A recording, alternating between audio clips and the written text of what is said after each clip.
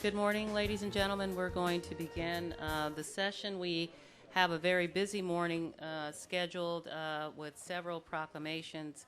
So I would like to begin the morning. If I could have everyone please be quiet so we can have an invocation. We're being joined this morning by Reverend Carrie Parsons from Trinity Evangelical Lutheran Church from North Bethesda. Thank you very much for being here. Please stand.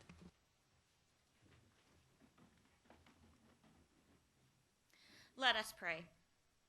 Almighty and yet merciful God, we lift up to you all those who serve this community on the Montgomery County Council. May those who hold power understand that it is a trust from you and from their constituents and is to be used for the service of the people of this county. Give to them your guidance as they make important decisions in this session with a spirit of wisdom, compassion, justice, and responsible stewardship of our community's resources. Help them to use their authority to serve faithfully and to promote our common life. Amen. Thank you very much, Reverend Parsons. We'll begin the morning with a presentation in recognition of Food Day by me. And my guests can come up to the front.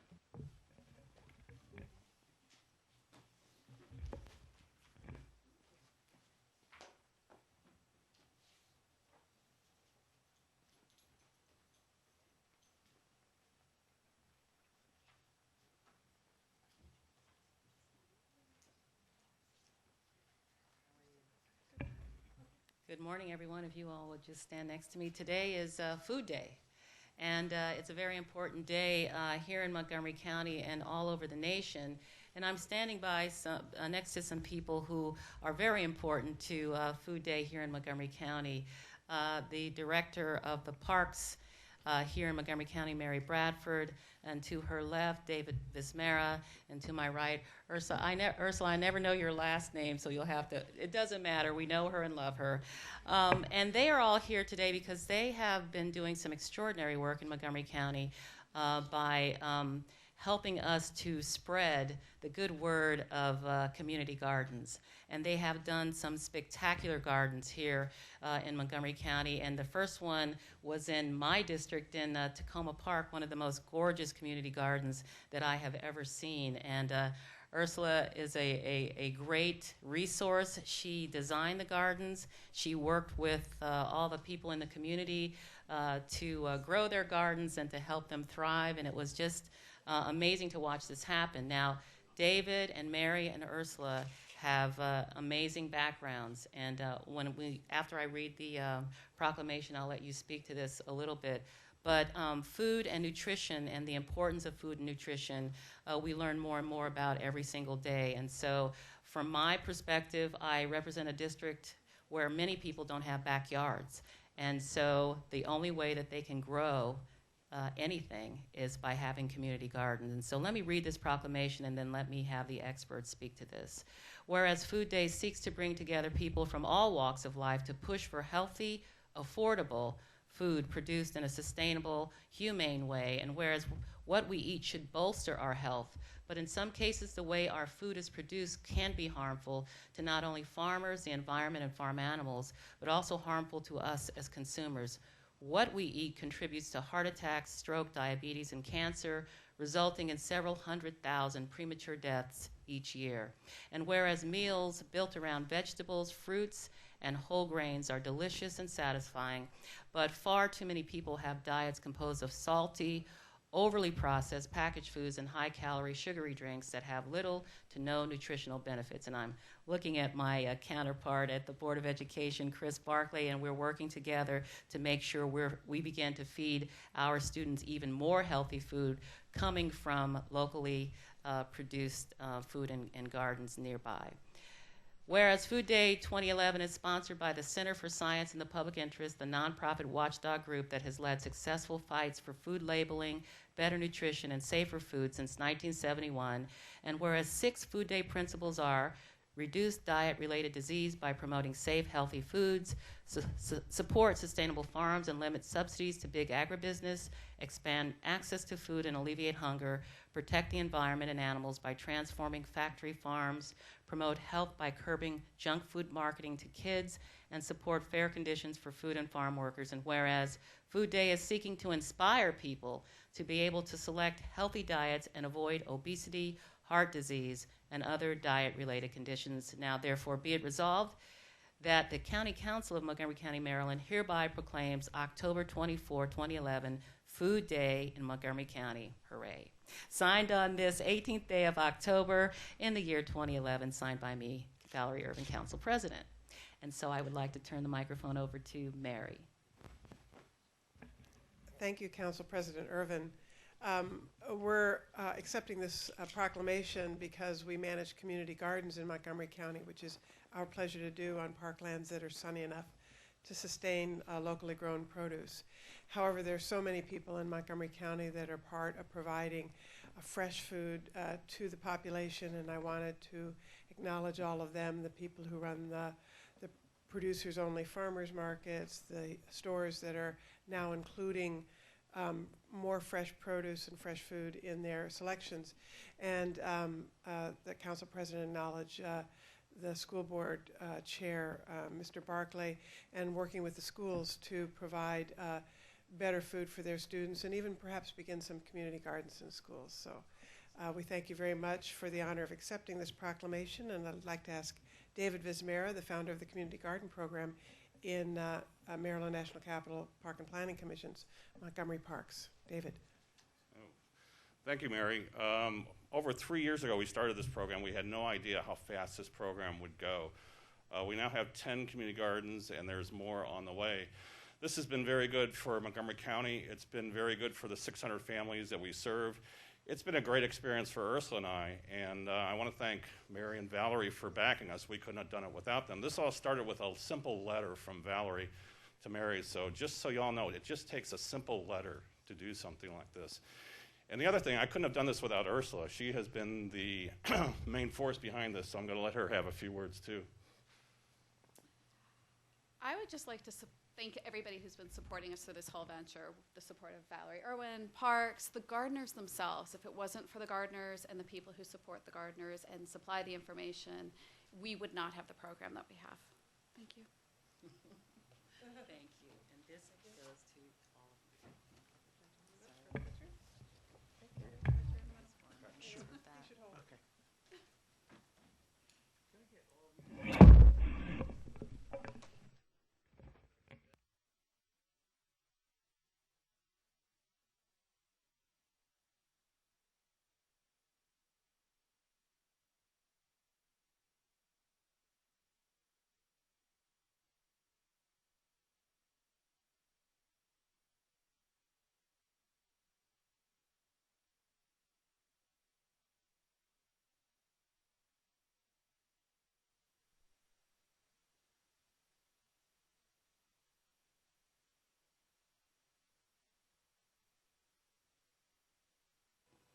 Supposed to have notes on this, but I'm just going to wing it.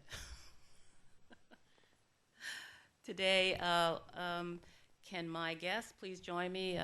President of the Board of Education, Chris Barclay, Mr. Stowe.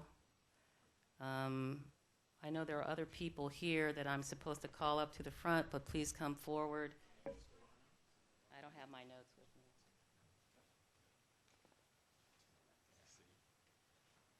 This is what happens when you don't have notes, so I'm winging it.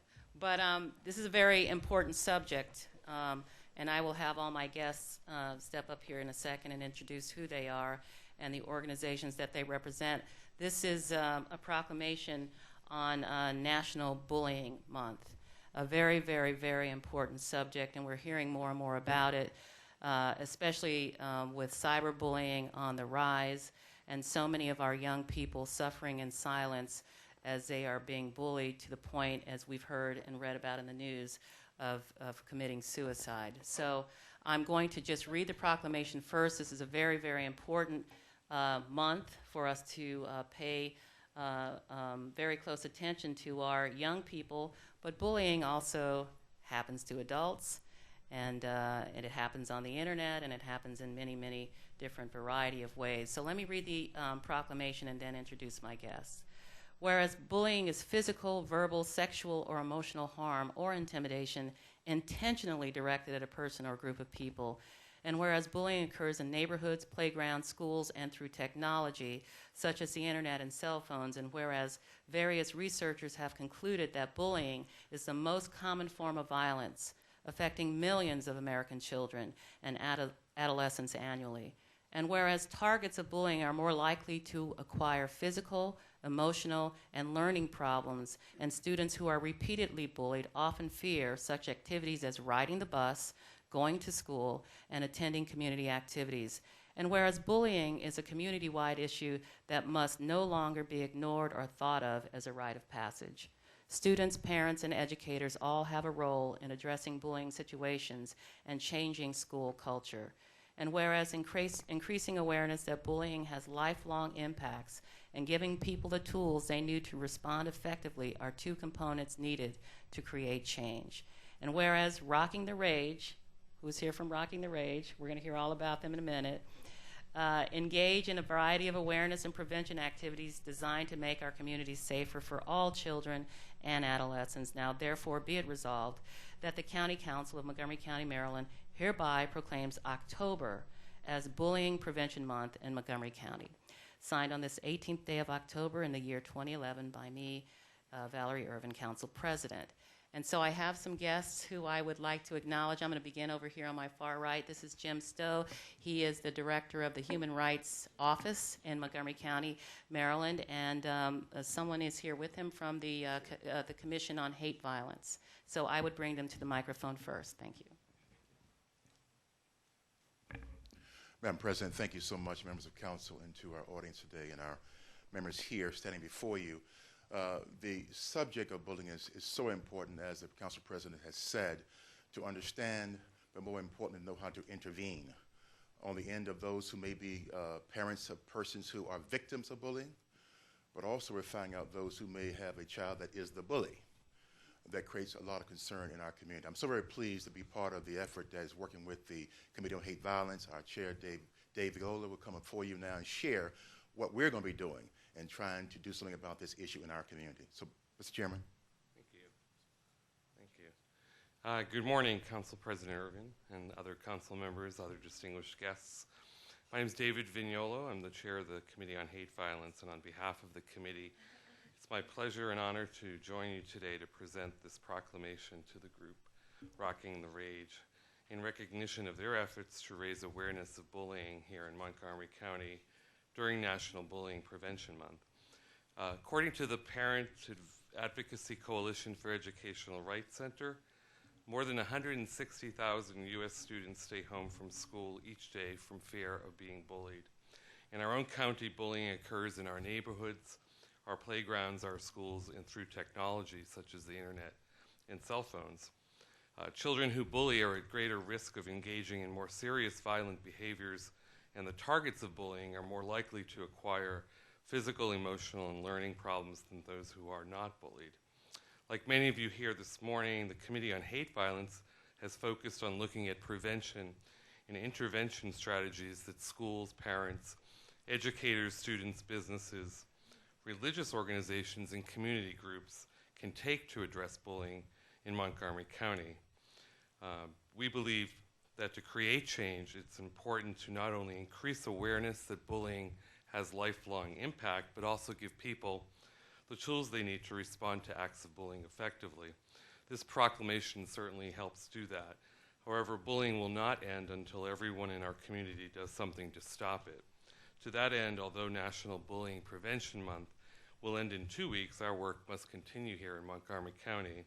So I'd like to invite each of you to join us on Saturday, February 4th, 2012, for a comprehensive symposium that we're hosting entitled Bullying in Schools, a community symposium on prevention and intervention strategies.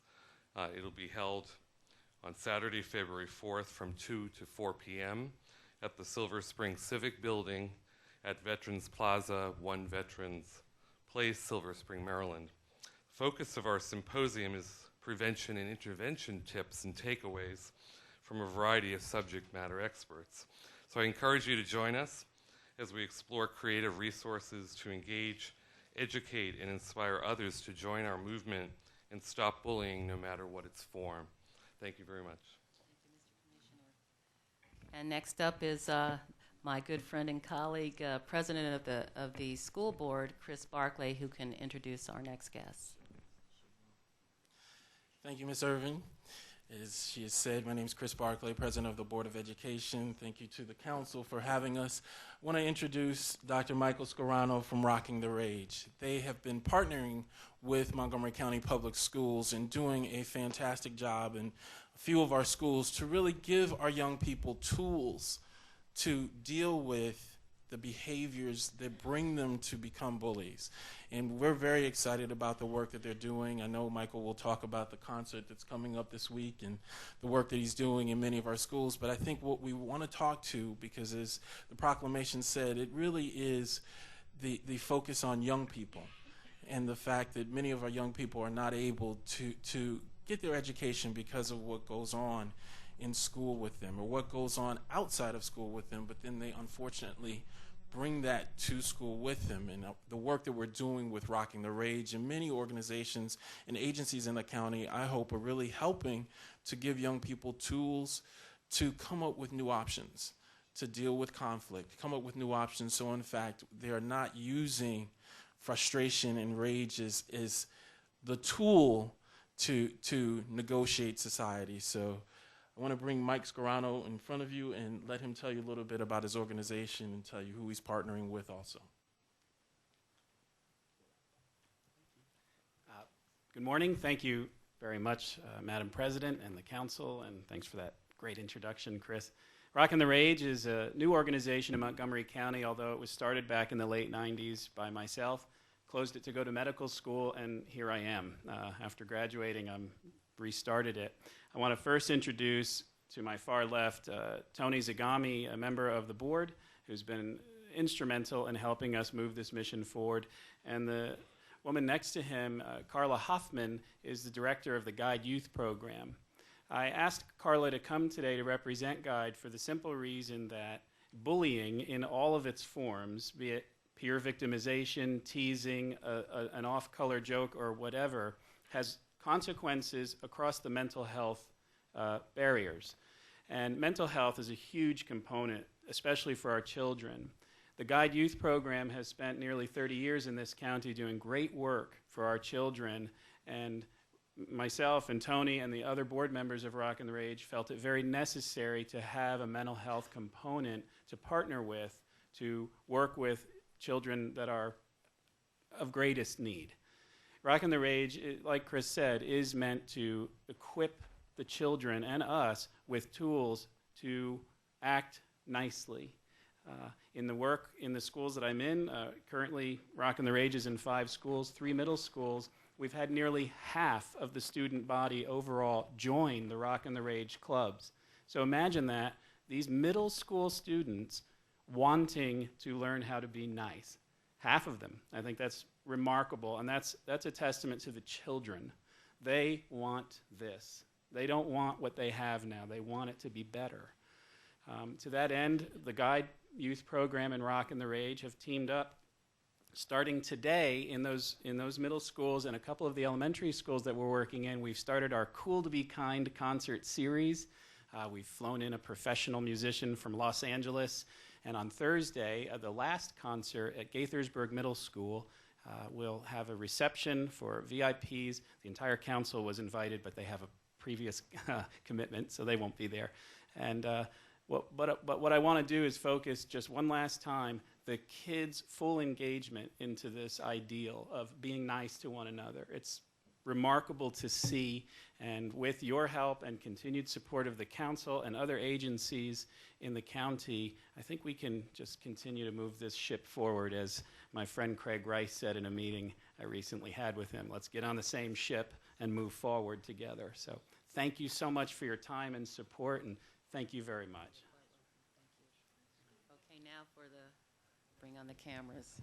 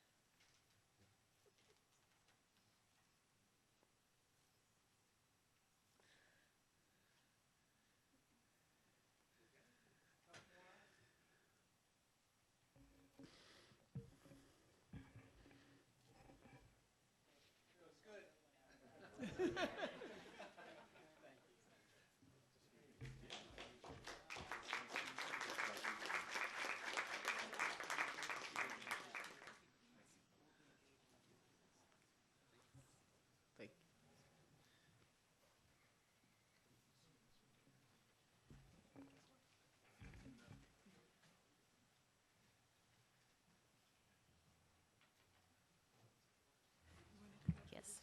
And now we have a presentation in recognition of Breast Cancer Awareness Month by Councilmember Florine. Thank you, and let me invite my female colleagues to join me.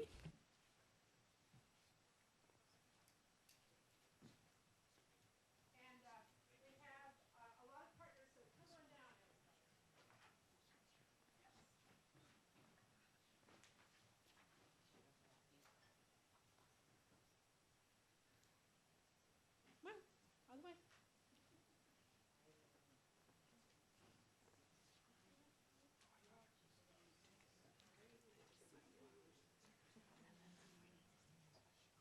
Pat? Everybody. The bright ones in the back. Yeah. This is a very an opportunity to really recognize some unbelievable community players committed to spreading awareness and addressing what we're finding to be an incredible surge of breast cancer. We have Pat Brennan and Donna Carter here from the Montgomery County Women's Cancer Control Center. The county provides breast and cervical screening to eligible women through vouchers for free mammograms, clinical breast exams, and Pap tests for cervical cancer to women of a certain age and income level. I don't think most people know that. Suburban Hospital, we have Leslie Ford Weber and Judith Macon. They are partnering with Saks Fifth Avenue to kick off a party for Key to the Cure this week, the start of a national 3-day shopping event designed to raise funds for cancer research and treatment. We've got Shady Grove Adventist Hospital and Adventist Healthcare, Judy Lichter and Brian Wingirter. If you've seen the paper recently, you'll see all the programs that they are highlighting this week to address breast cancer. Holy Cross, we have Wendy Fryer, who's where they have been providing breast cancer awareness materials to staff and visitors this month, and have had a community education and screening day just recently. And most important, we have Fire and Rescue Services, the International Association of Firefighters, Local 1664, and Chief Richie Bowers. You can tell from their attractive attire, many Montgomery County firefighters are wearing pink t-shirts that say, "Fighting for a Cure," during this month as an optional part of their regular uniform. The Pink Shirt campaign is conducted in cooperation with the International Association of Firefighters Local 1664, and the proceeds are going to the Susan G. Komen Walk for the Cure. And then we have Mr. I think, good morning today. Let's see, Marshall, you've been on TV recently, national news. Marshall Moneymaker, also a member of the group, lost 3 sisters to breast cancer, and he's dedicated so much of his time to raising awareness and money for organizations fighting the disease. He's known for wearing all pink. Show your materials. And including the pink turnout gear he received from fellow firefighters. What a team we have addressing a remarkable challenge and a tremendous program. And so I have many proclamations to read. If you could hold those, thank you. And we are going to let everyone have a word afterwards. And the proclamation reads, and we can all take turns, whereas October is National Breast Cancer Awareness Month, and since the program began in 1985, mammography rates have more than doubled for women aged 50 and older, and breast cancer deaths have declined. And whereas... I can't see. No? I got my glasses. All right, we'll do it over here. There you go. There you are. Into the drugstore. And whereas 1 in 8 women in the United States, or 12% of women, will develop invasive breast cancer at some point of her life, making breast cancer the most common cancer among women, except for skin cancer.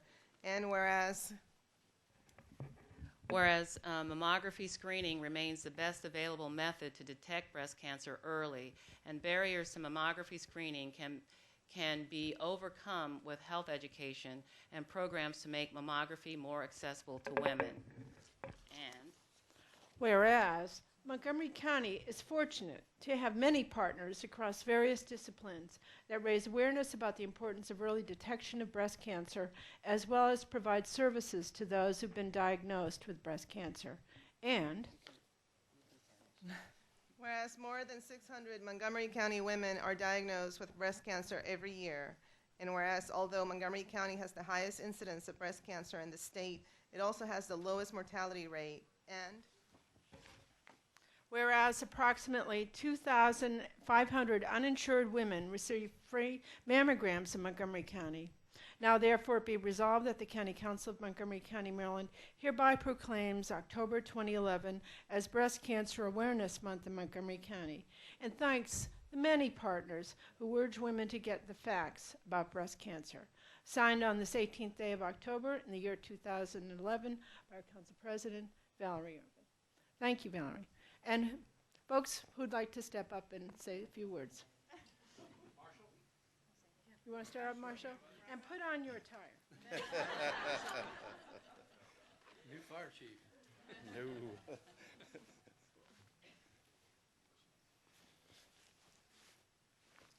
Thank you, everyone, councilwoman, council members. I'd like to say basically what the Pink T-shirt campaign is about.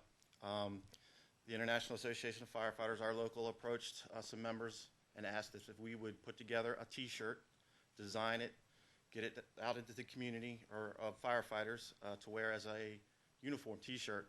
Myself, firefighter Christina Dietz, Captain Doug Hinkle, and Master Firefighter Doug Wallace, who couldn't be here today, formed a committee.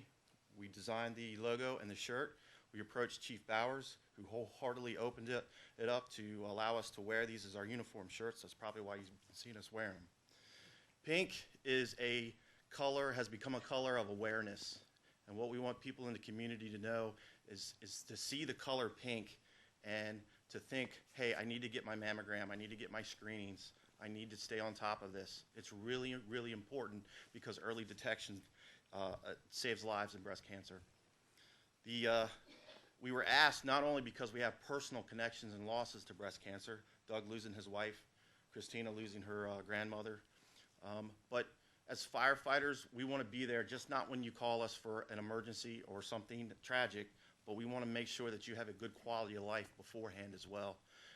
So that's the other thing is the community and the people of Montgomery County are our family. The fire department is a giant family, and the citizens are part of that family as well. So that's where the whole T-shirt campaign came from. We're going to sell those T-shirts. We've been selling those T-shirts, and as she said, some of the proceeds are going to go to Susan G. Komen. We're going to set aside a small amount to help our members within the fire department, but we're definitely going to make sure that this money goes to the community and helps the citizens of Montgomery County, the remaining of it, so that it actually helps you, the citizens, to beat this disease. It's really, really close to our hearts, and we appreciate it.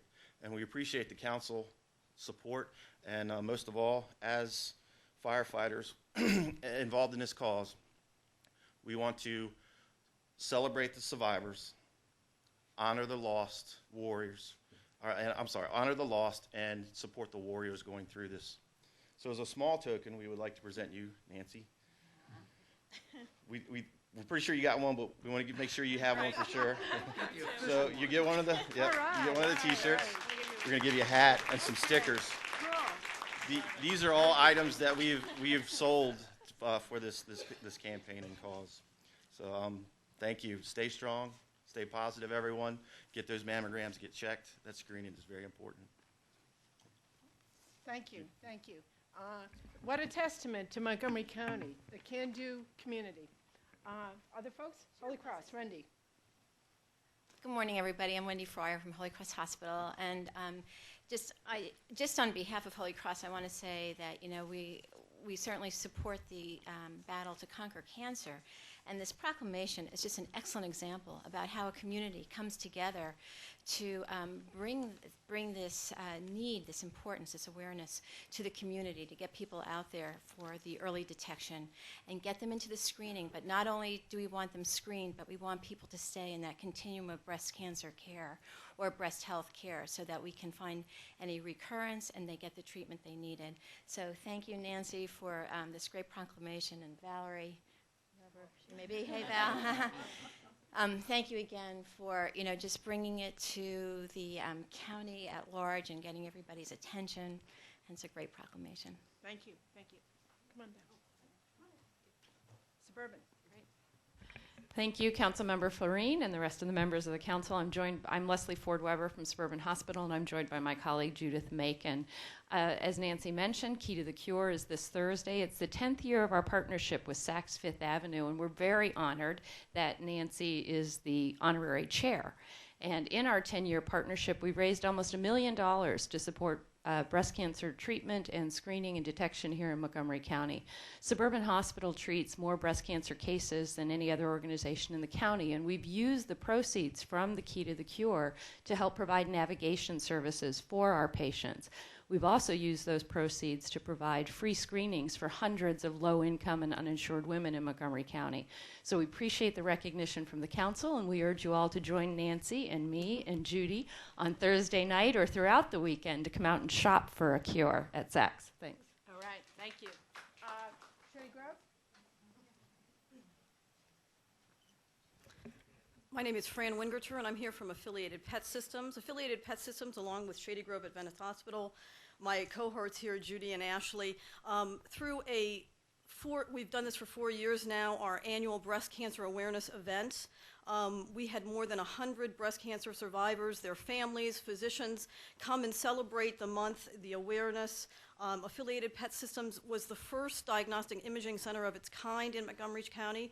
We're committed to the oncology services in this county, and we appreciate what you've done here today with the proclamation. And we would like to present you with one of our goodie bags from the event. Cool. So thank you very much. Thank you. Thank you. Jonna and Pat. Good morning, and we just thank you, council member, all the council members really, for supporting breast cancer awareness. I represent the Women's Cancer Control Program, which is a program through the Department of Health and Human Services that provides free breast and cervical cancer screening to low-income uninsured women residents of our county. And we couldn't have done it without our partners, Adventist, Holy Cross, Suburban. I brought some of the nurses and outreach staff here with me today in support of the program. And we just really appreciate this opportunity to get the word out. Come on up. Come on up. We appreciate this opportunity to work collaboratively with our community members and other partners in the community, and also just repeating what everyone else has said, get the word out. Screening is the first step towards prevention, and we can't say that often enough. Thank you so much for what you're doing, and it's so important for Montgomery County residents to know what great resources we have available for them, and that's provided through your office. So thank you very much. Nancy. Yes, thank you. Just very quickly, this is a really wonderful moment, and I want to thank you and appreciate my colleague Nancy Florine for doing this and for her strength. I lost my 40-year-old sister last year to breast cancer after 8 long years. And so in her honor, I just wanted to say a few words in Spanish because this is really an important message for the Latino community and Latino women, que por favor asistan. Hay recursos para que puedan hacerse su examen, su mamografía. Es posible vencer esta terrible enfermedad. Y aquí vemos que estamos celebrando y estamos haciéndole honor a los que hemos perdido, pero por favor tienen que hacerse su mamografía todos los años y también acudir a todos los servicios que tenemos de apoyo. Thank you very much, and thank you, Nancy, for this opportunity. Thank you, Nancy. That's really important. This means so much to so many Montgomery County residents and residents throughout the region. Thank you all for what you're doing for this month and for what you do all year round. Thank you very much. And now I think it's time for our ceremonial picture. Yes. Let me put this down.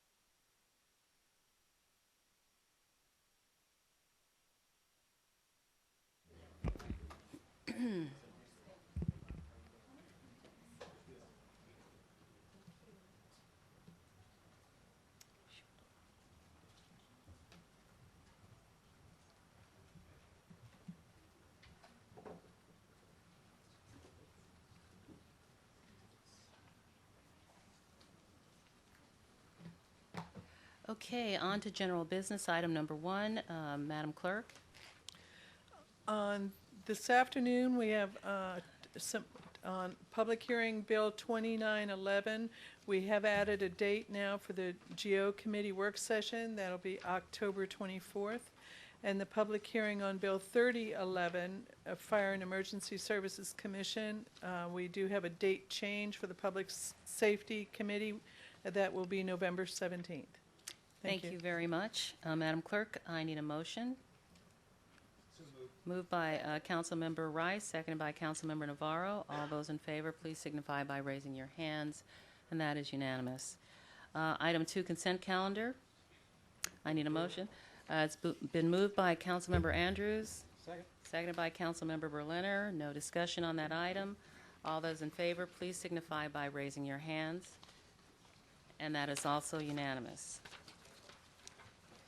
Item 3, we're on to action on appointments to the Board of Appeals. I need call for nominations. Councilmember Florine.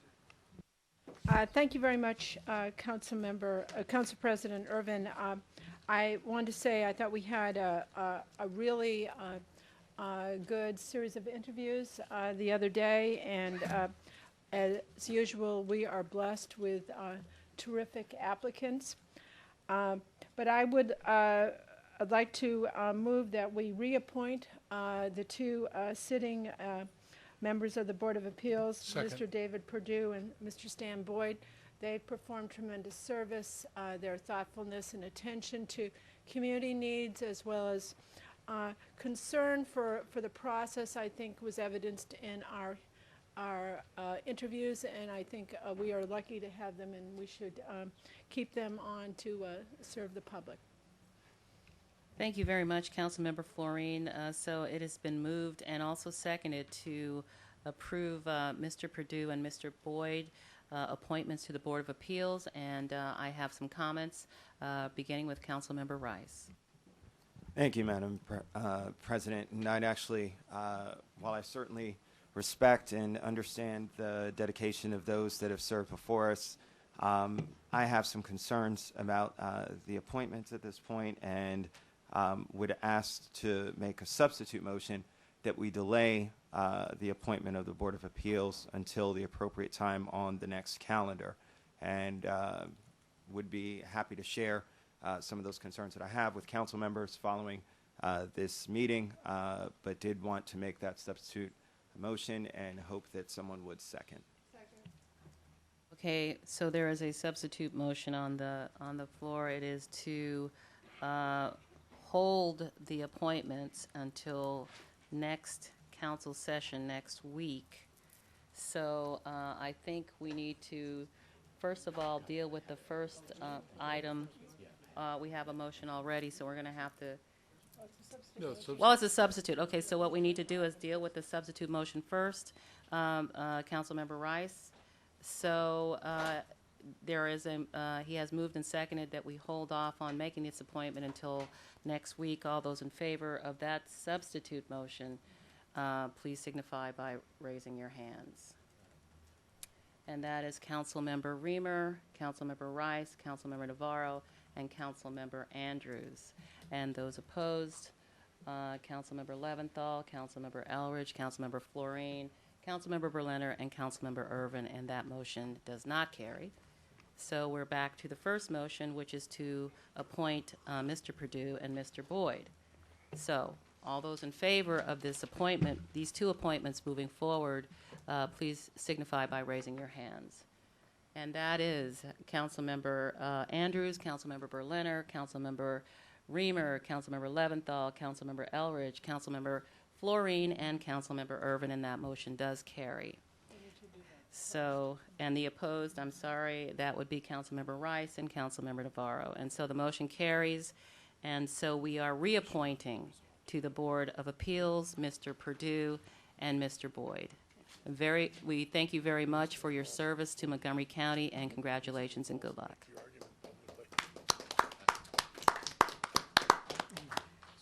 Okay, moving on to item number 4, action FY13 WSSC spending control limits. There is a T&E committee the T&E committee has recommended approval on this, and I will turn over the microphone to the chair of the T&E committee, Council Vice President Berliner. Thank you, Madam President. What we have before us this morning, colleagues, is a spending affordability ceiling.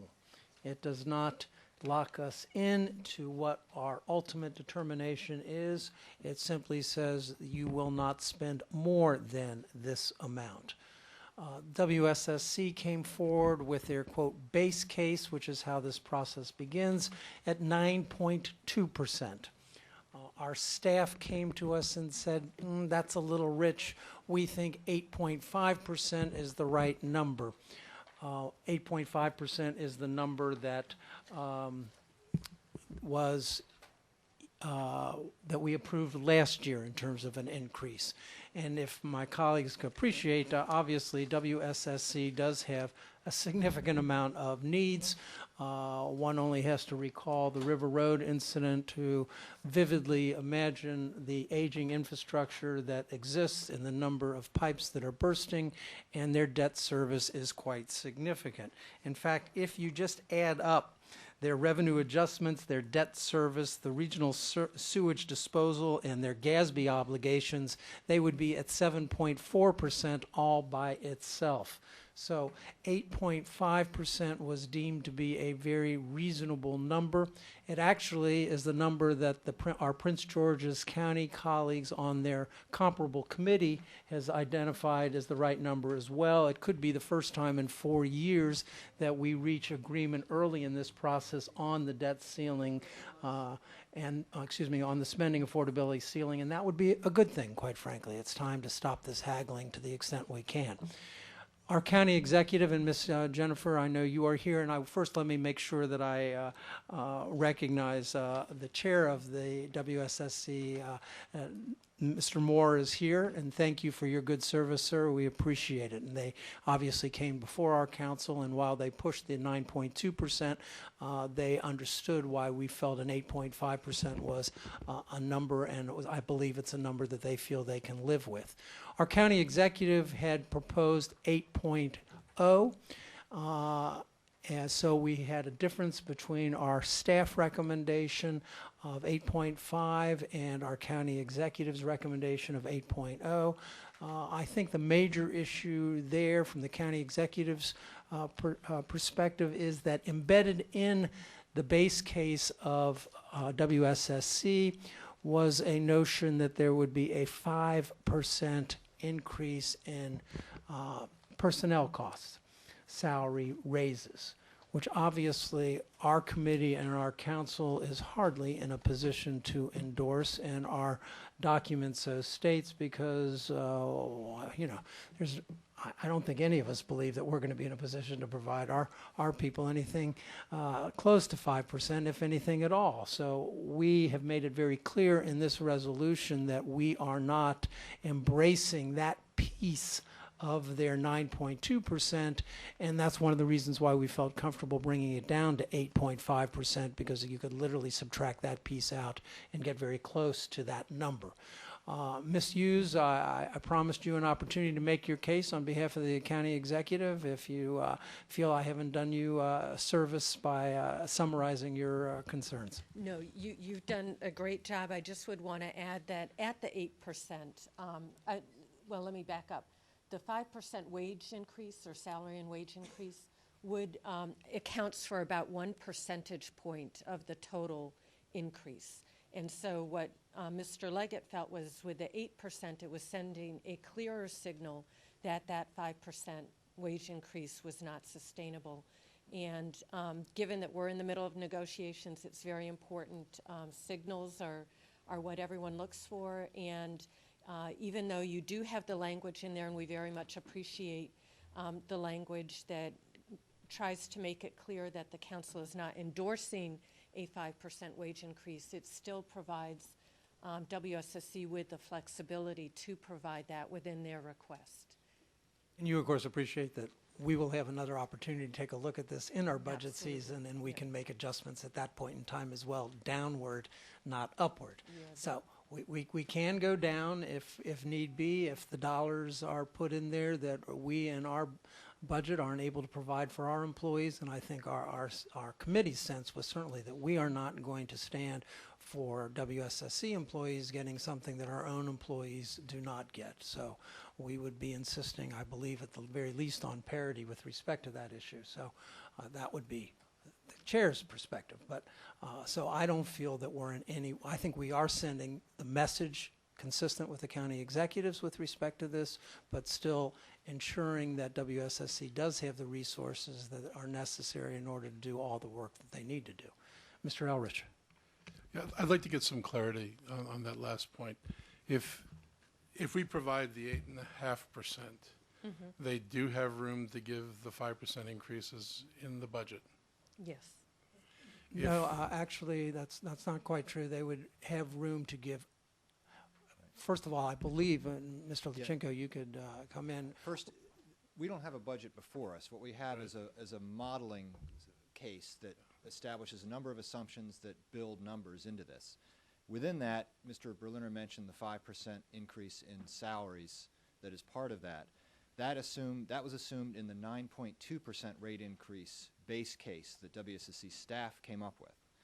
We're at 8.5%, so there's about a 0.7% rate difference, which is about would be about 3% of that 5% increase. So even at the 8.5, they could not support the full 5% increase. There would be some amount below that. They could support it, but they would have to make some choices about what other services and other things that they provide. Well, that would be the case no matter what. We don't have a budget before us. They can reallocate any way they see fit to meet their limits that are here today. And that's why we tried to caution the committee that we're not making budget decisions. This is just a ceiling early in the process. We are signaling certainly to Prince George's, and we've heard similar language from their staff and their committee, that they are in no way endorsing any particular assumptions within this base case either. WSSC does have some requirements within its own union contracts to submit bargaining agreement amounts within its transmittal. So it does have to meet its own statutory requirements in terms of what it submits. Where are they in the bargaining process right now? They're in the third year of their agreement with their union. And so it does call for a 5%?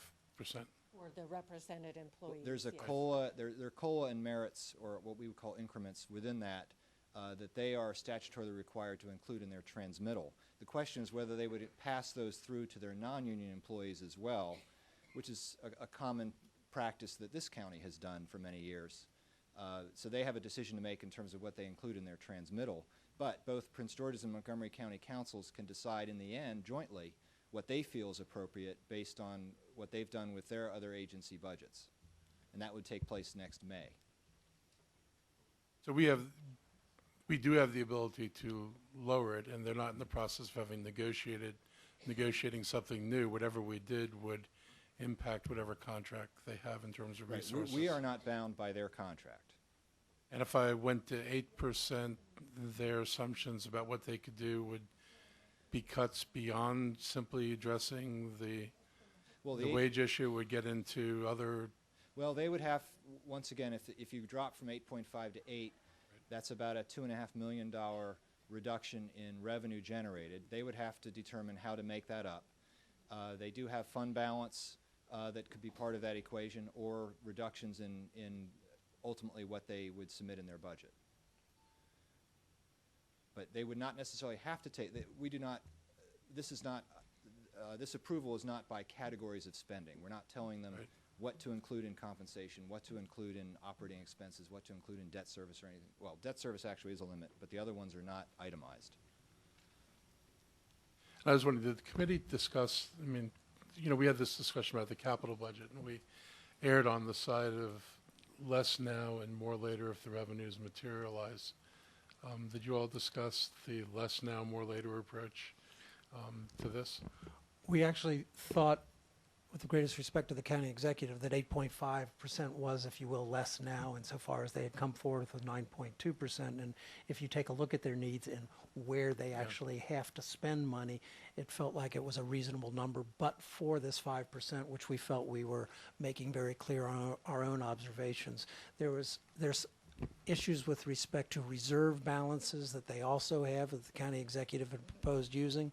And quite frankly, we felt that the WSSC was being responsible in reserving the reserve balance where it needs to be because they need a rainy day fund too. So we felt that the WSSC approach was a more fiscally conservative approach, and we felt proper. So that was the committee's deliberations. And also, as Ms. Florine has pointed out, again, we will not make our deliberation until our own budget dynamics is very clear. In fact, it would be contemporaneous in my judgment with when we take up our own budget, so that we are not making any decisions until we know exactly what we're able to do or not able to do for our own. Do they have rate assumptions inside of this? They have rate assumptions, yes. Which are? You mean the rate, the impact on the customer?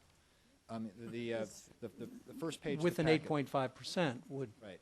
We do identify the impact on the average residential monthly bill. At the 9.2% base case, as well as the executive recommendation and the committee's recommendation. Thank you, sir. Mr. Andrews. Thank you. Water and sewer service is equivalent to the role that umpires play in baseball. You only notice when things really go wrong. And water and sewer service is certainly one of the most important services that is provided to our residents. And WSSC has a huge backlog in infrastructure repair. That's among the most important infrastructure that we have in the county and have in the region. And I think it's still a real shame that only a tiny percentage of stimulus funding went to water and sewer infrastructure. Very small percentage, $3 or $4 million total, I think, was what WSSC got out of the whole stimulus, which was a poor allocation, really. They should have received a lot more for that because it was a perfect stimulus project, being one time in cost, but stimulating jobs and providing a critical service. So I support the committee recommendation because there is a lot more that needs to be done in terms of addressing the backlog of repair that and upkeep that WSSC has.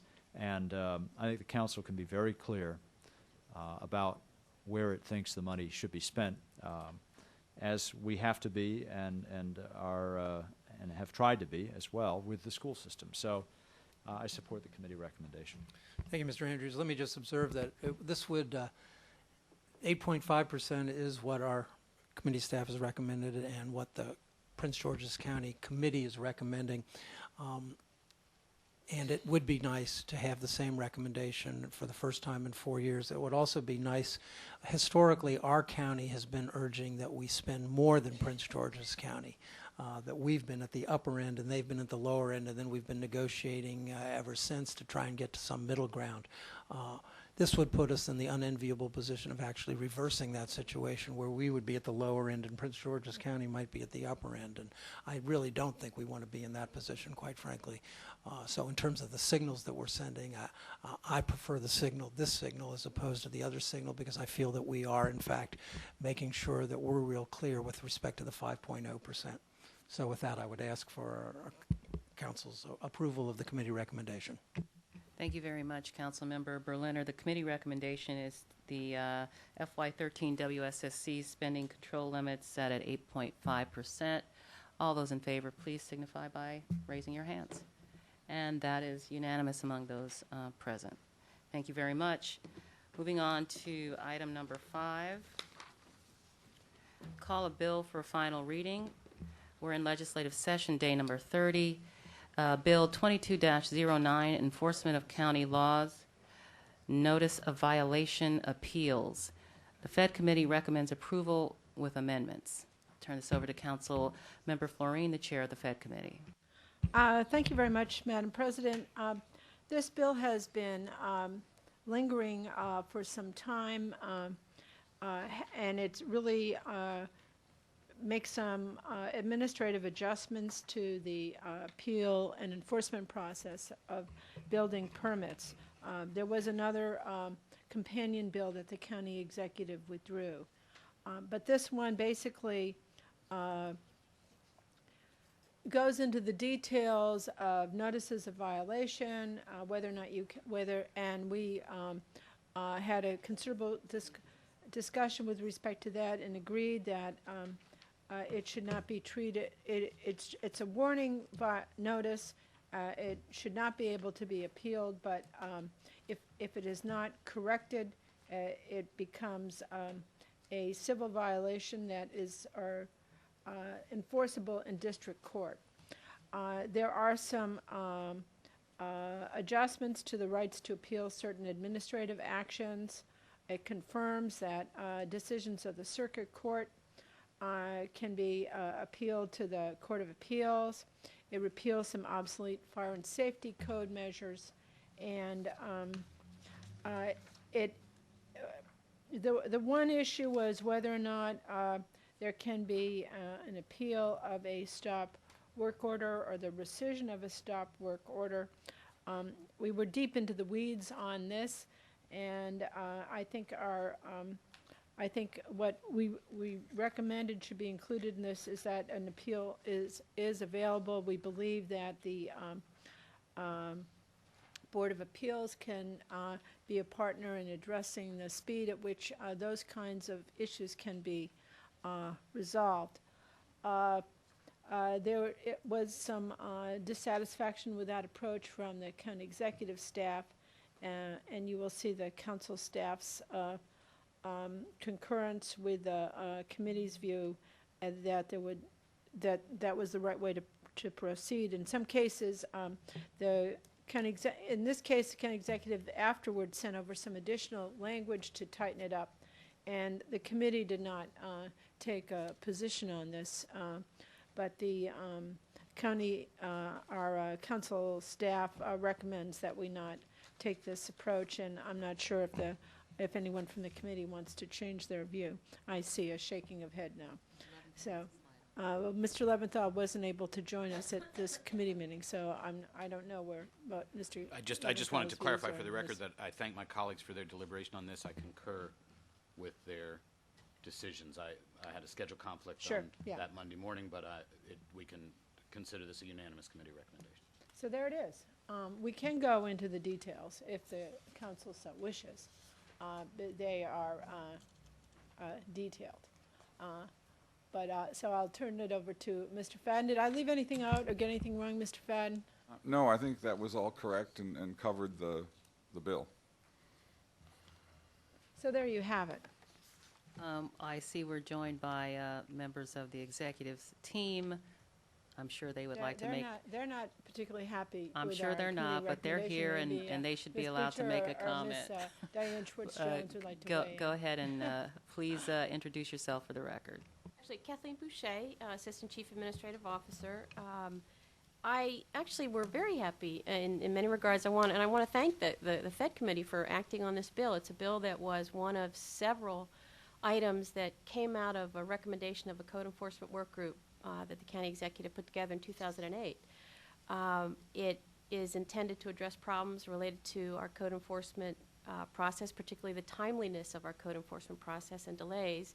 And we're very grateful for the work of the Fed Committee. I think it's a good bill before you, as amended by the committee. There is one issue where we still we're hoping for consideration of an amendment, and that's the language that's on the last page of your packet. If you're open to discussing that, I would let Diane Jones speak to that. I'd like to hear it. Thank you, Madam President. Diane Schwartz-Jones, Director of Department of Permitting Services, and I thank you for the opportunity to speak to this issue. And as Ms. Boucher said, we are very happy with this bill and with the action that the Fed Committee took. The one thing that the Fed Committee did, I raised, and I take full responsibility for raising this on the first day of my job, my new job, the issue of what havoc the appeal of the lifting of a stop work order would have on our business community. As I indicated in the committee session, one of the most ardently or vociferously negotiated provisions in a development deal or a construction contract is the stop work order. On complex transactions, and this does not mean it's a complex building, but this would be in particular multifamily and commercial transactions. When you stop a job, when DPS stops a job, it has consequences. The contractor may have to demobilize. The contractor then may have to remobilize when we lift the stop work order, and there are costs associated with that. In addition, as the example I gave, when you've got a loan that is in the millions of dollars, and depending at what process it's at, what point in the development schedule it's at, if a developer has drawn down maybe 10% of the loan or 20% even, and the lender, there are certifications that the developer makes to the lender, if one of the issues is that there's an appeal of a stop work order, a lender may choose not to throw good money after potentially bad money and not allow any additional draws to occur. And the reason that this hasn't come up so much in the past, I think, is because I don't think the law was particularly clear on this point until the resolution of the Longo case 2 years ago, which resulted in one of the provisions that you see in Bill 22-09. And we have offered, what the committee told us to do was to go back to the Board of Appeals and see if we could negotiate a time limit that at least frames the duration of the potential for this issue to linger out there in a complex commercial transaction. And so we tried to do that. We weren't successful. We understand that there's existing authority and discretion for the Board of Appeals to make certain decisions, but we do think that this is important, and we tried to limit this. We recognize that there's a balance. There's a balance of an off-site member of a community to raise legitimate issues with the lifting of a stop work order, but there's also the balance of very costly, expensive projects that need to have some sanity to how they progress. And so recognizing that balance, we offered the amendment that you see on page 63. Now, Mr. Fadden raised a concern about other kinds of issues besides the zoning issues, and I've made a minor adjustment to it, which I've shown to Mike. He agreed with the addition that I added to the language. But I think this is a reasonable approach. There is some, Mr. Kaufman is here. I know he sent an email that he supports this amendment. Bob Harris is here. If you'd like to hear from, he represents the more complex commercial builders. It might be worthwhile to hear their perspective on this as well. Mr. Fadden, what's your response to this? Madam Chair, I still believe this is a solution in search of a problem. Ms. Jones is correct that the issue wasn't completely clear as to whether these stop work orders were appealable until the Longo case came down in July of 2009. Since then, I believe there's been one appeal. The Board of Appeals has the authority. We reprinted on Circle 62 of the packet the provision in current law in the Administrative Procedures Act, which gives them full authority if any party can show injury to expedite a case. And we think that kind of discretion belongs with the Board of Appeals. So my feeling is that while Ms. Jones, the amendment she showed me a few minutes ago, the modification of it is certainly better than the amendment in the packet, our bottom line conclusion is that this is not necessary. Sure. Thank you. This is basically the committee's conversation that we had several weeks ago. And I'll just say I actually did appeal revocation of a stop work order many, many years ago. I think it happens very rarely, and I think our committee's view was that if it does happen, the speed for which that is of concern can be addressed through dealing with the Board of Appeals. So that's where we are. And maybe one of us, Councilmember Elrich, comment on this because he was involved in that conversation. I thought we left it, that we thought we had an agreement that it would be handled quickly, and you're saying you couldn't reach an agreement with the Board of Appeals, and I'm wondering if the Board of Appeals would like to come down and say something about that which an agreement could not be reached. Because I agree that we thought that on in the case of the removal of a stop work order, this ought to be something that can be done shortly. And I'm not sure. I guess my other question for Mike in due time is, would this qualify as an emergency provision? Just the, asking to stop the rescission of a stop work order, is that an emergency? I'm not sure if it would be called an emergency per se, but if you look at, on Circle 62 of the packet, Section 2A9 in the current law, the key phrase, very beginning, first line of that section, is when the ordinary processing of an appeal made due to time constraints cause injury to any party. So the standard is actually a little lower than an emergency. It's whether the hearing the appeal on a normal schedule would cause injury to a party, and if the Board of Appeals concurs with one party that that would be the case, they have full authority to expedite the appeal. Right. Catherine Ms. Tice. Yes, Catherine Titus, Chair of the Board. All right, can you hear me now? Kathy Titus, Chair of the Board of Appeals, along with David Perdue, whom you just recently reappointed. He's Vice Chairman. Thank you for your action.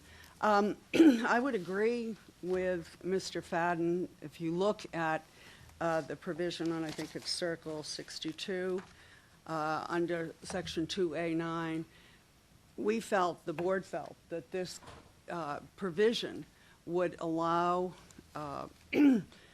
action that would be speedy, faster than normal, and would handle the few cases that have come up in the last 11 years, 3 cases, I think 2 to 3 cases.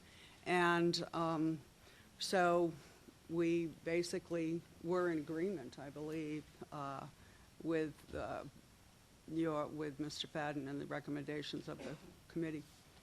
The only thing I'd add is that when the committee had its discussion, was a new issue that Ms. Jones and Ms. Boucher brought in.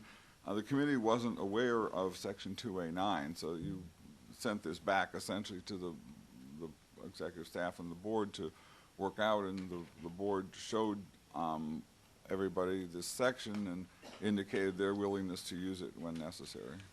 I guess, I mean, my only concern is that I think when necessary is a judgment rather than a requirement. And if legislative history means anything, it doesn't mean anything. I'd want the legislative history to be that the intention here is that this be used for these cases. Right. And with the changes that have been made recently in the zoning code, perhaps this will be a more frequent occurrence. But up until this point, it hasn't been.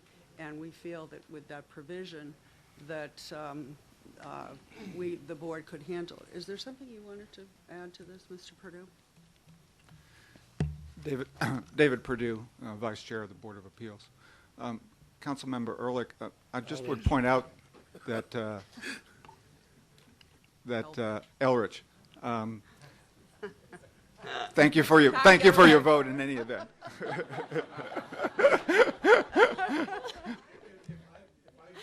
If I got back at people every time they mispronounced my name, it would be like a long, endless parade. It's okay.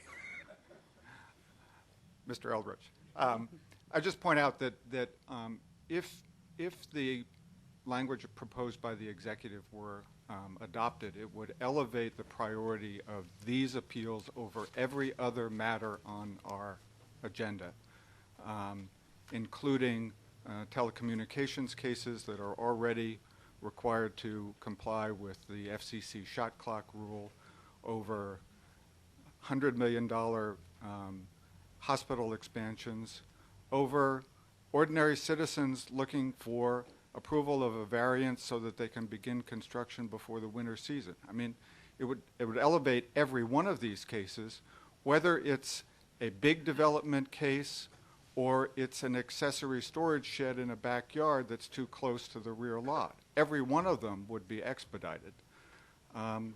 We've assured the executive we know we have the authority on our own motion or the motion of any party to expedite in an appropriate case where a showing of injury has been made. Where it's appropriate, we'll use that authority, whether it's a stop work appeal or some other matter. if parties make the appropriate showing to us that the ordinary process is going to cause unreasonable injury, we will adjust our processes. Thank you, Councilmember Leventhal.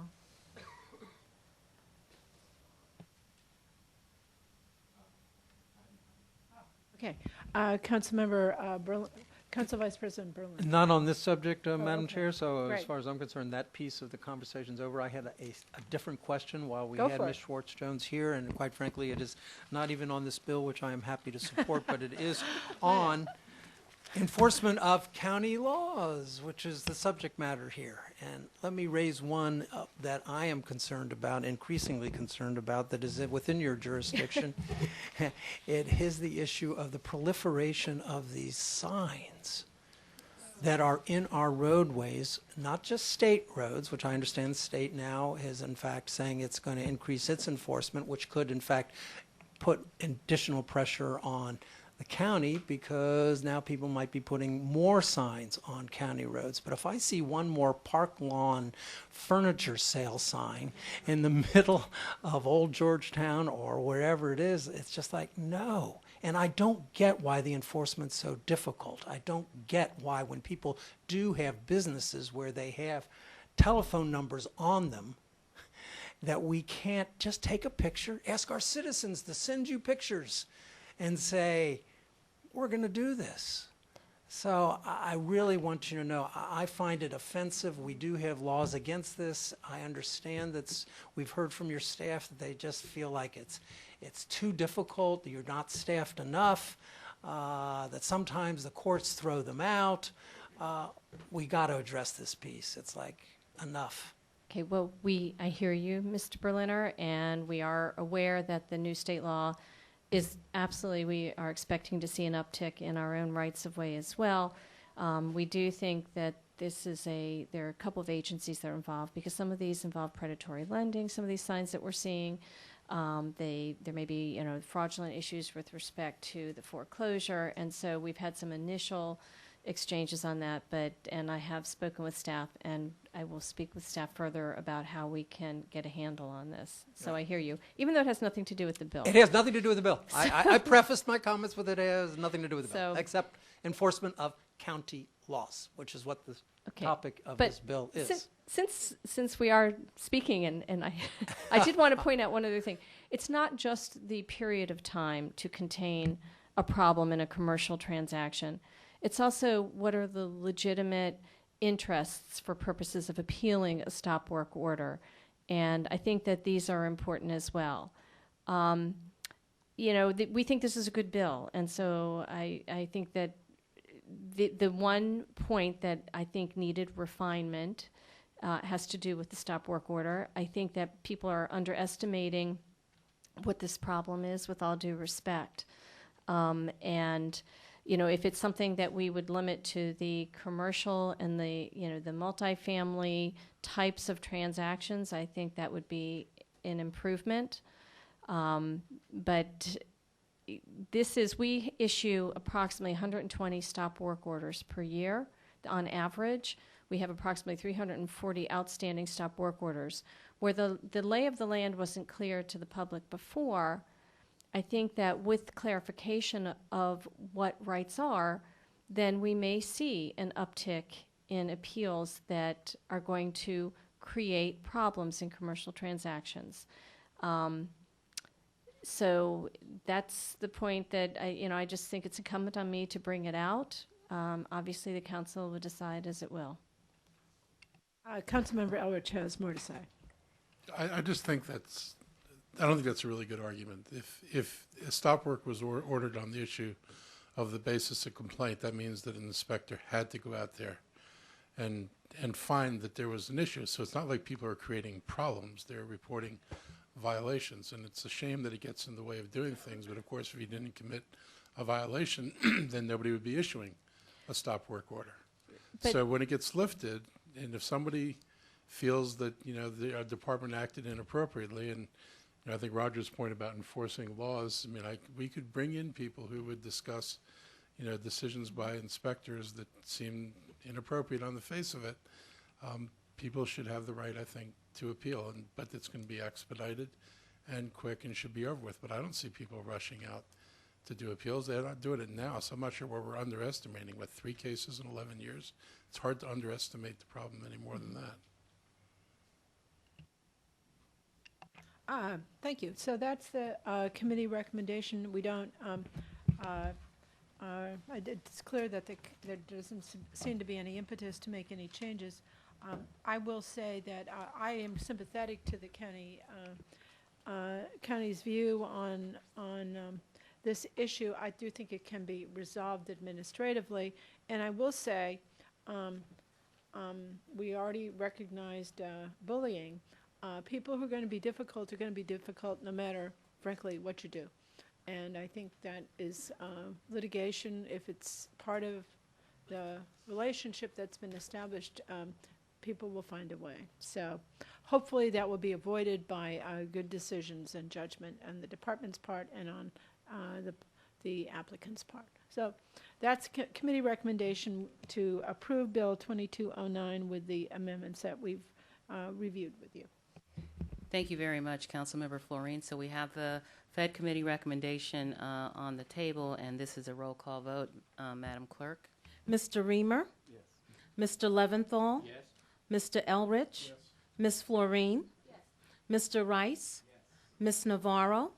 Yes. Mr. Andrews? Yes. Mr. Berliner? Yes. Ms. Irvin? Yes, and so Bill 2209 carries unanimously. Thank you.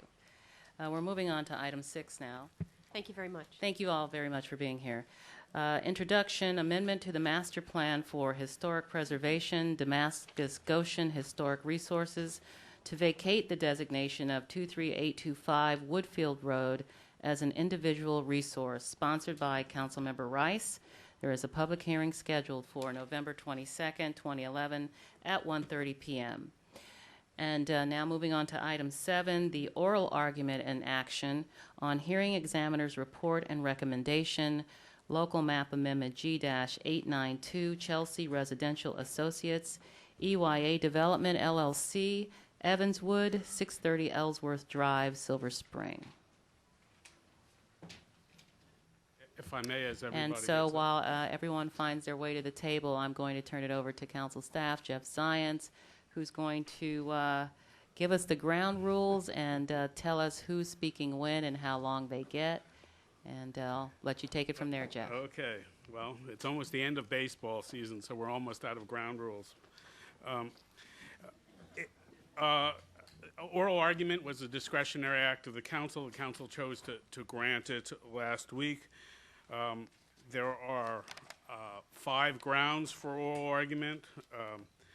The historic easement area, compatibility with respect to traffic, master plan consistency, the appropriate density, the appropriate process to review design, and massing guidelines, massing issues. The council granted each side 20 minutes. They have the right to distribute that as they will. The applicant will speak first and has elected to reserve 5 minutes for rebuttal. The argument must be on the record compiled by the hearing examiner. Can't introduce new evidence at this time. At the end of oral argument, the council can ask questions if it wishes of parties, or it can just ask questions to the hearing examiner. I'm here for procedural aspects as you go through this. All right, the applicant speaks first. The first speaker is Bob Harris, who has 10 minutes. The next speaker is Bob Youngentop, who has, Bob Harris has 10 minutes. Bob Youngentop has 5 minutes. Good morning. For the record, I'm Bob Harris of Lurch, Early & Brewer, representing the applicant in this proceeding. With me is Bob Youngentop, the president of EYA. We're splitting our time today, as you just noted. Within that time, Bob and I will address the 5 questions identified in the council's notice granting oral argument. Before turning to those 5 questions, I want to provide some background information. As reflected in the aerial photograph before you, this site is located on the very edge of the Silver Spring CBD. It has been occupied by a school for more than 80 years with intensive school activities about which the community has complained. The aerial photograph reflects a diverse mix of uses, not just in the CBD itself, but also outside the CBD in the blocks like Chelsea on the northern side of Spring and Cedar Street. Looking at the aerial photograph, and Mr. Youngentop is pointing to this, you can see high-rise buildings on the single-family side of Spring and Cedar, as well as at least 4 office buildings. There are institutional uses, including the Silver Spring Library, a multifamily senior housing project, and the Chelsea School itself next to single-family. There also are commercial special exception uses immediately next to the Chelsea School. Finally, there are several townhouse projects, again immediately adjoining single-family residences and on the north side of Spring and Cedar, all of which have been deemed compatible. Chelsea School is leaving, providing an opportunity for the reuse of this site to accommodate townhomes. That there is some local opposition to the proposal is not surprising.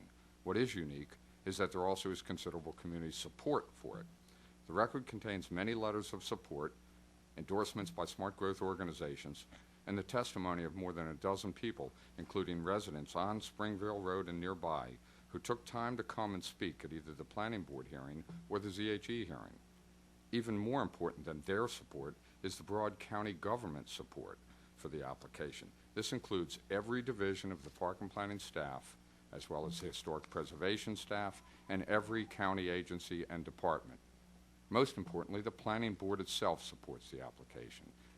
The ZHE also supports the rezoning the site to the RT zone, finding it meets the purpose clause of the RT zone. She has raised several questions, however, reflected in the 5 being addressed today. As does the Planning Board, we believe these questions already have been addressed and that the rezoning should be approved. Any further project design issues, such as those reflected in the 5 questions, can be addressed through the normal site plan approval process. Now the 5 questions. The first question concerns the historic easement area.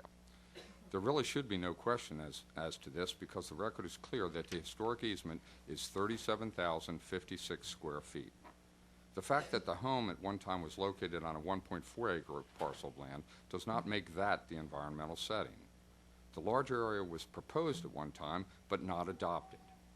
Page 29 of the North and West Silver Spring Master Plan could not make it more clear. It states, and I quote, "The environmental setting is 37,056 square feet, period." Appendix D then depicts that line as the easement area. In addition to the master plan, the record plat recorded for the property in 2002 also delineates the 37,000 square foot area with engineering precision. HPC staff itself in Exhibit 107 states unequivocally, and again I quote, "The environmental setting was established at 37,056 square feet." Then it goes on to say that it was reduced from the entirety of the 1.4 acre parcel that was first proposed. As an aside, not only will the environmental setting be protected, but the proposed redevelopment plan will actually improve the appearance of the historic home. Today, school buildings connect to the historic house and hide much of it from public view. The Chelsea School's approved expansion would have added a classroom building very close to the house. By contrast, EYA will remove the non-historic connecting buildings. They will expand the open area next to the house all the way to Springvale Road, giving the home an independent presence along Pershing Drive. Lastly, they will rehabilitate the house and return it to residential use. Question 2 concerns the compatibility of the proposal with respect to traffic. Neither the planning staff, the Planning Board, nor the ZHE have raised any questions about traffic volume, and the consultant studies reveal both the extremely low volume of traffic in the adjoining neighborhood and the low number of trips the project would generate. The record also shows that the proposed project will result in less traffic than would be produced by the Chelsea School and its approved expansion. The Planning Board, the planning staff, and the Department of Transportation also do not see neighborhood traffic as a legitimate concern because there are traffic restrictions in the neighborhood that even the opposition claims work very well, and those will not change. What will change is the deletion of the existing Chelsea access driveways on both Springvale and on Pershing Drive. We presented 6 options for access, 3 of which are on the screen before you, with others possible. The community presented another one that's in the upper left. No matter which access plan is approved at site plan, the primary access to the site in the future will be on Ellsworth Drive. Under any option, there will be less traffic on Springvale Road than would be generated either by the Chelsea School today or by the plan proposed by the community, in which there are 14 driveways on Springvale Road. The third question is master plan consistency. This is one of the many sites in the county not specifically studied in the master plan. All assumed Chelsea would remain indefinitely.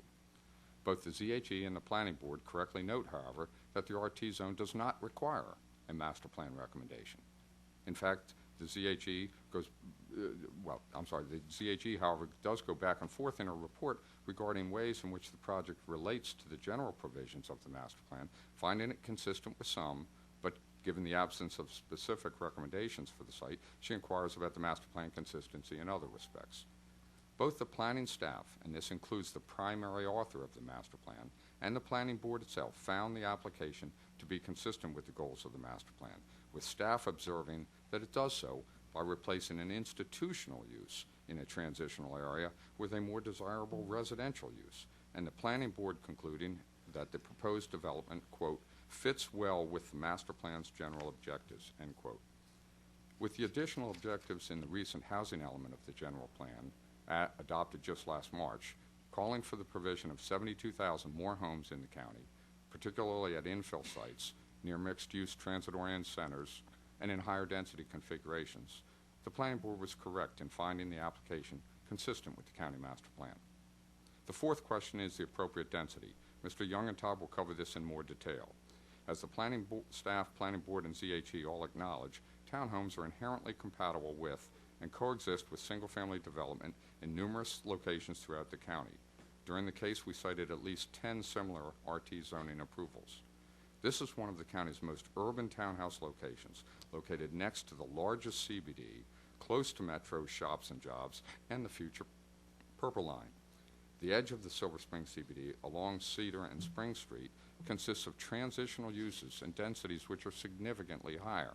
And on the slide before you, you see densities of 220, 257, 430, 112, and 58 units per acre, all around this site, plus non-residential uses.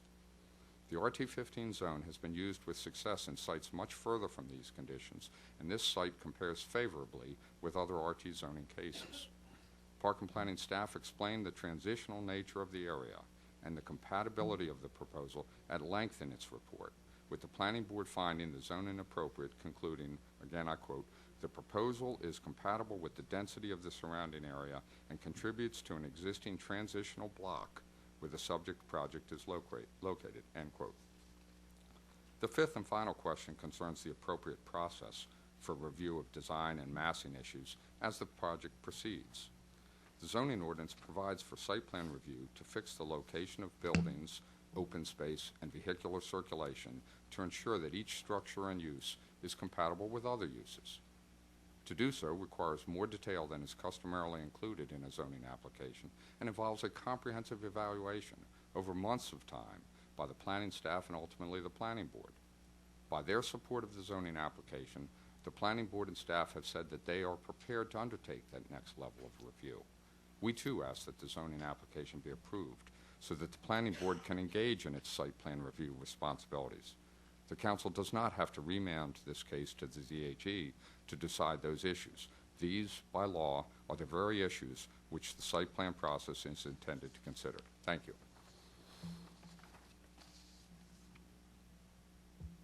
President Irvin and members of the council. For the record, my name is Bob Young-Todd, and I'm the president of EYA.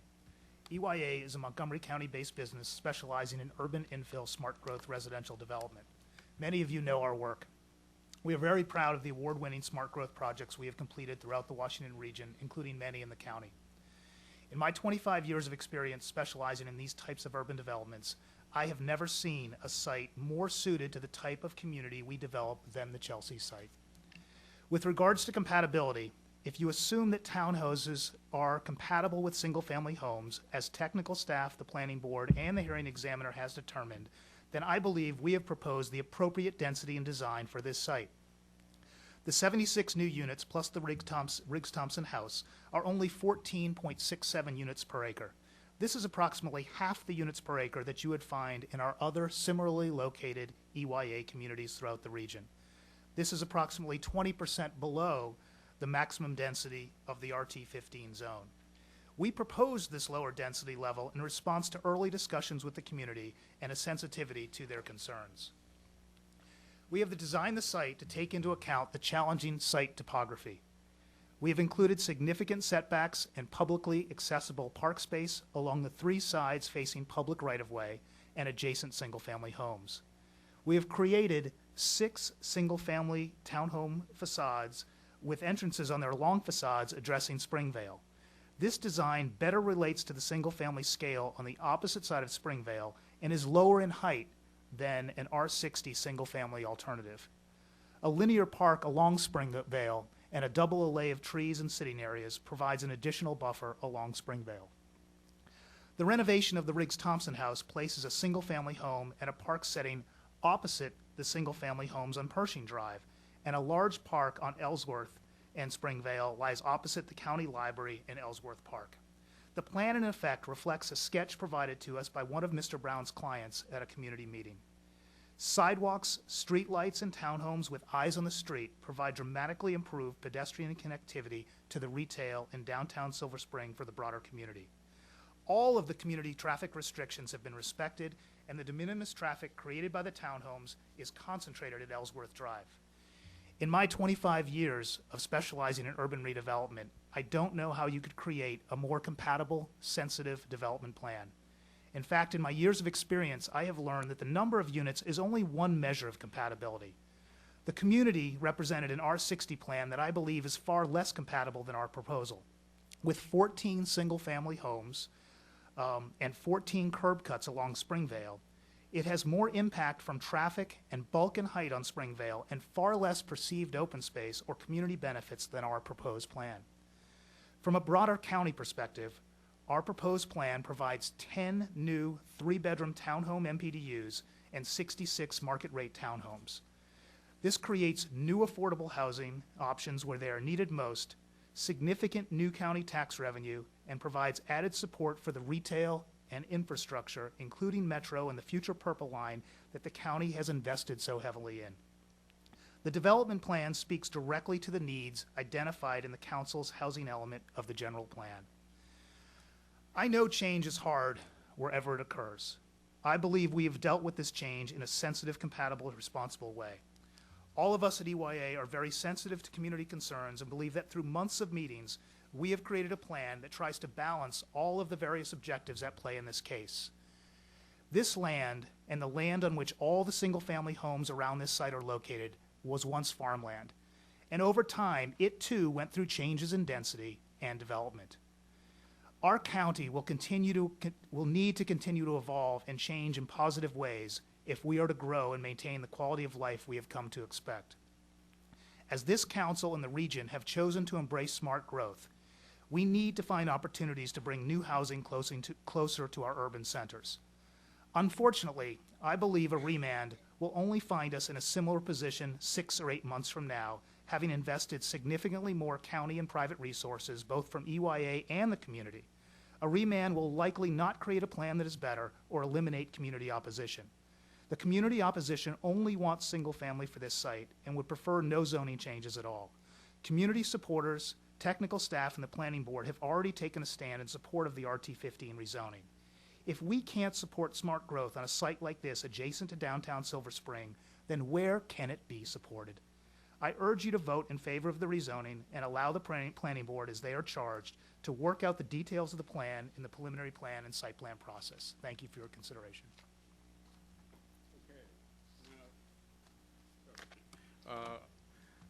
There's 2 speakers in opposition. The first is Judith Christensen, who will have 5 minutes. The next is David Brown, and I have to get to the next slide presentation.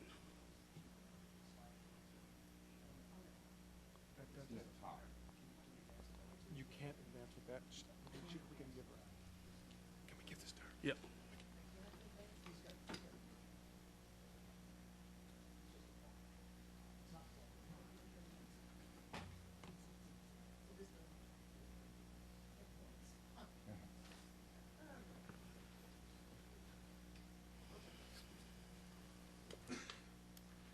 Okay. Thank you for hearing testimony from Montgomery Preservation, Inc. I'm Judith Christensen, the Executive Director. MPI originally requested that the originally recommended 1.4-acre environmental setting be restored, since the conditions of the Chelsea School special exception that was mandated the reduction of the original acreage cannot be fulfilled in the proposed townhouse plan, and the reduced setting is not properly used in the EYA plan. The Riggs-Thompson House is a pre-Civil War 1859 frame house built by George Washington Riggs. It is architecturally significant as a rare example of Silver Spring area estate architecture. A development plan and special exception for the Chelsea School was in process at the same time as the Silver Spring Master Plan. The Planning Board minutes of its March 25, 1998 meeting noted that the Planning Board staff, quote, had identified the entire parcel as an appropriate environmental setting. The school asked for a reduced setting. The records of the Planning Board's public hearing on the preliminary draft of the Chelsea School Plan said, quote, the setting may need to be modified if the property is redeveloped with a use other than the Chelsea School. The Planning Board's recommendation letter to the Board of Appeals of October 19, 1999 stated, of particular concern to the Planning Board is the historic setting for the Riggs-Thompson House. The Planning Board recommends that the applicant only provide a significant open space around the historic house and the proposed building to the north. A reduced environmental setting of 37,056 square feet and the special exception was subsequently approved by the Board of Appeals with conditions recommended by the Planning Board. Notably, Condition 8A, retention of the Riggs-Thompson House inclusive of a significant open space between the historic structure and the proposed building space to the north. The opinion of the board granting the special exception with conditions was dated October 5th, 2000. That is after the final adoption of the master plan on September 20th, 2000. As our opposition stated, in the master plan, it says, in the event, on the environmental setting, it says, in the event that the Chelsea School Plan is not approved, the designated environmental setting is the entire 1.4 acre parcel, parcel 73, on which the house is located. An important goal of the proposed Chelsea School Plan is the integration of the Riggs-Thompson House into the campus. EYA's interpretation of this language is that it is the definite language that defines the zone. But that is an interpretation, and there are other interpretations. Montgomery Preservation believes, as do the neighbors, opposing neighbors and the hearing examiners, that the reduced setting is conditioned on Chelsea School's occupancy and fulfillment of the conditions of the special exception. The hearing examiner stated that without evidence to the contrary, one would conclude from this record that the intent of the master plan framers was to have a 1.4 environmental setting if the Chelsea School was not part of this plan. But what effect would this have on our goal, which is to preserve the environmental setting and the building? The purpose of an setting is to preserve the original surroundings and sense of historic use of a resource. Both of these will be severely damaged by the EYA plan. Mr. Doggett for the opposition said it is not compatible to have this protected cultural resource as the front yard of a townhouse development, with the windows of the townhouse residents virtually looking into those of the historic house. The public will lose the ability to experience the house in any way close to how it existed in the 1850s, which is one of the critical components of an environmental setting. The hearing examiner agreed, finding the EYA schematic development plan showed a separation of 29.6 feet from the closest townhouse, about 20 feet from the nearest townhouse front yard. The hearing examiner agreed with Mr. Doggett that the proximity of the townhomes shown on the schematic plan has an adverse impact. In addition, the EYA schematic plan for their development does not respect the smaller environmental setting. The plan bisects the environmental setting with an access road right behind the Riggs-Thompson building. A road never existed there. The remainder of the setting is now separated from the house by a road and is to be used as a public park. The house is left with a minimal rear yard. For these reasons and others, MPI and the hearing examiner concluded that if the school special exception is abandoned, as it evidently must be if they build a townhouse development, the conditions of that special exception intended to protect the historic resource and its setting cannot be met. Therefore, we ask that the original setting of 1.4 acre be restored and respected, and we ask the council to concur with the findings of the hearing examiner. Thank you. Next, we have David Brown for the opposition, who has 15 minutes, and we'll just get up his. Oh, I'm sorry. Do that. Please hit escape again.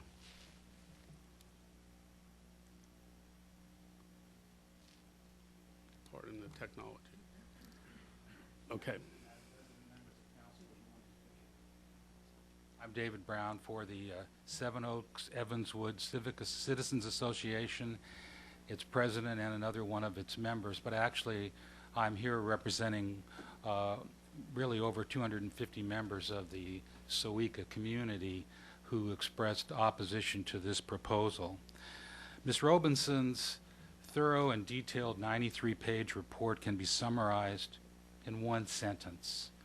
76 townhomes are just too many for this site. I'll say it again, it's that important. 76 townhomes are just too many for this site. This judgment, reached after 5 days of hearings, is confirmed by her in her report at least 9 ways. I'll get to those in a minute, but first I want to note that the major EYA community disagreement about whether there should be any rezoning of this property has been resolved in EYA's favor. Mr. Youngentop says change is hard, and he says the community only wants single-family housing. Well, if you look around the room here today, you'll see a large number of the members of the community wearing a little sign. It doesn't say no to RT zoning. It doesn't say disapprove the zoning. It doesn't say reject the hearing examiner's recommendation. It concurs in the sensible middle road approach which she took, which is to remand to deal with some severe problems that she saw in the current plan that need to be resolved before you vote on the rezoning proposal. Thus, my clients are happy to be here to support the hearing examiner's report on the understanding that these issues will be addressed on remand. Now, the question really is how many townhomes are just too many, and her reasons for finding 76 too many are many and varied in the report. First of all, it's an inappropriate level of density. The only particular one of the 3 criteria for rezoning which she found validated in the evidence was that this project was eligible for rezoning but not at the density proposed. She noted that this was 3 times the density of what would be allowed under traditional R60 zoning in the neighborhood that surrounds this proposal. Secondly, Ms. Robeson noted that the site is not in the central business district and does not border on the central business district. Mr. Harris said it's on the very edge of the CBD. That's incorrect.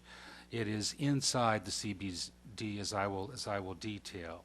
It sits behind a row of single-family houses that front on Cedar Street, and it's Cedar Street that's the boundary. She concluded that the area changes quickly and there's an abrupt transition, and you can see that from the many photographs in the record. And I'm just going to take you through a very quick tour of these photographs. Starting at the Whole Foods store and moving north into the community, you can see how quickly the area changes to single-family residential.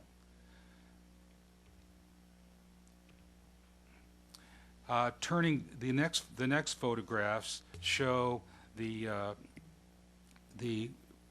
homes on Cedar Street that form the buffer and the boundary.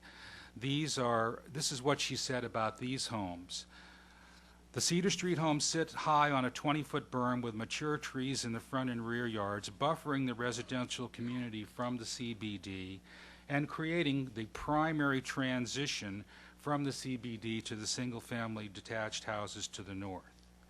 The third point I would make is that the area surrounding this project is overwhelmingly single-family. Ms. Robinson did not buy into EYA's claim that the uses north of Cedar Street beyond the CBD are diverse, as Mr. Harris has tried to argue here today. Without noting that there were some inconsequential exceptions along the perimeter, she found, quote, the area north of Cedar Street is characterized almost entirely by smaller single-family detached homes. Point number 4, there are no incompatible existing uses in the neighborhood. Ms. Robinson rejected EYA's argument and found that the other uses, including the public library, Ellsworth Park, and the Springvale Terrace senior housing, were neither intense nor incompatible with the single-family residential area in which they're located. Here is a picture of Springvale Terrace. Here you can see the boundary of the CBD, and you can see the row of townhomes between the CBD and the project. And here is Springvale Terrace. This is not a problem for the community. Our land planner testified that this is a very quiet retirement community that has little impact on the neighborhood. Point number 5, and this gets directly to the density issue, which was only briefly discussed by the applicant.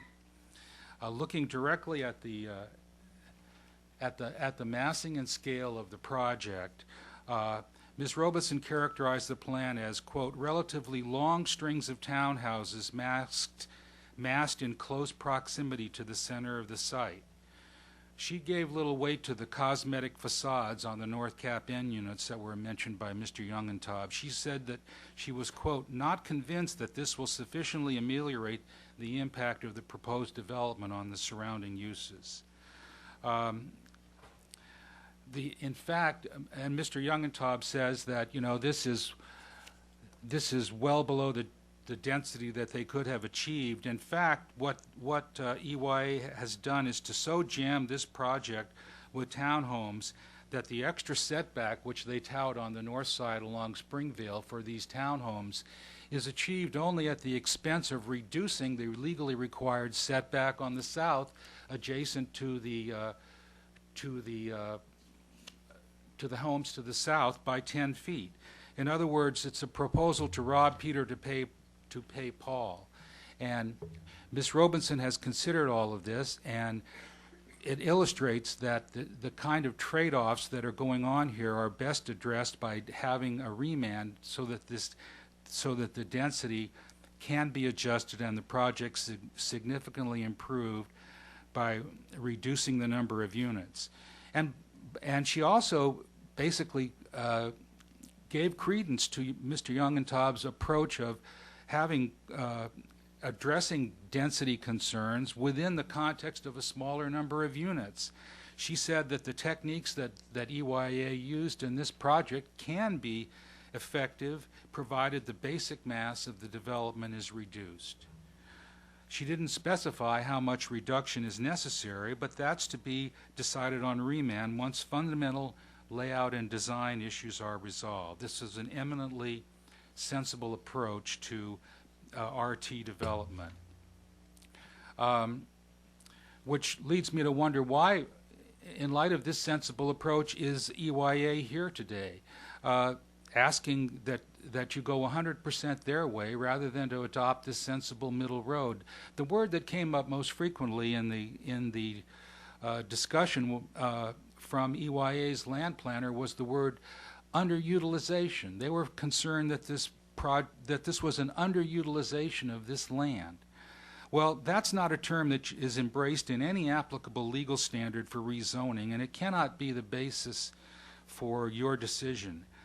In fact, underutilization is economic jargon, which is really what EYA is getting at. So please note what Ms. Robinson said about this. She characterized the evidence about the density being necessary because any less development would be, quote, economically infeasible as, quote, too speculative to form the basis for a determination of compatibility in this case. I submit that underutilization and economic feasibility are irrelevant to your decision, but in any event, even if you were to consider that, there is no credible evidence in the record that if the density of this project is reduced appropriately on remand, that EYA would not go forward on that basis. Point number 6, the irrelevance of the R60 incompatibility claims. Once again, you heard this morning that the community proposed a plan that they regard as far less compatible than their proposal. But Ms. Robeson properly rejected this kind of an argument. She said that were I to rely on the incompatibility of development at densities recommended by the master plan, and this property is recommended at R60 in the master plan, and she said that would undermine rather than reinforce the intent of the master plan. In any case, we are not here today asking you to maintain this property at R60 zoning. We are ready to work with this process on remand and see that an appropriate level of RT density is achieved on this site. As Mr. Youngentob says, change is hard, but my clients have come to understand that it's appropriate to support Ms. Robeson's recommendation for RT zoning.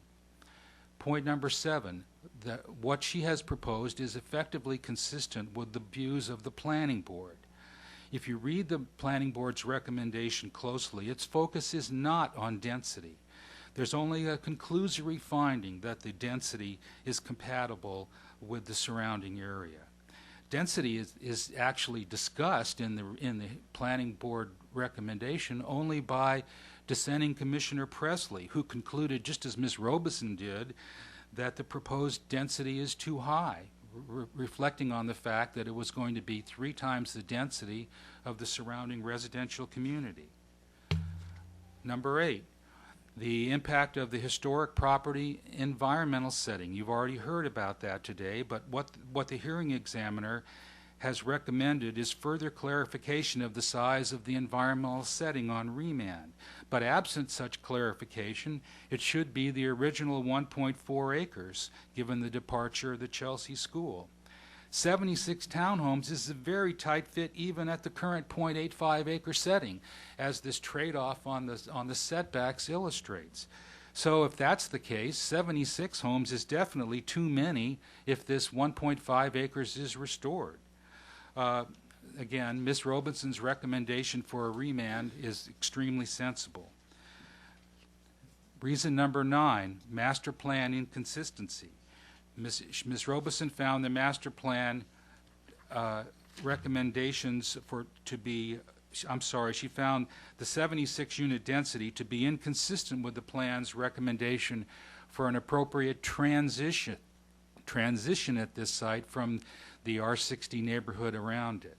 She said that there needed to be additional breaks in the massing and additional setbacks from the historic house. And she also was concerned that the squeezing in of townhomes here could be reduced and perhaps save some of the mature trees along the southern property line.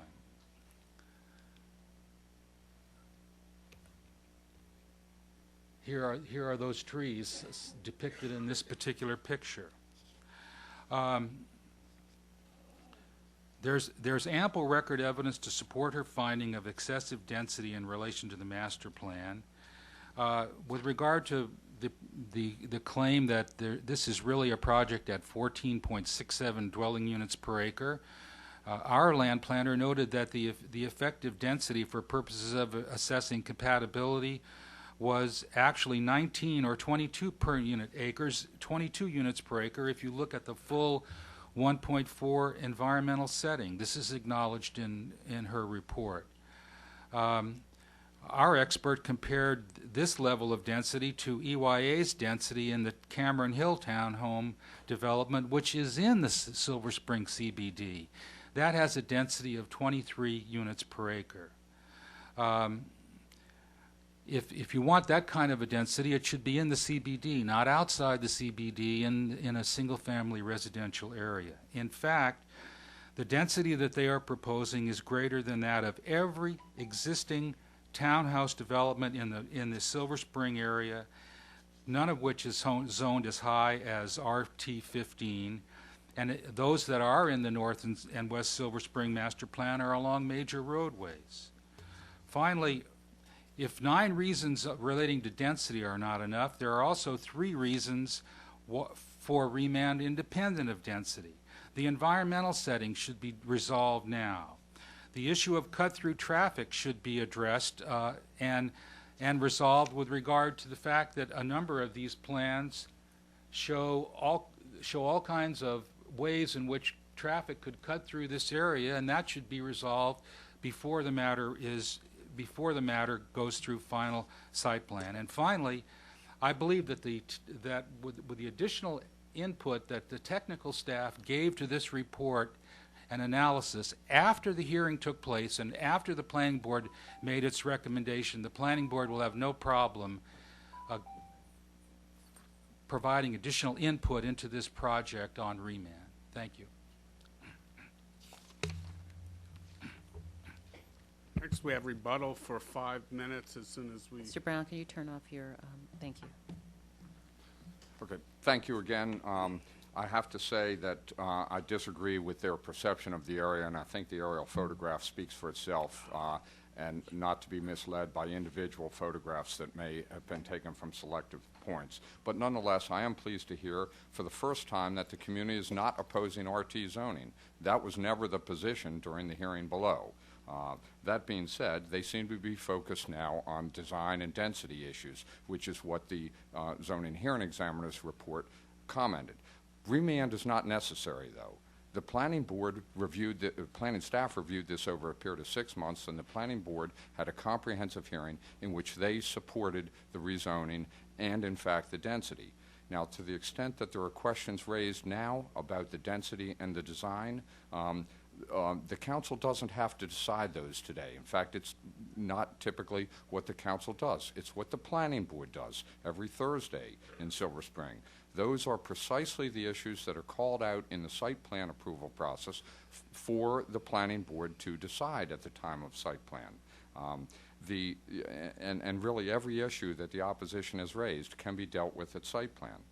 The planning board has a comprehensive, inclusive, and interactive process in which everybody can participate and share their views, and the planning board then ferrets out what is in fact compatible from a design perspective and the other issues. The underlying zoning really should be approved so that that process can work as it is designed to do. I turn the rest of the time over to Mr. Youngentob. Akash, can you bring up the actually the site plan first, the cross section with the actually go back to the overall site plan with regard to the aerial with the densities numbers on it. That'd be great. Again, I'd just like to go back to this slide, and this was actually, I believe, prepared originally by I'm sorry.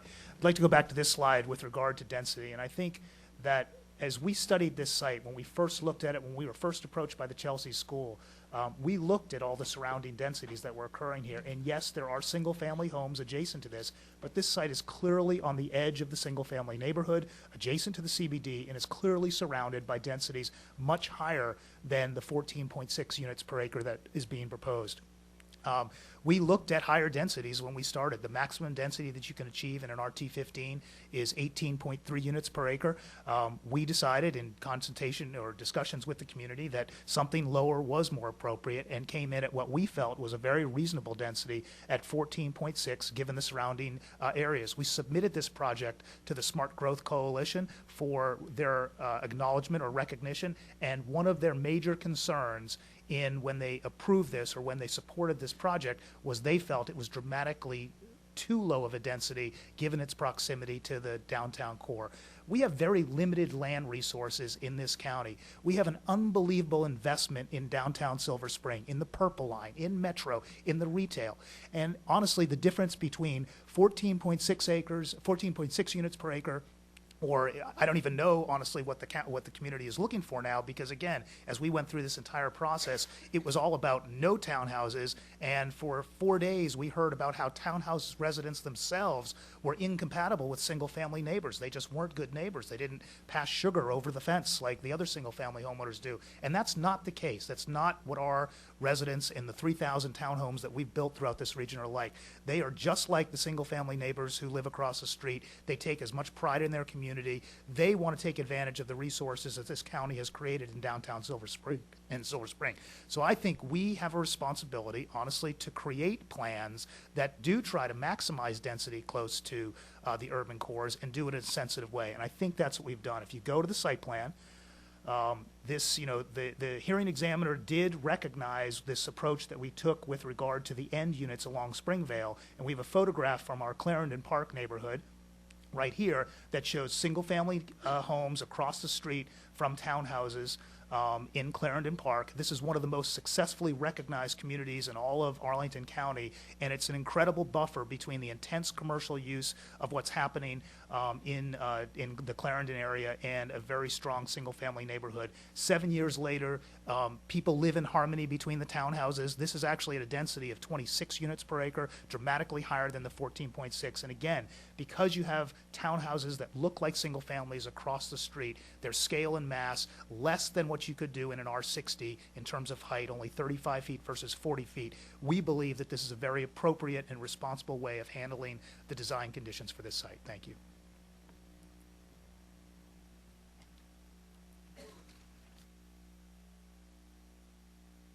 Okay, that concludes oral argument. If the council has questions, they're free to ask questions to to any party. Yes, the council does have questions, and I will begin with Council Member Florine. Thank you. Do the binding elements include the commitment to 10 three-bedroom townhouses for MPDUs?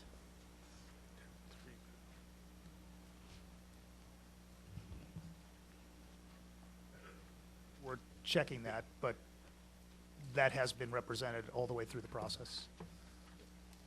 I didn't see it in the binding elements list. Ms. Florine, it's the law. We have to do So, that. but that there would be three-bedroom? Yeah, absolutely. That's what Absolutely the three-bedroom. HCA requires. Yes. Okay, thank you. Well, I have to say this has been a very interesting oral argument. Usually it's loggerheads. What I'm hearing is the community is not opposed to RT zoning here.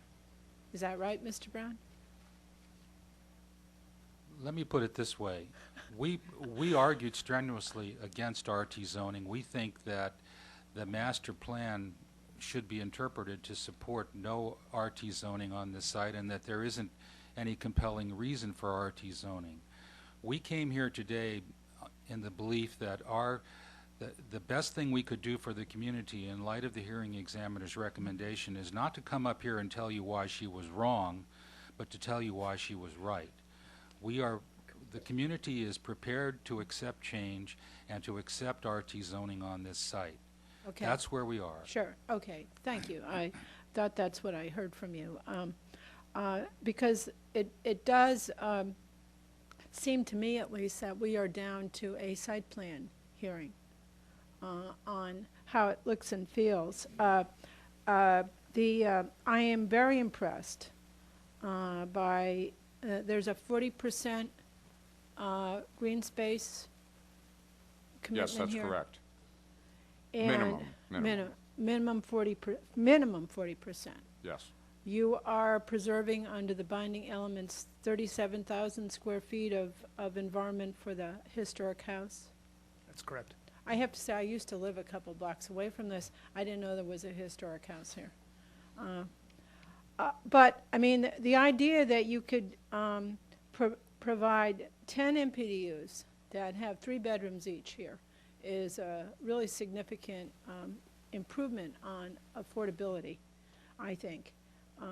It seems to me that the issue that we're really talking about here are the usual compatibility issues that would continue to be addressed at the planning board. they can continue to make adjustments in most of these points, it seems to me.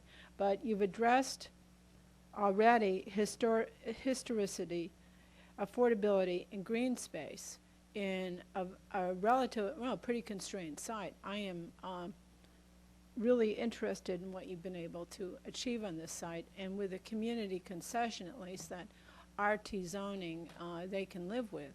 I think we're down to the planning board working out the details. And so with that, I would move approval of the zoning application. It has been moved by Councilmember Florine and seconded by Councilmember Navarro to move the planning board's recommendation. Yes, that would, in conformance with what the planning board recommended. Okay, Mr. Zients. Just a procedural comment here. If the council agrees with this, with approval, it will be taking a straw vote in order to give time to redo the resolution consistent with the council's opinion. Very good. Thank you, Mr. Zients. All right, we have comments next from Council. Oh, I'm so sorry.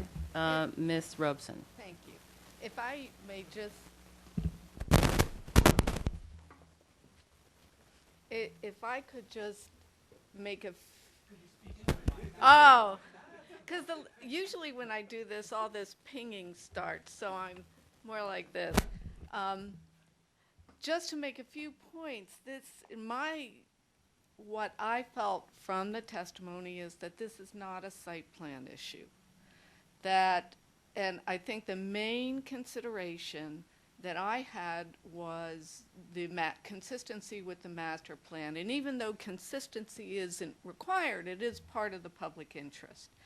And in this case, the planning board never considered the amount of density. So to say that their main debate on the consistency with the master plan was whether RT zoning was prohibited or not. But I really believe it behooves you to look closely at the language of the master plan. We also had a couple of citizens who had been on the Citizens Advisory Commission testify. And they testified that there was a real concern at the time the master plan was drafted that because this community was so small that they didn't want to create the pressure to intrude on the community. And it's difficult in this case. I don't have the exhibit up, but it's important in this case to focus on an aerial photograph that centers the property, because both sides strongly advocated their position. And in many photographs, you would have the property up to the north showing primarily the CBD. In other photographs, you have the property way to the south showing primarily the residential neighborhood. This is 151, which centers the property. And what you can see, the testimony at the public hearing was that the row of townhouse, or the row of single-family detached homes just north of Cedar Street was the intended buffer, and in fact there was even a debate whether or not to allow non-resident professional offices. So I just wanted to point out that however you picture this, I believe that the master plan did not intend or foresee an RT-15. One of the troubles in this case was, one of the frustrations in this case was the boiling down of the case to RT-15 versus RT-60, smart growth versus not smart growth. And the reason I recommended remand is that I think all those goals are achievable with more deference to the master plan. So I just wanted to make the point that, you know, the planning board really did not consider the level of density that was appropriate on this site. May I respond briefly? I have to say, it's very interesting, but the fact of the matter is, first of all, the issue is before the council. The second issue, though, is, and it's for us to decide how much we care about achieving affordable units here. We reduce the density, there are fewer affordable units. And the trade-offs are historicity, which is important to the community as well, and green space. Those are all trade-offs that this council has to make. And I think it can make them. Okay, thank you very much, Councilmember Florine. Councilmember Leventhal is next. Thank you. I have a number of questions, and I'm not certain how I will vote on the motion. My first question is for Ms. Robeson. You're recommending a remand, and, well, let me step back for a moment. When we meet to consider a local map amendment, we operate under constraints that 9 years here I still don't fully understand. I've tried to understand them, but we're always a bit confused as to what are we allowed to say. You know, if our questions exceed the hearing record, since we're actually sitting as the district council, is that okay? So if any of my questions or comments are out of order, I regret that. I've never been entirely clear. I have a number of things I'd like to know about this matter, but I know that I'm constrained to act in a quasi-judicial role based upon what is in the record. But here's my first question for Ms. Robeson. You're recommending a remand. Your report makes a number of very specific observations regarding compliance with the master plan and your own views about an appropriate density. You are saying that an RT zone may be appropriate here. Do you have in mind what the result of a remand would be? Would you be remanding it to yourself, or would it simply go to your office? Is it possible a different hearing examiner would rule on the remand? I have all these questions. Well, the appropriate density, the one issue I was concerned about is that we just start, and by remanding, we just start a whole debate with the citizens at RT6 and the developer at, you know, the maximum, and, you know, you want to shortchange that process. Whatever the appropriate density is for the future would be a matter of the record that comes in. However, there was evidence on the record that most of the other, there were no other RT15 townhouse rezonings in the area, but there were RT12.5. And I would assume that, and this is somewhat speculative on my part, but I would assume that that is achievable without perhaps having the waiver in the southern end of the property, which impinges on most of the trees that currently buffer the community from the CBD and Colesville Towers, some of the more intense projects. And I really wasn't recommending a specific site design issue. I think legally density is part of compatibility. There's cases that say that, and this is triple the density recommended, and there are even cases saying, well, just being triple the density recommended is enough to justify denial of the rezoning. But I do know the evidence in the record is that I think there's a townhouse community on Georgia Avenue. Some of the other townhouse communities were 12.5. That could address some of the massing. It could address my other concern about the road alignment. It's not just a site design issue, it's a master plan issue, because the testimony before at the public hearing was that, oh, there's low volumes on these streets primarily because of the access restrictions. Well, the master plan recommends against development which permits cut-through traffic. So, and one thing I did not stop Mr. Youngenthal, but I noticed he kept saying access is concentrated. on Ellsworth. Well, I didn't stop him because access was clearly from Ellsworth and originally Pershing and then all the different alignments. But access, I don't recall anything in the record saying it would be concentrated on Ellsworth. It may be concentrated as far as access goes, but, you know, certainly egress, I remember Mr. Youngenthal definitely saying that they needed a second point of egress. And transportation planning would not allow that alignment, the cul-de-sac alignment. And so basically there were so many site constraints that I felt I never got the feeling it is the applicant's burden of proof. And at some point you want to say, yeah, there's questions out there, and yeah, you know, at some point you want to feel like, yes, this will work. And that's where I never quite got to. I was almost there. So to answer your specific questions, there is evidence in the record that the other developments are at 12.5.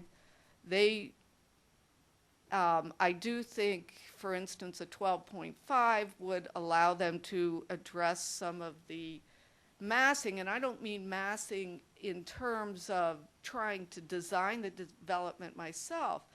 It's just when you look at the overall site constraints, all that density, because of the environmental setting, most of that density has to be one place on the site, which is the center. Okay, Ms. Robeson, let me understand actually the answer to my second question. I'm sorry. If this were remanded, would the Office of Zoning and Administrative Hearings make a determination as to which, maybe Mr. Zients can answer this question, as to which hearing examiner would be responsible? Would we be remanding it back to Ms. Robeson, or do we not know the answer to that? We don't know the answer. It would be up to Mr. Grossman, who's head of the office. That answers my question. Thank you.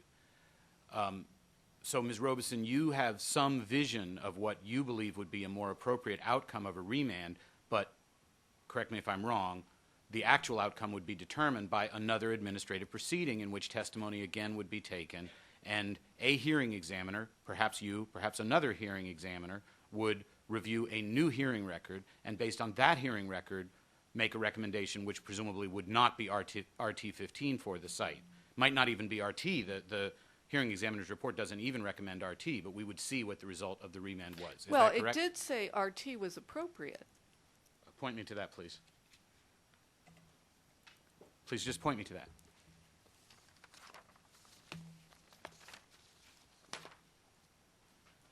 I'm just looking at the action section on Circle 15 of the proposed resolution. Well, Page 78. The conclusion on page Circle 15 of the resolution. Yes? Conclusion, right? Okay, good. Just point me to where it says RT is appropriate. Because the subject Page property may 78. be appropriate for RT zoning at lesser densities, and because RT zoning may have the capability of achieving some goals of the master plan. So it opens the door to the potential for RT zoning, but at a density to be determined through a new process. Well, the density would be determined by, the initial density would be determined by the applicant. The other thing is that you can amend the remand section. I mean, you don't have to go with exactly what I say. If the council... Right, I'm clear on that. Thank you. It is natural that I try to look forward and understand. If Ms. Florine's motion passes, then the parcel is zoned RT15 and presumably the applicant's plan prevails. Exactly. If Ms. Florine, and I'm trying to decide how I will vote. If Ms. Florine's motion does not pass, I'm trying to understand what happens then. You've given me a partial understanding of that. My next question is for Mr. Brown. Mr. Brown, you said that the community now supports RT zoning. And in the letter, which is on Circle 260 from the president of the SOICA, that letter on Circle 260 states, we are asking you to uphold R60 density in our neighborhood. And further, we ask that the Chelsea School property not be rezoned nor receive a zoning modification. Now, I'm getting to my question in just a minute, but I want to make an observation. I'm sensitive, because I experience it myself, to the difficulty of ex parte matters like this. We are elected officials, and yet from time to time, as I said earlier, we have to adhere to an unusual procedure where our ears are kind of closed, we're not supposed to engage in certain types of dialogue, and we don't always understand what the constraints are on us, and the community doesn't always understand what the constraints are on it, and I'm sensitive to that. In the case of this, it has acquired political characteristics above and beyond what usually happens in a map amendment like this. And I'll disclose, and I'm sure my colleagues have seen them as well, that I've seen lawn signs stating, "Leave the zone alone." I live very near this neighborhood. And I disclose it for purposes of the record because they may well influence decision makers' decision, although they're officially outside the record. I'll also disclose, and I told Mr. Zients this, although I don't think it's in the memo, that there was an article in a blog about this, which I read, and I already disclosed that to staff. I don't think it'd make it. That is in the record. Oh, that is in the record. Yes. Thank you. Can you direct me to that? It's an exhibit. Okay.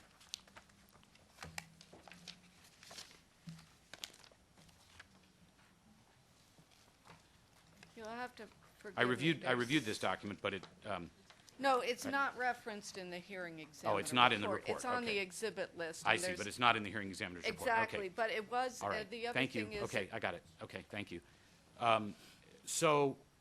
So the lawn signs which I have seen, which state "leave the zone alone," and the testimony which is in the hearing examiner's report do not appear consistent, Mr. Brown, with your suggestion that the community supports any rezoning at all, and I wonder if you'd comment on that. Mr. Leventhal, I represent, formally, I represent the association and just two individuals, and I don't have any kind of formal attorney-client relationship with all the other folks, and I have no effective control over what they say or do and what lawn signs they post. What I can tell you that my client's position here today is that they support the remand. They would not. And I'm sorry, your clients are who exactly? My clients are the 7 Oaks Evanswood Citizens Association, Which has testified that it wants no rezoning at all. That's the document in the record. That's in the hearing examiner's report. Yes, but I'm telling you what their position is in relation to the, as a subsequent event, the hearing examiner's recommendation. Okay. They have made the strategic decision. It's kind of like when you play the game Who Wants to Be a Millionaire. Do you want to go for the million, or do you want to settle for 500,000 and not gamble at all? Right now, we are saying that if this remand is passed, we will live with that outcome.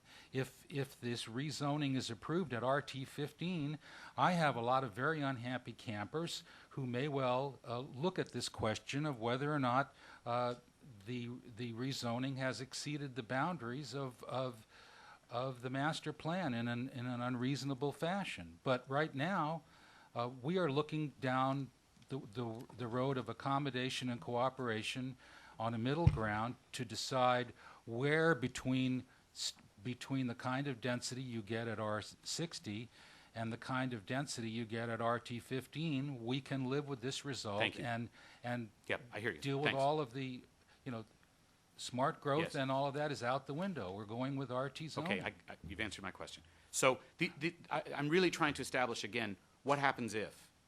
What happens if Ms. Florine's motion passes? That's relatively clear. What happens if the remand recommended by the hearing examiner passes? That's beginning to come into focus, and that's what I'm trying to understand. So I will believe you, Mr. Brown, when you say that if a remand were to occur, your clients are willing to live with the result. That is an important point for me to understand. I'll take it, if I might take it one step further, I will not represent somebody who wants to use that remand proceeding as a forum to advocate R60 zoning. Yeah, with all due respect, you're not the only lawyer in the county, but I understand. that is an important statement. Okay, so here's my next question now for Ms. Robeson. Although it's not clear whether you would be the hearing examiner who would determine the outcome of the remand, it is clear that you have a vision in your mind about what you think would be a more appropriate use of this land. With respect to the vision in your mind, what do you think about the environmental setting for the historic property? Are you asking whether it should be? Do you think it should be 1.4 acres, or do you think it should be the smaller amount of square footage that the applicants are stating and that the planning board memo states? Yes. Well, with all due respect, it's not my vision. The only thing that I was doing was interpreting the master plan. It's up to you, and I made the interpretation that I did in order to, because I thought that the master plan, 37,000 square feet, was specific to Chelsea School. You can do one of three things. Were you to say, I think it should be 37,000 square feet, when that goes back on remand, it will be 37,000 square feet. My question to you is, what do you believe is the appropriate environmental setting? If you don't have an answer to that, that's okay. I've already said in the decision that I think the master plan, it doesn't matter. My role is to interpret the law. And I read the master plan out that it was not specific to Chelsea School, that it would be 1.4 acres if Chelsea School abandoned the property. All right, so now what I you've answered my question. think Thank you. You've answered my question. Thank you. Okay, this will be my last question. I appreciate my colleague's tolerance. To the representative of Montgomery Preservation. If this home were restored, and if a 1.4 acre setting were provided, who does Montgomery Preservation believe would then occupy, own, maintain, be responsible for upkeep of this home? Is it practical to have a large historic home on a 1.4 acre setting in this location? And how do you forecast forward what would be the real implications of doing that? The presumption of EYA has been, but not certain, not established certainly, that this house would be sold to a private owner. However, the delineated property for this private home has not been established. Probably it would not be the 37,000, whatever it is, environmental setting, because part of that is on your schematic development plan as a public park. So that kind of leaves the house to have a very narrow lot, very small lot, with a road right behind it. And while I am speaking, I would like to bring to your attention that it was stated that the Historic Preservation Commission had approved this plan. And in fact, the memo from Kathy Conlon, which basically delivered the advice of the various divisions that were reviewing this plan under development review, stated quite explicitly that Scott Whipple, who is the director of that office, said it was unlikely that the HPC would approve a road through the environmental setting. Whether it be 1.4 acres or 37,000 acres, the Historic Preservation Commission has the power to reject that and deny it. And traditionally, they have looked with great protective instincts towards an environmental setting. And I think that Scott Whipple basically gave you good advice. The other question that I had at the public hearing was to the applicant, why haven't you taken this as a courtesy review to the HPC to see whether your road would be, in fact, approvable? And I got no answer. They had not done it. They did not plan to do it. All right, I'm yielding now. Thank you all very much for letting me ask this many questions. Thank you very much, Councilmember Leventhal. Councilmember Elrich. First question is for Jeff. If this were, if we didn't remand this and it went to Park and Planning with Ms. Florine's recommendation, would Park and Planning read this as a recommendation for RT15? Yes. Okay. I mean, it would be Look, RT. I think we need to be realistic about this. If this gets sent back to Park and Planning the way the chair of the committee has recommended, the neighborhood's going to get slammed. It will be RT15 because that's what the resolution says. So all this talk about going back to Park and Planning and they'll do site plan and they'll look at the impacts. I don't believe that for a second. I don't believe there'll be anything but an RT15 development here. I think I think the hearing examiner did a really excellent job of carving out a middle space. And I think that we ought to take advantage of this and send it back on remand. I mean, a couple of things strike me. The first is, I expect residents to go in and fight for everything they want, just like EYA went in and fought for everything they want. They didn't argue, well, we really want RT15, but we're going to debate RT 12.5 or RT 10. Everybody goes and makes their best case. I think what stands out in this is at the end of the day, the residents have decided to support the remand to the hearing examiner. They did not ask the council to reject the hearing examiner's opinion. If what they had wanted was a return absolutely to R60, they would have said, find that this is absolutely incompatible with the neighborhood and it should be R60. That is not what the community is asking. They're saying RT is okay, we can live with an RT development here, but we want to discuss the density. And I think that's very important.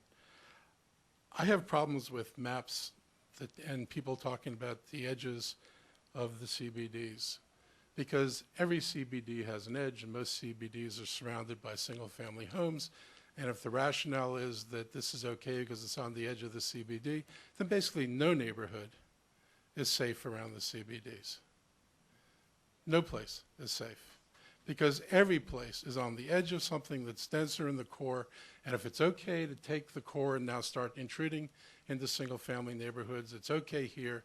It is going to be okay everywhere. And this council, we just went through the CR zone discussion, and we all heard the concern about what happens around the cores of these redevelopment areas. And we made sounds as if we were going to be very sensitive to what we do at the edges of existing residential neighborhoods, existing commercial areas. I've got to say, this is not the edge. The edge is Cedar.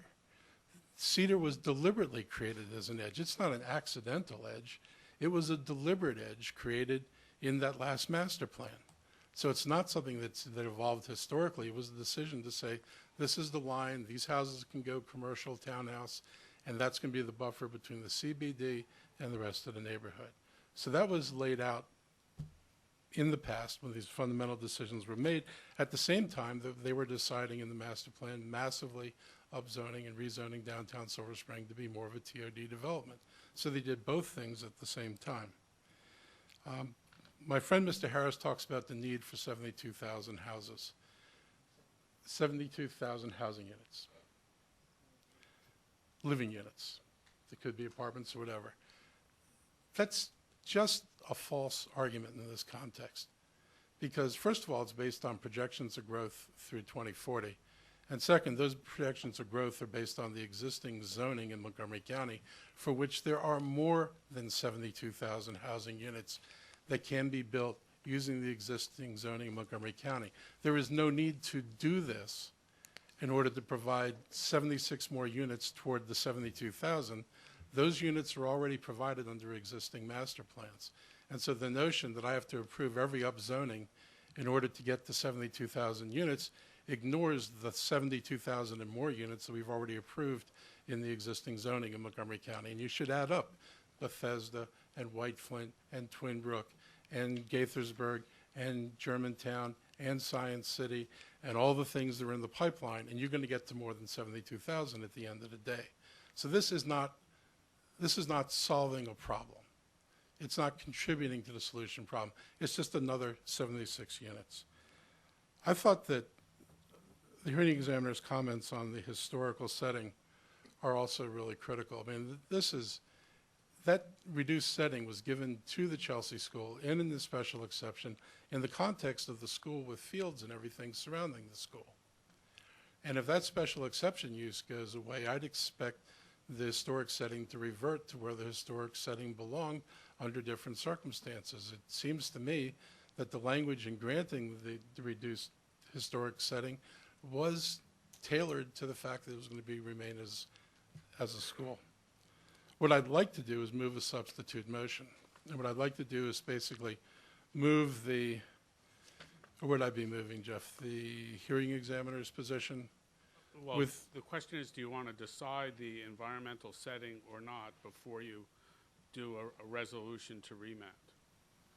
You can make a determination that the I would send, I mean, personally, I would send the whole thing back to the hearing examiner, but I would make one change to the recommended language to, I think, deal with some of the concerns that George raised. In the action clause, and I'm not sure if this is the right way to say it, but midway through the action clause, there's a sentence that starts, that says the SDP should be reconfigured to propose a development. And what I propose is to say the SDP should be reconfigured to propose an RT development with less density and less massing. And that takes away the issue whether it's going to be re-raised as R60 or not. Instead, the council will give direction that there should be an RT rezoning. The remand has to be done in that. We're not going to hear about R60 again. It's going to be some configuration of RT. And if the neighbors are willing to do that, I think that the developers should be happy and sit down and work out something that everybody can live with at the end of the day. So I'll make that as a motion.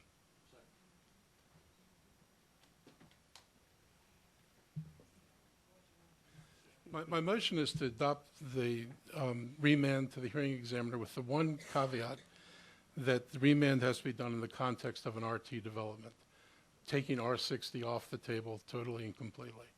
Do you speak to the environmental setting in your motion, Mr. Ellis? I was going to let them resolve the environmental setting. Well, let me just speak to this, which is why Mr. Zions is at the table, because my conversations with him prior to today were how we were going to try to set up the vote on whether to remand and how to break out certain sections to make it understandable in terms of what the council's desire is after this vote occurs today. So if you can set that up for me, Mr. Zions, I would appreciate it. There are really two aspects of the remand as recommended by the hearing examiner. One is on the environmental section, to which he's looking back to the planning board to determine the intent of the master plan. However, in the report itself and in our opinion, the hearing examiner believes that the environmental setting is 1.4 acres already without going back. So the council need not remand that if it's to determine the intent of the master plan. The council is perfectly capable of determining the intent of the master plan itself and determining whether the setting should be 1.4 acres or 37,056 square feet. And they're having determined that question one way or the other, then remanding for the reasons that the hearing examiner stated, with one caveat on historic preservation. So the remand order, this is my understanding of it, would be to remand the hearing examiner for to the hearing examiner for revision of the schematic development plan. Correct? I'm reading off of some notes that I had prepared for the session, and so we're going to be looking at some very specific things in the remand order. At least qualifying it so that it's looking at the density and massing. And if I would say as well, once you establish the environmental setting, what you're doing is creating jurisdiction for the for HPC, Historic Preservation Commission. All right. So we have two motions now to deal with. The first motion is Councilmember Florine's motion, which is the planning board to move the planning board recommendations, which are to approve the plan. And then you had a substitute. And then the substitute was Councilmember Elridge's motion, which I wish he would restate again, so we're clear what we're looking at. Yeah, I was supporting the remand, and I only wanted to add language that said that it's in the action on Circle 15. Circle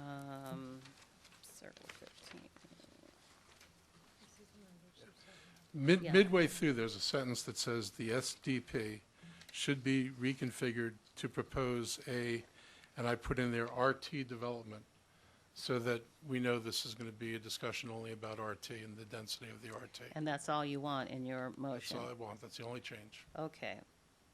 So you got a second? Yes. And that was seconded by Councilmember Andrews. Okay.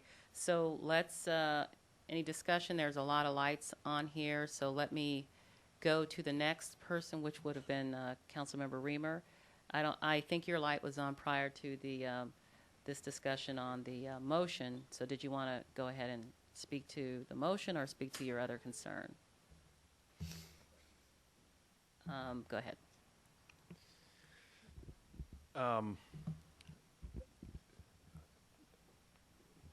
Question I have is, what are we approving, or what would be approving?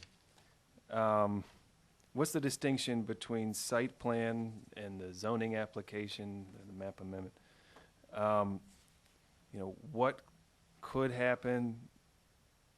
What are the universe of possibilities in the subsequent site plan process? And so forth. Can you spell that out for me, Jeff? What you would be approving by approving the zoning is the schematic development plan with its binding elements.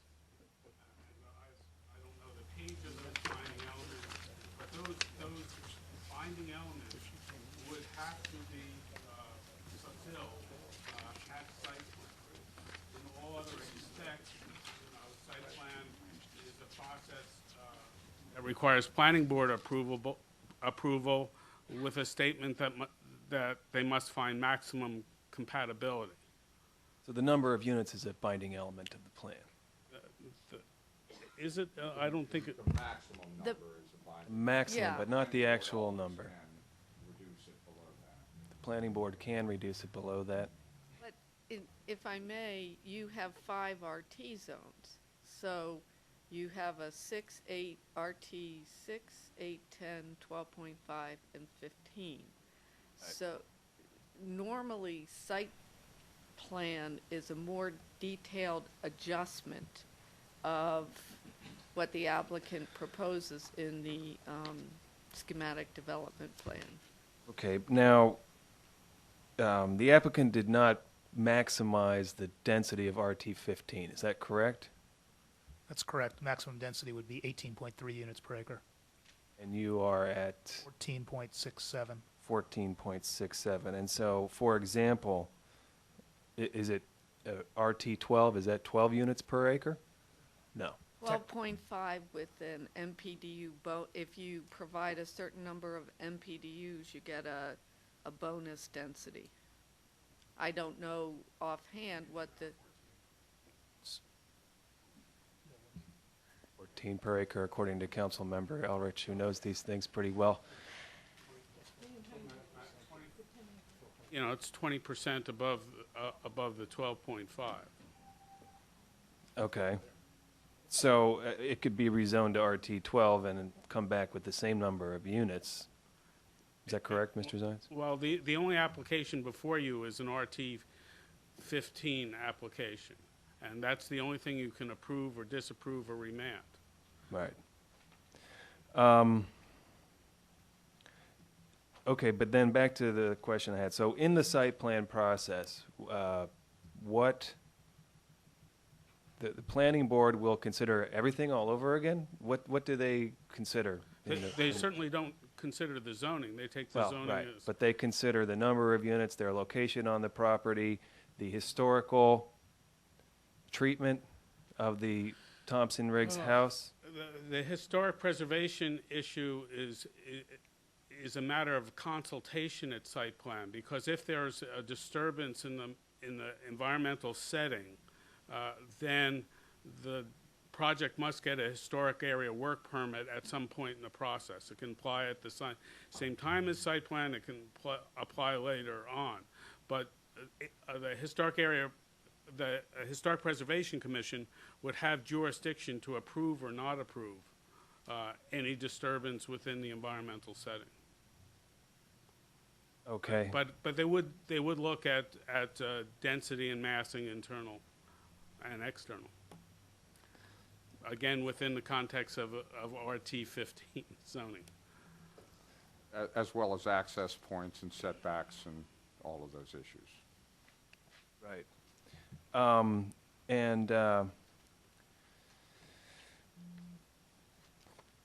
Okay, so, you know, if I vote to go forward, I allow the planning board to resolve a new plan addressing many of the questions that are swirling about the number of units, They will grapple with the outcome of the HPC process. Is that correct? Yes. Essentially, they might grapple however they will, but it's Bob, still you might want to turn your mic off. It's still Historic Preservation Commission that has jurisdiction. So Has jurisdiction over what exactly? Over what occurs within the environmental setting. Which is either 37,000 square feet or 1.4 acres, Well, or what? If you are, well, that's up to your determination. The hearing examiner said the environmental setting based on the master plan should be 1.4 acres. So we have to set what the HPC will consider as the environmental setting. I'm seeing some disagreement. Could the hearing examiner address that question, please? There's a couple options that could happen, and it depends on how you want to handle it. You can determine the size of the environmental setting right now. You can remand it back to the planning board, and who, in consultation with HPC, can provide their recommendation on what the environmental setting would be that would ultimately be incorporated into a revised amendment. The other possibility is that the planning board could recommend that it needs to be clarified because of the legislatively clarified because of the ambiguity, in which case you would have the matter back in a legislative format to look at that issue as a master plan amendment. The other possibility is, so those are the various options as far as what can be done as far as the environmental setting. One reason I do think you have the capability of deciding it today if you wish. You won't have the planning board's input and you won't have HPC's, but I think that legally you can decide it today. One thing that caused me a little concern was that one of the HPC has jurisdiction to issue permits within the environmental setting. But one of the road alignments, if the environmental setting stays 37,056 square feet, one of the road alignments would not go into the environmental setting, and therefore HPC would not have jurisdiction as far as approving or denying. It would have an advisory role, but it wouldn't have any direct jurisdiction over how the environmental setting is configured. I hope that answers your question. I mean... No, it doesn't. No,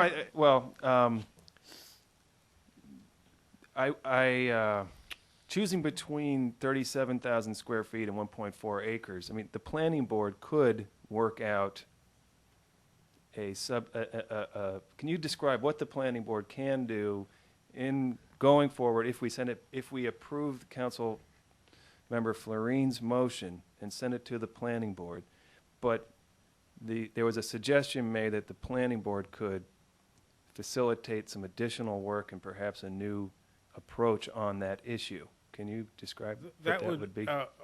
What the hearing examiner is recommending is a master plan amendment to say this is the environmental setting or not. If you say nothing about the environmental setting, everybody will still go about their lives, and what will happen at some point is HPC will assert jurisdiction or not. If HPC believes that a proposed building permit or grading permit invades the environmental setting, they will require a historic area work permit for it. So ultimately, HPC will make that determination if you do not. Okay.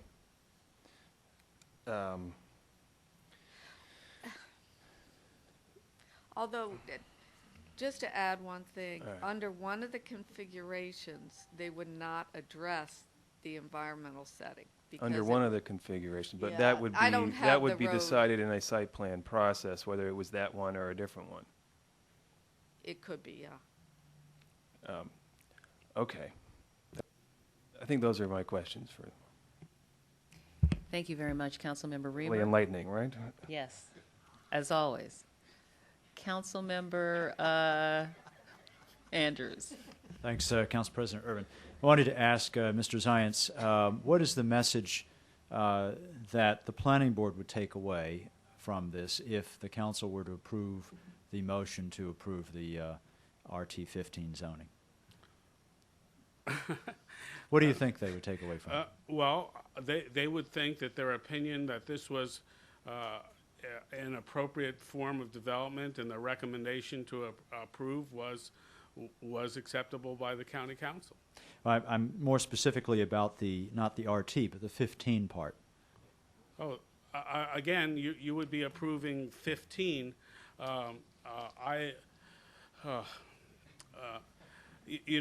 They would assume that the council thought that the densities it was seeing that was relatively appropriate, and they could tweak that a little bit, but they would be not very willing to tweak it down to a lower zone.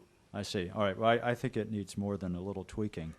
I agree that RT is appropriate, but I don't agree that RT15 is appropriate for two reasons. One, because the property is surrounded by R60, but also, and because it contains a historic site. And so I do think that the RT15 zone is inappropriate for this property, and that there's no way that you can reasonably make it appropriate given the setting that you have there. And so I do support the remand, because I think while it's appropriate to have townhouses on this property, it's not appropriate to have it at the number that the applicant is proposing in this, under the plans we've seen. So I think that unless council members essentially just want a little tweaking of this, the council should support the remand to ensure that we have an end result that is appropriate, both in terms of the number of townhouses that are on the property and how they relate to the historic property.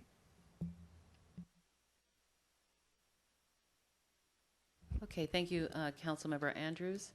Councilmember Rice. Thank you very much, Madam President.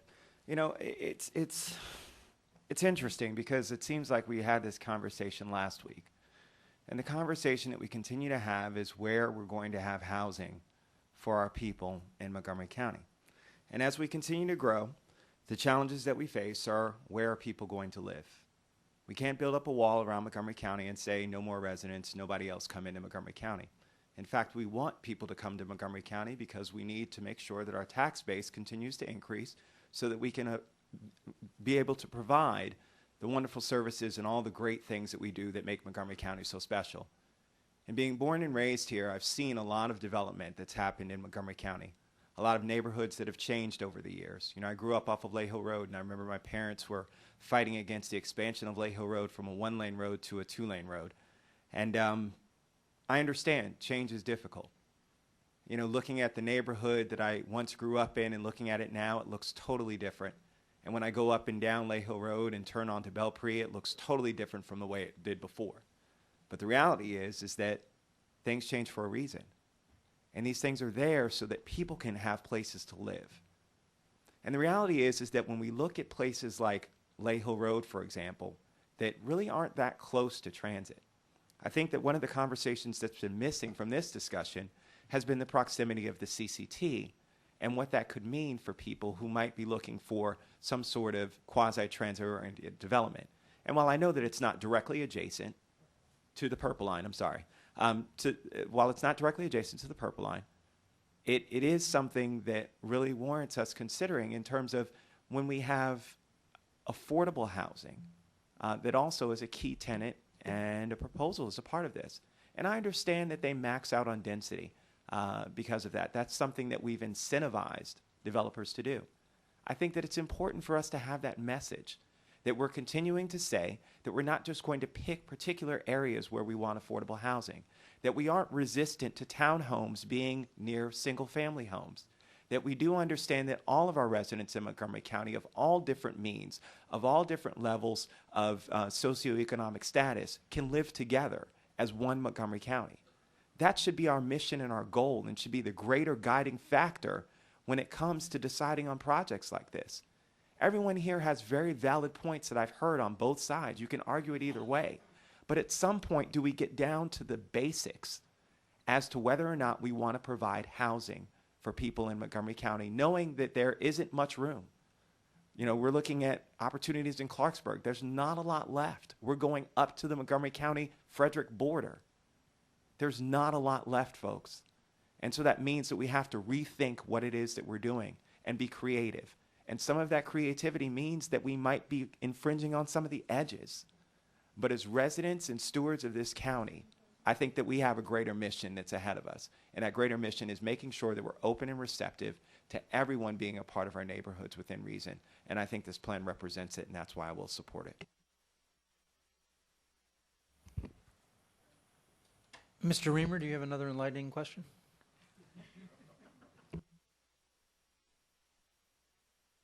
If you're all finished basking in the glow of my previous... sorry, just trying to leaven things a little. All right, well, here's where I am. I mean, first of all, I think this is a spectacular neighborhood. I spent a lot of time in this neighborhood. And I think that the proposed use, to me, represents, I don't want to be declarative about this, but setting aside the word density and using the word intensity, I think this is a lower intensity use, even though it has more density. So to me, the neighborhood, the net impact of this proposal compared to the existing use is an improvement. The concern that I have is the historical site.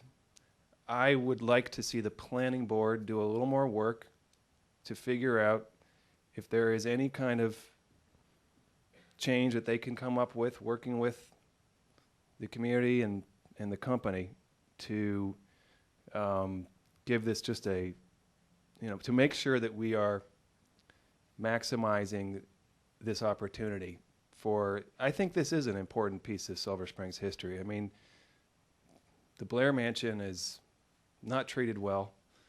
There's not a lot of places you can go to see what this can offer, and I think it's a real fortunate thing that the company has proposed to renovate it and to adapt it. I think this treatment is a lot better than what's there today. What's there today from an historical perspective is, there's nothing. So, I don't know what that is, and I'm not comfortable choosing between 37,000 square feet and 1.4 acres. I think 1.4 acres is too much. So, but it sounds as though there is room under Councilmember Florine's motion. Is that correct, Mr. Zients, for the planning board to do in-site plan process if the developer were to propose or not even if they propose it, but. As I understood it, though, I thought Ms. Florine was going for the applicant's recommendation of approval, which would be a 57,056 square feet environmental setting. I mean, I certainly would be willing to add language that address that as something to be further examined by the planning board. To leave that open for the planning board to determine. Okay, well, with that, some language to that effect, I'd be willing to support it. Okay, thank you very much, Councilmember Reamer. Councilmember Elrich. It's all good and well to talk about everybody who's coming here. The only problem is that we're elected by people who actually live here. And the people in this... And the people who have come here today actually are Montgomery County residents, and they actually live in these communities.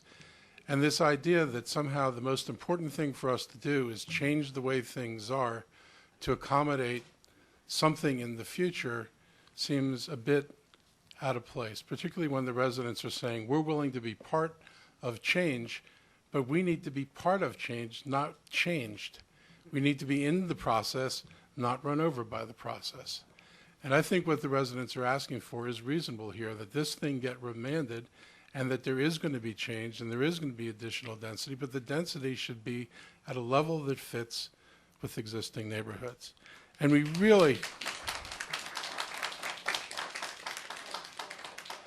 you know, what you're going to force me to do is make a list of all the approved zoning and housing units and pipeline in Montgomery County, so I can sit here every time we have this discussion about, oh my God, 72,000 people are coming here, and I will give you the list by every segment of the county about how much zoning allows an additional housing density.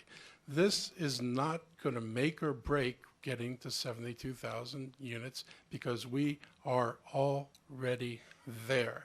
We're there and we're more. And so acting like this is going to solve some grand problem that we're confronting is just wrong. The residents have come in a reasonable position. No one is asking us to choose R60 versus RT. We're talking about the relative amount of density. And I think we should give them a shot at working with the developer to actually come up with a number that works for everybody. And if EYA paid too much for the land based on their assumption that they were going to get an RT15 zoning, which might make something infeasible if I think the yield is 15 rather than a smaller number, maybe you need to negotiate better. But it's not my business to figure out how much density to give you to make your investment pay off. And that's not the council's business. Thank you very much, Councilmember Elridge. Councilmember Andrews? No? All right, we're going on to Councilmember Leventhal. Oh, did I miss you? I'm so sorry. Councilmember Berliner. Thank you, I guess. I just want to observe, I do think this is a close call, ladies and gentlemen. I do think that there are legitimate points of view on both sides.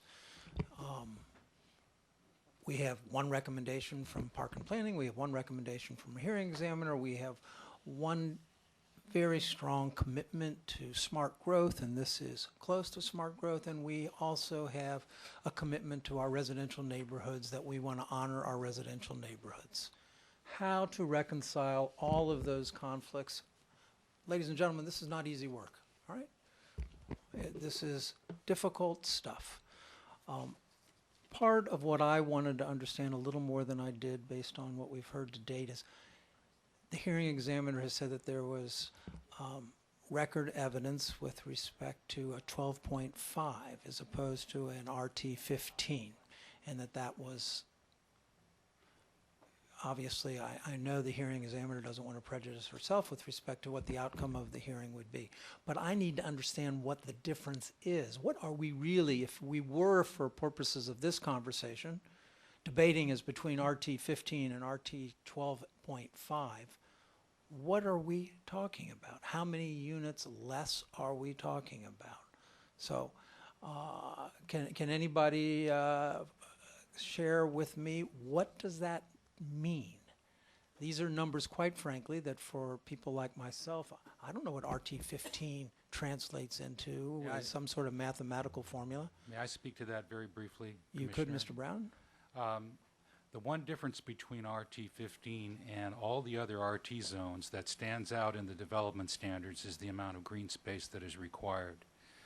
RT15 is the only RT zone with 30% green space requirement. The applicant has proposed 40%. Every other RT zone, including RT 12.5, has a 50% green space requirement. If this project were at RT 12.5, they would have to provide more green space than they have. And a lot of that green space could come from expanding the environmental setting on the historic property. Thank you. Are there other differences, if you will, between RT 12.5 and I would ask Mr. Zions, because So what I understood from Mr. Brown's answer is that if we were to say, gee, we're really not comfortable with RT15, would we necessarily get fewer homes back at RT 12.5 or just more green space? Could they have smaller units and more density? No, I mean, it would be, as I did some quick calculations, it would have to be a little bit lower, at least, if you included all the MPDU and the MPDU bonus and the possibility of an MPDU bonus. So talk to us. Give me numbers here. How many? What's your total units now? I think it was 77, including the historic home. 77 units is what's been proposed with a 40% green space, At least a which 40%. was more than what was required under an RT15.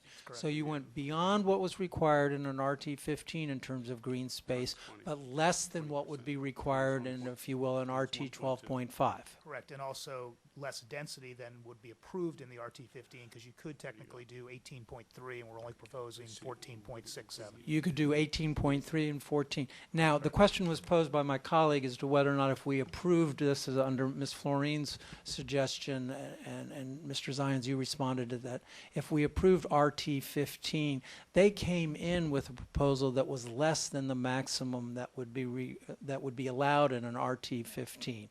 If we approved an RT15, you seem to suggest that the planning board would be inhibited in terms of reducing the number below that which they had offered with respect to RT15. So I'm curious as to why you concluded that if we were to adopt Ms. Florine's suggestion, are we, quote, approving their plan? Is that the gravamen of it, that we're approving their plan as opposed to an RT15? Well, the first thing that happens at the planning board is the applicant says, we've got this approved density, approve it. Just figure out the massing and how to do it. I mean, that's typical. And again, the planning board would not try to get it below the next zone, which in this case is RT 12.5. I just figured out with some help of somebody with a calculator. You know, that at 12.5 with a maximum MPDU bonus comes out to 78 units. They're proposing 77.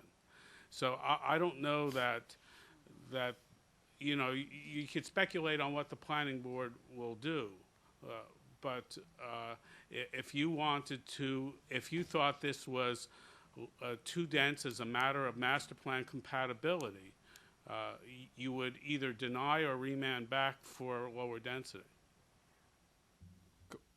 Councilmember Irvin, may I briefly address that? Absolutely, try to Mr. be quiet here.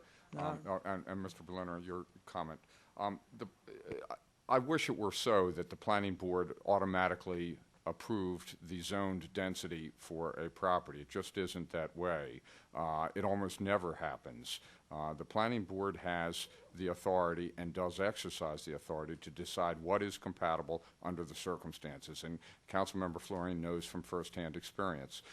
They will look at all these issues. They will hear all of the testimony or an argument that you've heard today, because I'm sure that the people behind me will bring it up to them in both discussions and during the hearing. And they will, as they are every Thursday, will be charged with deciding what is appropriate, what is compatible, what should be done to protect the historic resource, and all of those issues. To be honest, and my client next to me might kick me, but at the hearing at the planning board, they already told us they were going to look further at the density when it came back. So they're aware of it already. Say they, who are we referring to? I'm sorry, the planning board said we're recommending approval. Okay, of I believe that RT15. this is probably outside the scope of the you. hearing record. As a lawyer, at least I got that part. Okay.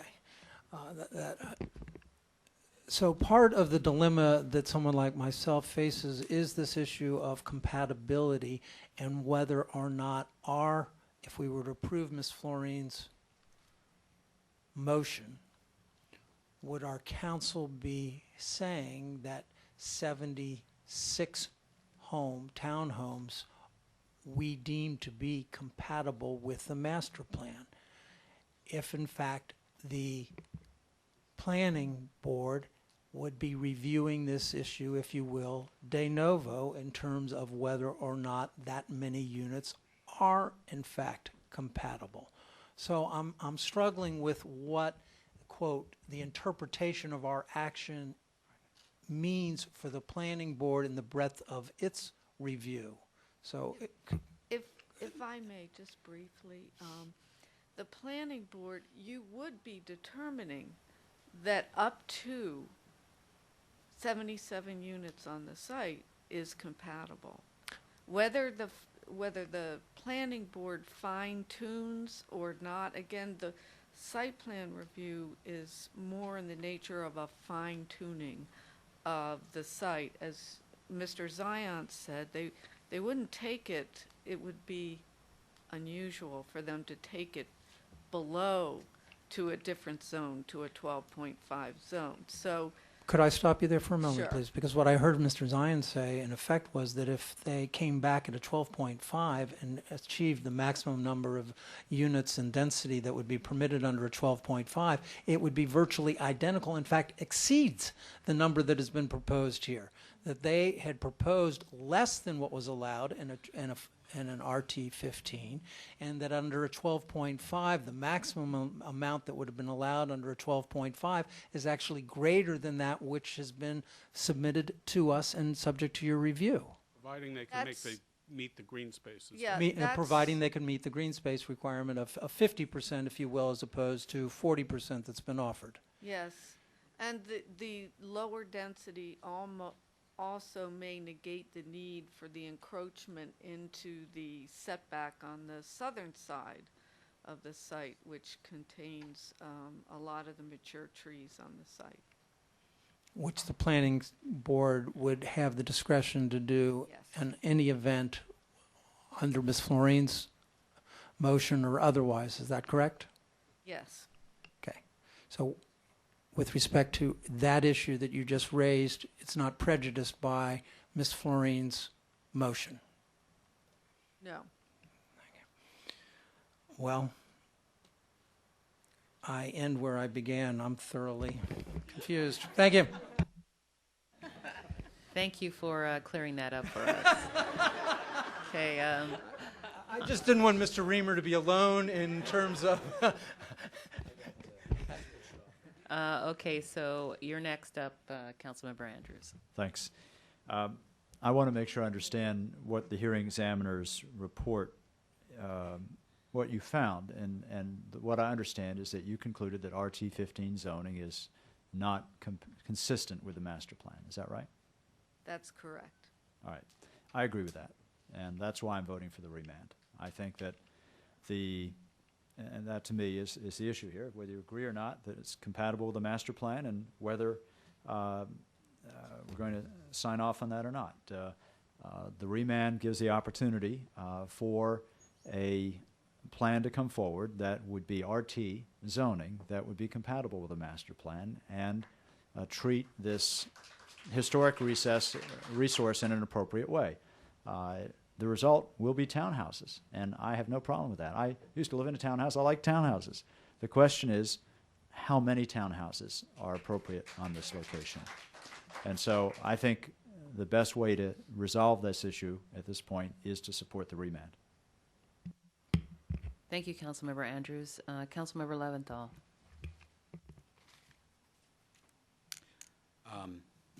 We need to do a better job of communicating with folks about what an ex parte proceeding entails. This whole thing has been, the lawn signs and everything. It's taken on the trappings of a political campaign, and I regret that. So I know that neighbors feel strongly about this, but we're supposed to be acting in a quasi-judicial capacity. We're not going to be influenced by applause.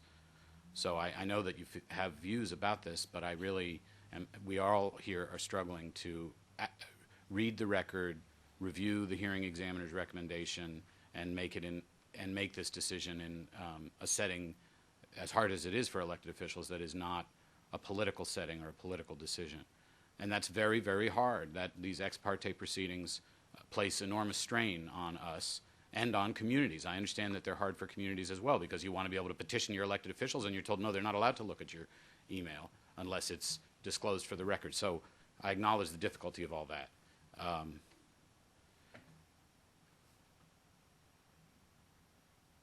I've been struggling with this, and I'm going to vote for the remand. It seems to me that it is reasonable to give negotiation a chance. And although I absolutely understand Eakin Young and Taub's interest in maximizing the use of the property, and it seems to me that the plan that they've developed goes below what they might otherwise have asked for, and it's an attractive plan. They've made a lot of efforts with the facades to make it look like housing and the rest of it.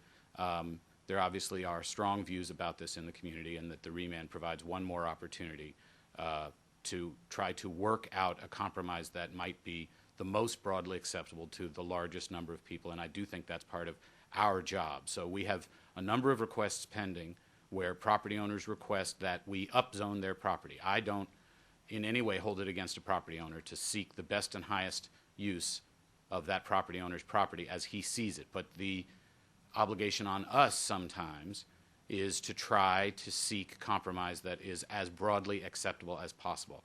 In voting for the remand, I'm going to take it on faith that the community has come to a place. Now, I know when I say the community, there's multiple communities. Nobody speaks for the community, not the attorney who represents a neighborhood association or anybody else. There's diverse opinions in every community. But those who have strong views about this, I'm taking it on faith from Mr. Brown that if the council votes to give negotiation one more chance, that the outcome will not put us right back in the same highly politicized environment of dissent and disputatiousness, that if the council says we're going to agree that this might be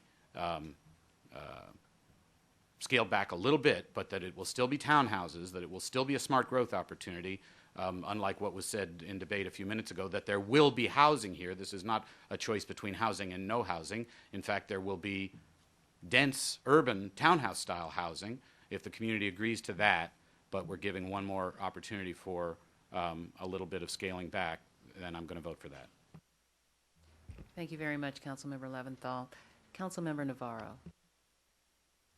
Thank you. I appreciate those remarks, Councilmember Leventhal, and I just wanted to refer back to comments that were made about, who are we elected to represent, and I wanted to say that I understand that this is not the end-all, be-all. This is not going to resolve all the issues in terms of the need for affordable housing in the county. We have worked hard to hopefully pursue a strategy where we honor smart growth opportunities and where we honor mixed use in the sense that perhaps you can also have some affordable housing within developments that don't concentrate low-income housing, because that creates other issues. So for me, when I think about this issue of, who do we represent, in terms of the need for affordable housing, this is not about the people that are coming. These are about the people who are already here. Perhaps they're having to share housing. Perhaps they're having to live 5 families in one home or in one apartment, and that causes other concerns around code enforcement and things like that. So anytime we have an opportunity, I think that we should take advantage of it, and I see this as one opportunity. I also think that the attention to the preservation of green space is an important one. The efforts towards the preservation of the historic site, it's an important one. The fact that it is a smart growth issue, I know that there's debate about whether it's, is it on the edge, is it too close to the CBD, is it not? But, it is within that area. That's what has convinced me that we should move forward, and I think it would be, a great project. So I just wanted to make that comment. I don't think it's only, well, and then again, I think that we also have to think about who's coming, because after all, that's what planning is all about. If we didn't do that, then we would definitely regret later on, as some people have mentioned in the past, that we didn't plan for what's coming. So I think there's a responsibility all around, but I did want to make that point that we already have folks in the county who are anxiously waiting for an opportunity to have a shot at some decent living environments. Thank you. Thank you very much, Councilmember Navarro. I apologize, Councilmember Rice. You were actually first up. Are you okay? You're up next. Thanks. No, it actually worked out perfect, because I have to echo the sentiments of what Councilmember Navarro said. part of the problem that I think, I've only been here 9 months, but part of the problem that I think that we have is that we don't do a great job of future planning. You know, we talk about the here and now, but we don't look towards the future and anticipate what's going to happen and start preparing for that. You know, one of the biggest things and one of the biggest challenges I have with government is that we don't operate like a business. We don't have that 5-10-year plan when it comes to anticipating everything. You heard it from Councilmember Elrich. You know, we're talking about the here and now, but guess what? I mean, that's what our school system does when we build new schools, and we only build for the current capacity, and then we have kids in portables. It's the same sort of thing. It's no different when we do our housing planning policies. It's the same exact problem that we face. And Councilmember Navarro's right, whether it's from people moving from apartments into townhomes or whether it's people coming to Montgomery County, it doesn't matter. They still have to be a part of the equation. And to say that, you know, this one project doesn't make or break the housing policies for Montgomery, nobody's saying that. But it's a greater, when we talk about how we're approaching, and like I said, it seems like the same conversation we had about the CR zone before. When we're approaching developments and we're talking about it, it seems to me to be the same argument over and over again. It doesn't matter where we are in the county, whether it's Kensington or Tacoma Park or Silver Spring or wherever, it's the same arguments that I continue to hear. I don't want the density in my neighborhood. Well, if not in your neighborhood, then where? Because I hear the same arguments from Tacoma Park, and I hear the same arguments from Kensington. And the point becomes, well, where do we put the density? And more importantly, where do we put the affordable housing? For those people that are struggling in this time when we have a down economy and knowing that they want to have a place to live, where do we let them live? Do we specifically set aside some place? You know, because those are called slums. I don't want to do that, and I don't want Montgomery County to do that. We need to have affordable housing mixed in with our single-family homes and with our single-family residents, and something that makes sense and is smart and is close to transit, you know, and gives them some of the accoutrements that they might not always be able to see. You know, my parents came from rural South Carolina and made a hard road to try and achieve and come here to Montgomery County and make a way of life. That's what a lot of people are coming here to Montgomery County to do. And I ensure that I will continue to foster that message of making sure that everybody that comes here has an affordable place to live here in Montgomery County, and it's not just going to be in one particular place. Thank you very much, Councilmember Rice. And we're on next to Councilmember Reamer. Okay, well, the way I'm seeing this now is, you know, the question is in which form will a further compromise be worked out? And I think the planning board is more acceptable. I agree with the spirit of Mr. Leventhal's comments, but I think that the planning board will have a wider latitude. Perhaps I'm a little concerned about the hearing examiner's position. That's 1.4 acres for the resource. I don't know if that's something you'd hold to or not, but I think rather than having you know, a hearing examiner be the person convening the parties and working forward, we would have, if I understand the process correctly, which don't always, but we'd have the planning board through the site plan process. I don't mind the maximum limit that we're at. I don't, you know, I think this site plan process and the planning board can make a good decision about that. Thanks again, Councilmember Reamer. Councilmember Berliner, you're up next.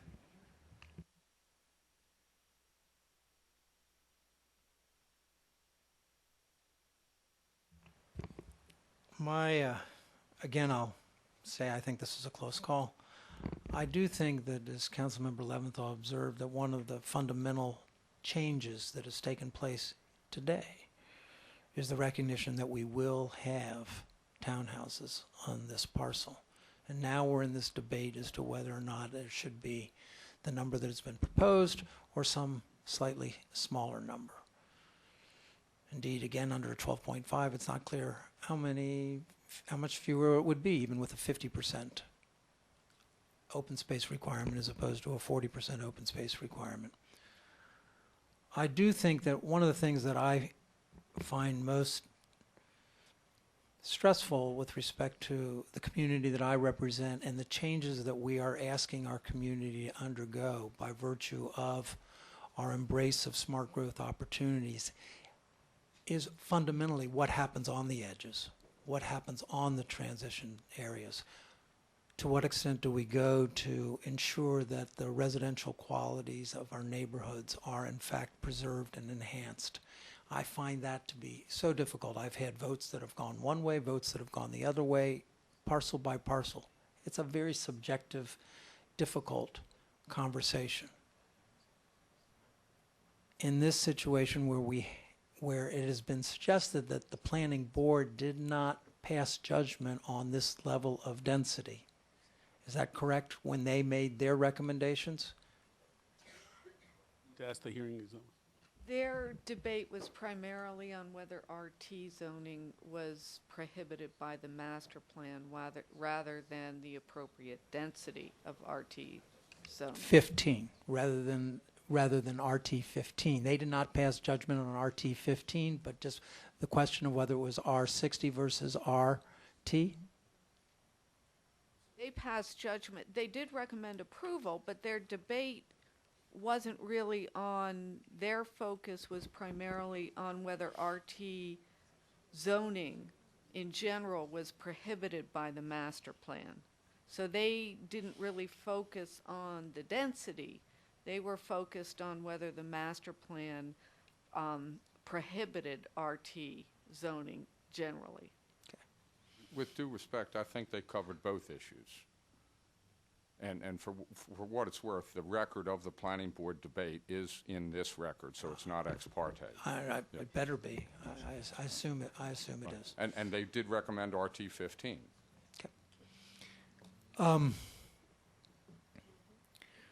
One of the ways in which I do believe we can keep faith with our community, and it comes at a cost, is to say, go at it again. And so that's ultimately where I'm going to come down, that I'm not offended by this. I say to the community, I'm not offended by this proposal.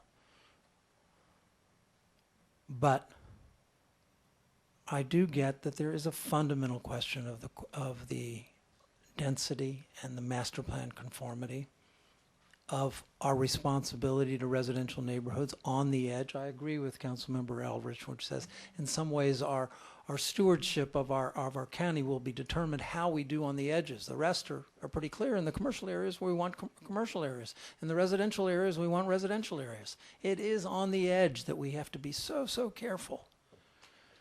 And so I will be voting for remand. I will say that I need to understand even in that context, so I'll be voting against Ms. Florine's motion as a first matter. Then I believe Councilmember Mark's first, so thank you. The issue then comes to the environmental site and how large that is and whether or not we are passing judgment on that now. I personally, I will say to the community, I am not comfortable with 1.4. And so if that's in play, I'm prepared to advise that that's not good for me, and I didn't want something to emerge from this remand that it presumes 1.4.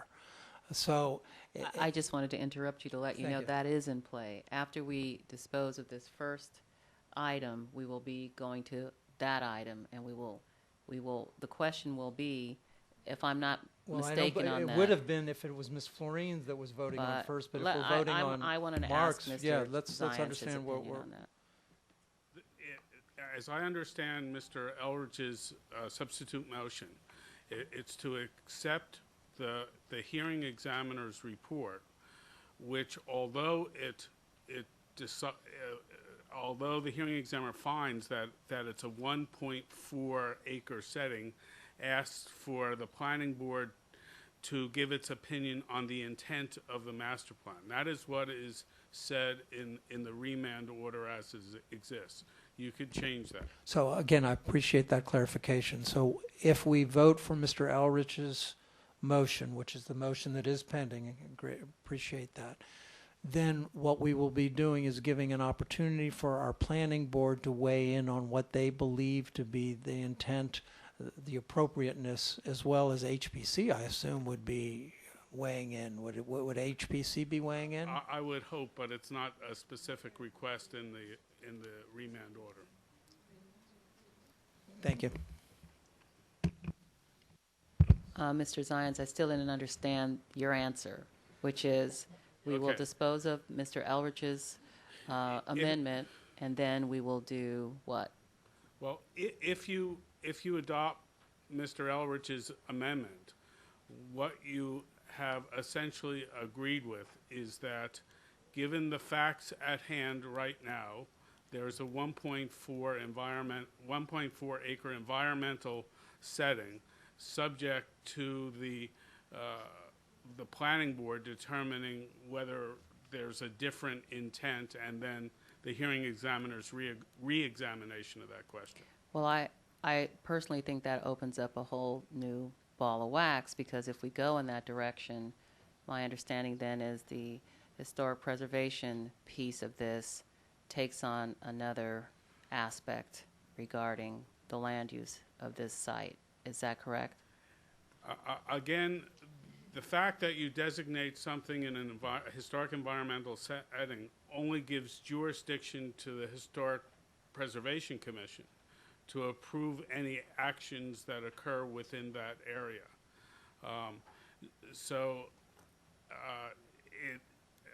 It just can you be a little clearer than mud for a second? Because I'm sorry, but I'm right. getting more confused now. So I asked two simple questions. One, we have a motion on the table, which we will vote out in a few minutes.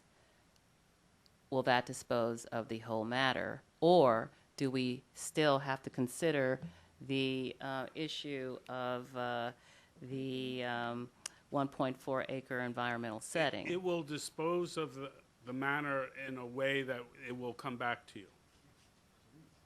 Very good. Thank you. All right. Up next, Councilmember Florine.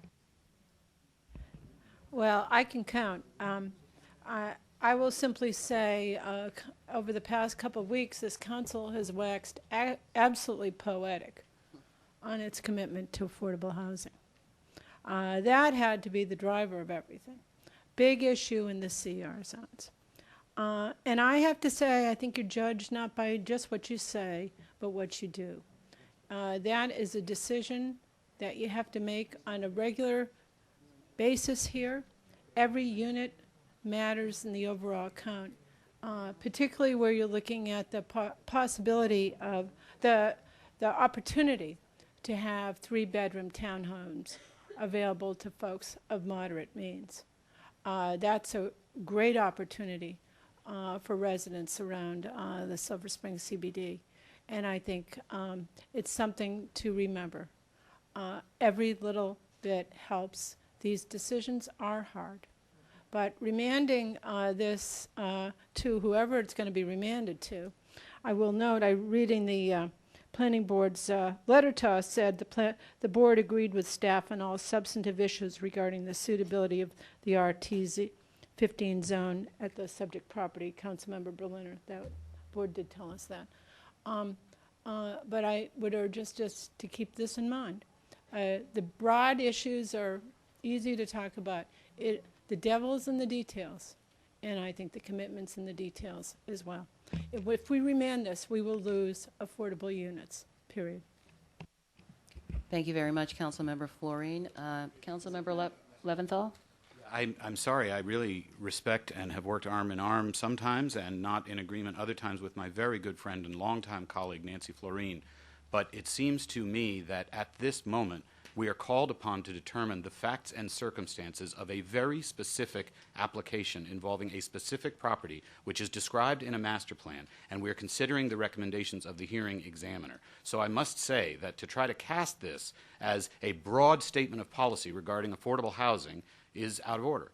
And those who have cited other jurisdictions, other locations, Kensington or anywhere else, I would just respectfully suggest that we are here to determine a very specific case based on the facts and circumstances in the hearing record. And we've had agreements and disagreements on specific issues, including quite recently on issues of affordable housing. What is before us now is quite narrow and quite specific. Okay, well, that just kicked up one more. I thought we were done. Councilmember Rice. You know, and again, I'm new, so maybe I'm wrong, but, you know, when I look at legal cases and when we're supposed to study something and look at whether or not it makes sense, the judge oftentimes looks at other cases to compare them to and what makes sense in comparative nature, not just specifically for that one incident. If there are things that are similar in terms of policies or procedures or messaging that we're going to set forth, that's typically what's done by the judge. Again, I'm no lawyer, but it's what I've seen. And so I think that what Councilmember Florine says is extremely important. If we do decide to do this, and we continue to do this for all of the cases that come before us, you know, and I understand there are specifics around this, but it's a question of whether or not a judgment call needs to be made as to whether or not density is going to be better for us in providing more affordable housing units and more opportunities for people to live in a great place. And a project that has also stepped up above and beyond and done the 40% minimum green space. I mean, this isn't a project that's a bad project. No one has come out and said, oh, this is horrible. This isn't going to be good for us. You know, there are a lot of great things about this project to where this developer has stepped up beyond what I've seen other developers do. And here we are fighting to say, yeah, you know, you've done the right thing, but we still don't like it. And I think that's the wrong message to send. So yes, I do believe that messaging is important because other people will look at this, just like they look at other court cases and see how people have decided, and there is a message that's going to be sent by this. Okay, thank you very much. I think now we're ready to make a decision. I feel very proud of the council today, and for those of my neighbors who are here in the audience, we take these issues very seriously, and they're debated for a very long time, this one in particular. And so I also believe that the right decision is going to be made here, and that is to remand. Because there's so much more that needs to be discussed, and I think that we came to the right decision. So let me just restate the amendment brought to us by Councilmember Elrich, and I will read it. Is to remand to the hearing examiner for revision of the schematic development plan. The schematic development plan should be reconfigured to propose an RT development. And I'm looking to Councilmember Elrich. Is that pretty much the letter? I wrote it down as you were speaking. So that is the motion before us, and it's a straw vote. Well, no. Well, It need not be a straw vote. If I'm you, reading it in all right other from there. respects, if in all other respects you accept the hearing examiner's report all right. or recommendation, it need not be a straw vote. Thank you very much, Mr. Zients. Okay, so I'm turning it over to the clerk now so we can get this done. Madam Clerk, I know this is a roll call. Okay, I'll call the roll. Yeah, so let's call the roll. Mr. Reamer? Mr. Reamer? Can you say the motion again? I'm sorry. Yeah, it's actually in the packet, Councilmember Reamer, but I'll read it again. The motion is to remand to the hearing examiner for revision of the schematic development plan. The SDP should be reconfigured to propose an RT development. And not the rest of the... Well, I'm going to read the whole thing if you want me to. This is what Councilmember Elrich said, but I'll read the rest. It's all part of it. It inserts that language, and I will continue then, which is a development with less density and less massing so that it will be more compatible with the character of the transition from the central business district to the residential community north of Cedar Street and more consistent with the 2000 North and West Silver Spring Master Plan. The revised SDP should also resolve issues relating to the alignment of the private road. If any buildings, roads, or other alterations, No. that's what I'm reading. No, that's not, that would have been a substitute. That's what I thought I had. Well, so The let me re- read it off this one then. The revised SDP should So also... the revised SDP should also resolve issues relating to the alignment of the private road, that's what I thought I was just reading, to comply with the environmental settings of the historic site as set forth in the master plan and its Appendix D. Correct? That's what I was reading. All right. No matter, Madam Clerk. Alignment of the private road. So. Well, you know, there's more in there than I thought there was. There's determinations of what the historic setting not the setting, but, you know, what's that? No. Mr. Reamer, Mr. Leventhal? Yes. Mr. Elrich? Yes. Ms. Florine? No. Mr. Rice? No. Ms. Navarro? No. Mr. Andrews? Yes. Mr. Berliner? Yes. Ms. Irvin? Yes. So that motion carries with five, it's a 5-4. Yes. All right. Thank you all very much. Point of personal honor, I'd like to recognize County Executive Kramer in the back there. Welcome to the game.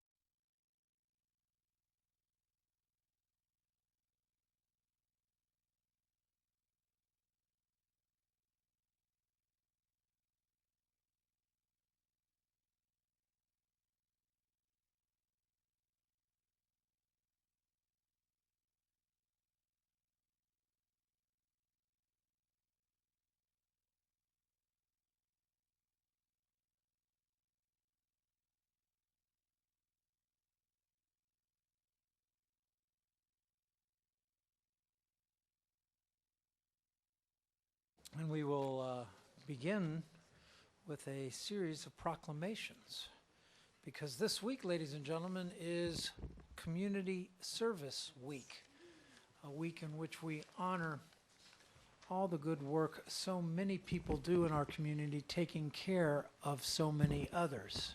It is a time, particularly when we are facing the kind of economic challenges we are, where it is incumbent upon all of us who are in a position to give to do so.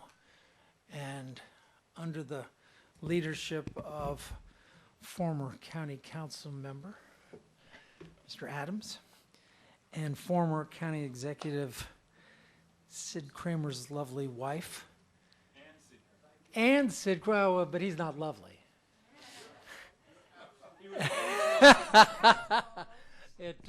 He's honorable. Okay, I apologize. He's honorable. Yes, I apologize.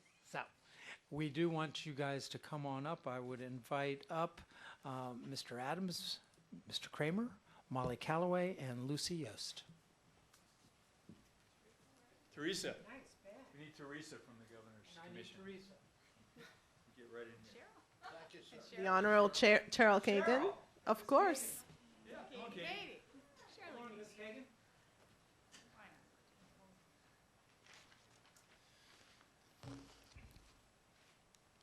So we have this proclamation that says, whereas October 22nd, 2011 marks Montgomery County's 25th Annual Community Service Day. And whereas for a quarter of a century, county residents have been rolling up their sleeves to give their own time, energy, and talents to do what needs to be done to help our neighbors in need and make the county an even better place to live.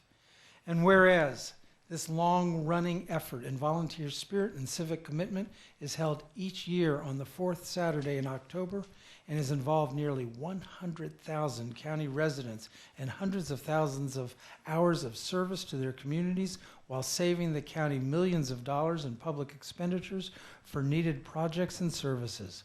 And whereas the successful implementation of Community Service Day was due to the groundbreaking work of former council member Bruce Adams and former Montgomery County Community Service Partnership Chairperson Betty Mae Kramer and many other community leaders.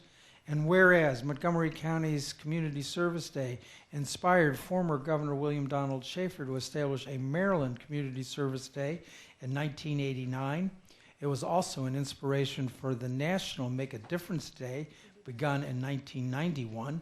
And whereas Community Service Day has continued all these years through the dedication of the Montgomery County Volunteer Center. For this 25th year, the Volunteer Center, with leadership from Molly Calloway, an AmeriCorps member Lucy Yost, and a brand new website, www.montgomeryservices.org, has planned a week of services. Now, therefore, do we, Isaiah Leggett as County Executive and Valerie Irvin as County Council President, hereby proclaim Saturday, October 22nd, 2011 as Community Service Day, and call upon all county residents to volunteer their time in whatever way they can during the October 16th through 22nd week of service in celebration of the silver anniversary of Montgomery County's Community Service Day. Signed, Isaiah Leggett and Valerie Irvin.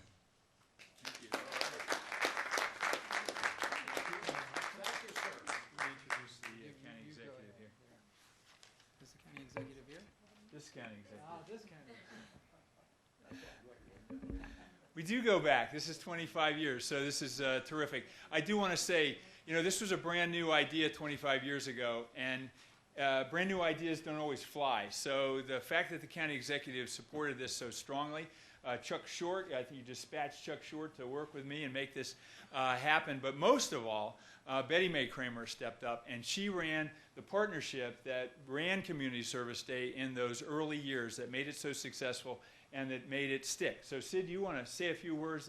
I'm so grateful to the Kramer family for what they did to make this happen. Bruce, thank you. I have a confession to make, if I can share a little bit of history with you. I was heavily lobbied back then by Betty Mae Kramer. And that's a formidable force. I don't know that I was given many options when she came to me and said, "This is a great program. We have to get behind it. We have to put full force of the county behind it." And when Betty Mae said that, there weren't alternatives and options. Betty Mae was a great believer in volunteering. During World War II, she was in junior high school, and she headed up the student drive to sell bonds for the government. She was in a choral group at that time that went around and volunteered to sing at, and entertain at senior facilities. Later, when she was raising a family, she sold cookies for the Girl Scouts. She was active in the PTA. She was a Democratic precinct official and a multitude of other volunteer programs. So this came to her naturally, and I'm so very pleased. Betty may have worked in the field, but this whole organization wouldn't have come into being had it not been for Bruce Adams. And I want to thank him. He was the catalyst. He had the concept. He really sold the project.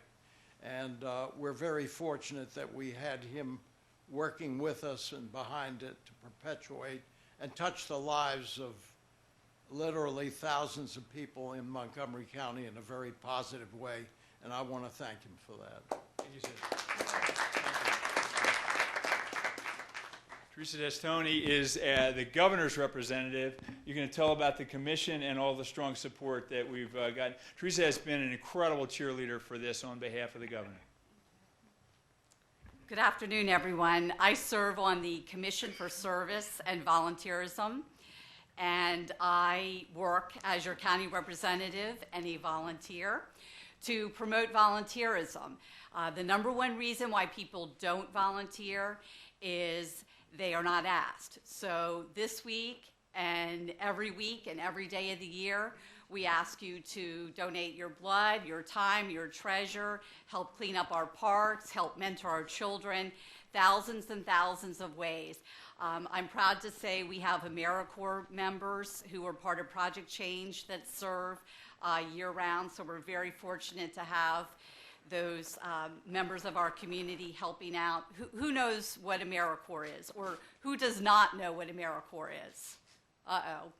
AmeriCorps is essentially a domestic Peace Corps. So members serve for 1 year. They're paid a whopping salary of about $14,000, and they get an educational stipend. So we're very grateful for them.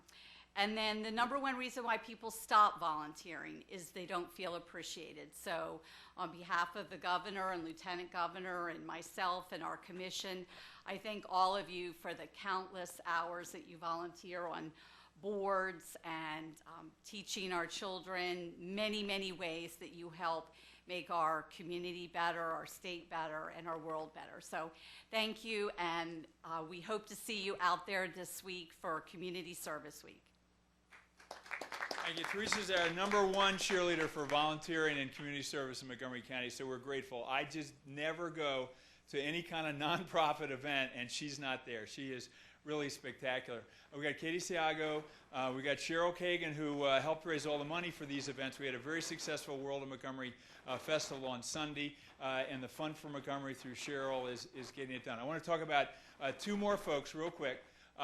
We had a little budget cut for the Volunteer Center a few years ago. Sadly, everybody was taking their budget cuts.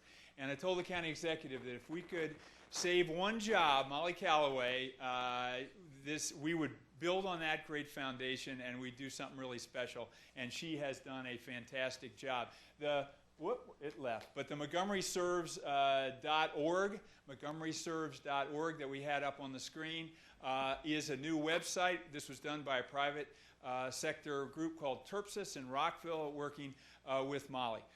Lucy Yost. This is a name you need to remember because you will hear this again. Teresa talked about AmeriCorps. The folks down on the Hill are thinking of trying to get rid of AmeriCorps. We got to make sure that does not happen because what the Katie and Lucy and the other AmeriCorps folks are doing is just absolutely extraordinary. And Lucy, up for a 2nd year, and has been the campaign manager of this Community Service Week, and is just an extraordinary job that she has. And I believe we have an extra certificate, Roger, for Lucy and for the county executive and for Molly for her hard work. Just one last point. Montgomery County, by any definition, it has a wonderfully strong civic culture, and the folks behind us, the council members, are a major reason for that. But in these tough times, we need that civic culture to be even stronger. We need to strengthen our culture of giving and serving. So it's days like Community Service Day where we can get that person who hasn't typically gone out. They've said, my 90 minutes wouldn't make a difference. The whole point of Community Service Day is not just to have one day, but to have you be able to say to that person, well, what if 5,000, 10,000 people, 25,000 people give an hour? That'll make a difference. And they go, all right, fine, you got me, I'll go out there. And they go out and they have a great time. And they realize that they benefit as much as the neighbors in need that they're helping. And then you've got one more person who's hooked on service. And that's what Community Service Day is all about. So all the council members have the bag. Cheryl raised all this money from all of our great sponsors on the back of the bag. And everybody's got an Honest Tea because we've got 10,000 bags for our volunteers and 10,000 bottles of Honest Tea. And we hope to see the council members and everybody watching out anytime this week. MontgomeryServes.org. There's hundreds of projects there for you to sign up. And we're going to have a big party downtown Silver Spring on Veterans Plaza Saturday, 5 o'clock, 5 to 7. We got a band. I got apples. The apples were such a big hit at the World of Montgomery Festival, getting 750 apples. So show up, get your Honest Tea, get your bag, do some service, and thank you all very much for what you're all doing to make service part of the culture in Montgomery County. Thank you.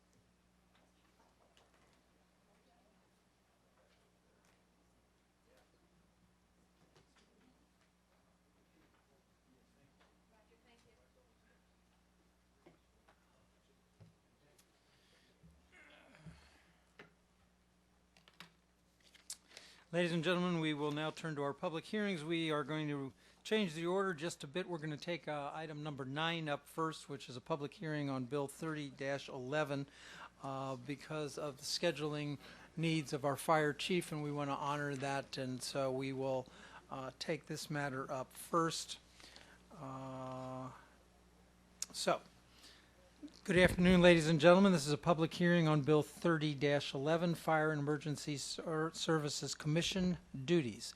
This bill would repeal the authority of the Fire and Emergency Services Commission to approve or disapprove certain fire and rescue service policies and regulations, and generally amend the duties of the Fire and Emergency Services Commission. A Public Safety Committee work session is tentatively scheduled for Thursday, November 17th, 2011 at 9:30 a.m. Persons wishing to submit additional material for the Council's consideration should do so before the close of business Wednesday, November 9th. I understand that we have 5 witnesses. If our fire chief would come up, Scott Graham, Marcine Goodlow, Eric Bernard, and Darian Unger.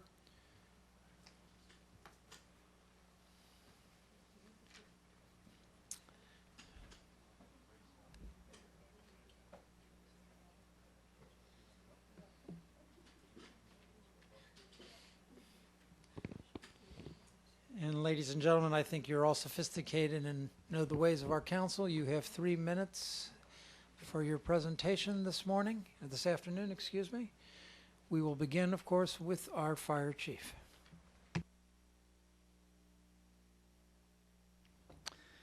Good afternoon. I'm Fire Chief Richie Bowers. I'm here to provide comments regarding Bill 30-11. Section 21.3 of the County Code states that the fire chief has full authority over all fire, rescue, and emergency medical services in the county, including any fire, rescue, and emergency medical services provided by the local fire and rescue departments. The fire chief must implement county law, regulations, and policies to effectively administer the fire and rescue service. However, the fire chief's ability to effectively implement applicable laws, regulations, and policies is undermined by the authority that is currently vested in the Fire and Emergency Services Commission to approve or disapprove policies relating to the fire and rescue service. As the fire chief, it is my responsibility to develop policy, to provide notice and opportunity to both Local 1664 and MCVFRA bargaining units, where applicable, negotiate policy changes with both of those bargaining units, and then to request that the commission approve policy changes. This commission's veto authority has prevented me, your fire chief, from implementing a number of important policies that would improve the effectiveness and efficiency of the fire and rescue services. Those include, for example, assignment and use of authorized complement of support vehicles policy, medical standards for operating members and candidates regulation, and the Code of Ethics and on-duty personal conduct regulation. I would be happy to discuss the particulars of each of these situations in more detail with the council members at a more appropriate time. Section 21B3 of the County Code provides that one goal of the Fire and Rescue Service is to continually improve the capabilities of all personnel, effectively manage personnel, and achieve job performance and personal conduct of the highest caliber by county, local, and fire rescue department and volunteer personnel. However, in the situations referenced above, the Commission's approval process prevented me, your fire chief, from implementing policies, laws, and regulations that would help achieve these goals in an efficient and timely manner. Bill 30-11 would increase my ability as the fire chief to manage and lead the fire and rescue service. It would improve the policy implementation process and increase efficiency and accountability. These improvements and efficiencies would result in savings of time and money for the residents of the county, the fire and rescue service, and county government. The commission has played an important advisory role to the fire chief and the fire and rescue service, and should continue to do so. The commission's input has been and will continue to be welcomed and valued by me. In particular, the public members of the commission provide advice, perspective, and input from the community that is very important. Thank you for the opportunity to provide comments on Bill 30-11, and I look forward to working with the council as it considers this bill. Thank you. Thank you, sir. Mr. Graham. Good afternoon. I'm Assistant Chief Scott Graham. This afternoon I represent the Montgomery County Career Officers Association. The association is a resource group recognized in Chapter 21 as an advisory group to the Fire and Rescue Service as well as our fire chief. Our organization consists primarily of chief officers. However, there are captains and lieutenants in the organization. Since the captains and lieutenants are represented by the IFF Local 1664, I speak on behalf of the career chief officers. As an advisory body, we lend our support and encourage you to support all advisory groups by passing Bill 30-11. An analogy of today's fire service is much like that of the human body. The law, Chapter 21, provides for the parts of the fire service body: the IFF Local 1664, the MCVFRA, the Career Officers Association, and the Fire and Emergency Services Commission. Like the human body, each of the advisory groups serves a vital and unique function to keep the fire and rescue service moving forward. A functional body has one head.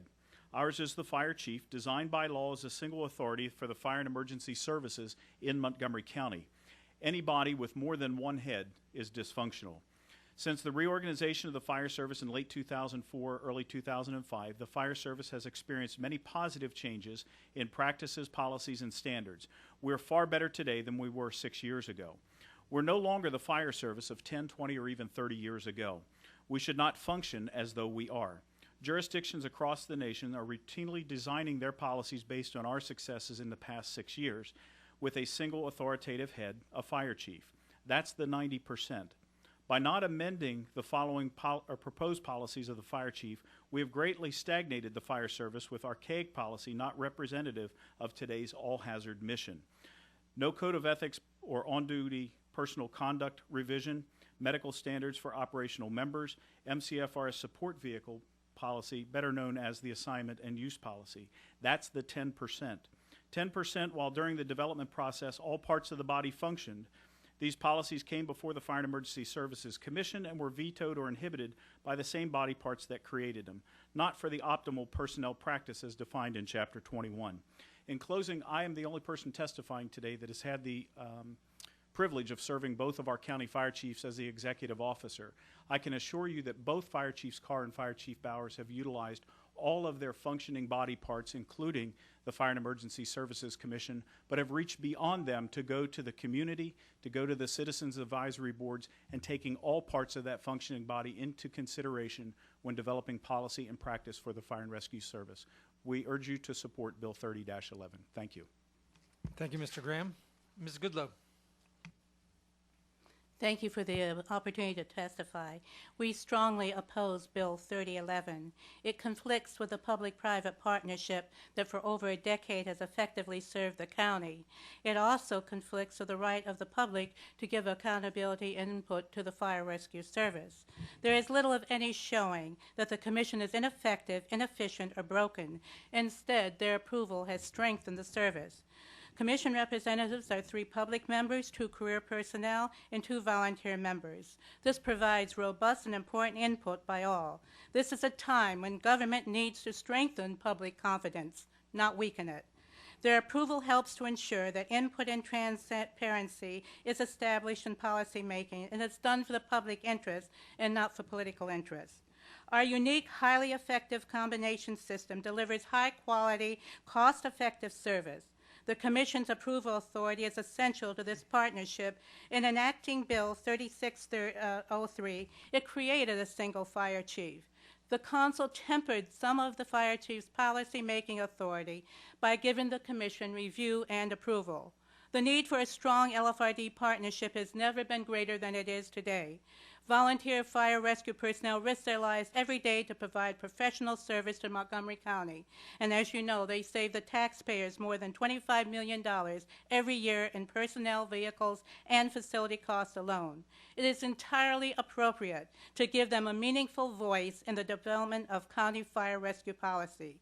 Eliminating the Commission's policy review and approval role would gut that partnership. It would drastically reduce the voice of the public, the career members, and the LFRDs in establishing fire and rescue policy, and ultimately diminish the quality of and public confidence in the fire rescue service. There is ample evidence the Commission plays a valuable and constructive role through its review and approval authority. The input and deliberations from the stockholders has improved proposals initially put forward by the fire chief and fosters their buy-in. The facts show that the Commission is not a graveyard for good ideas, but rather an important and effective means of ensuring the county's fire rescue service is meeting the needs of the county residents. I've included a list of proposals that were approved by the Commission.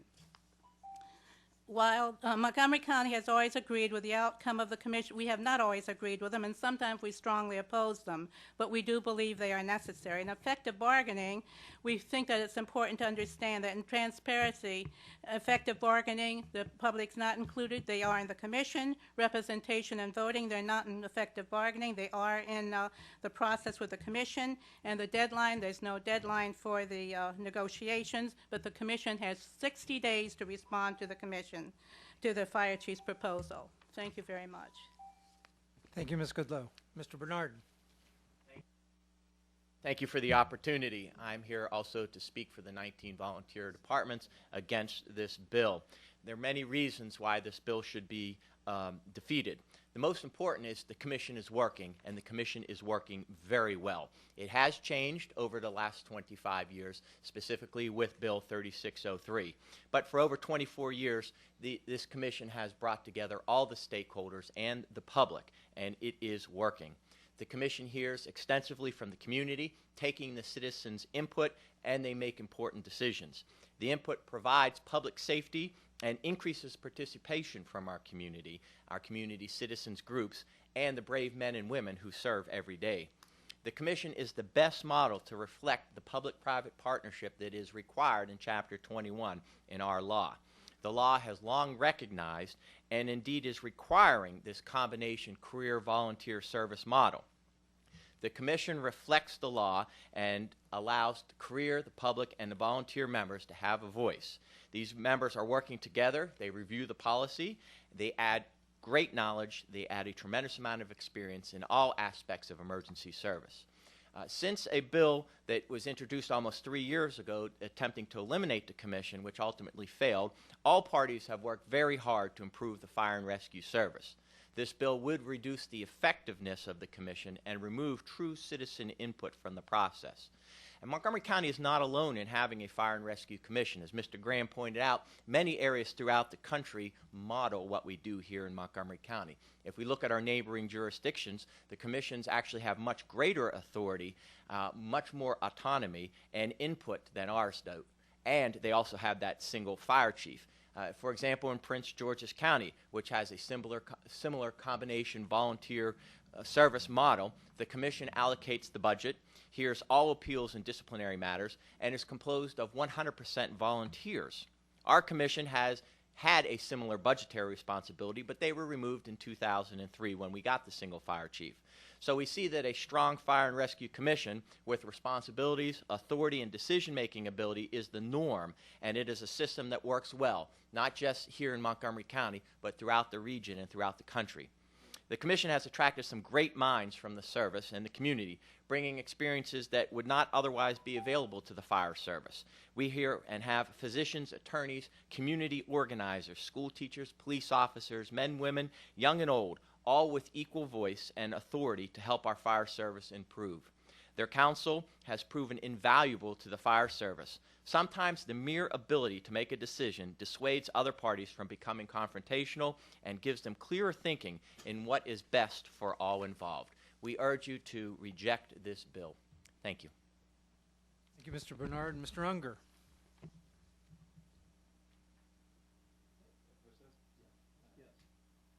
All right, thank you.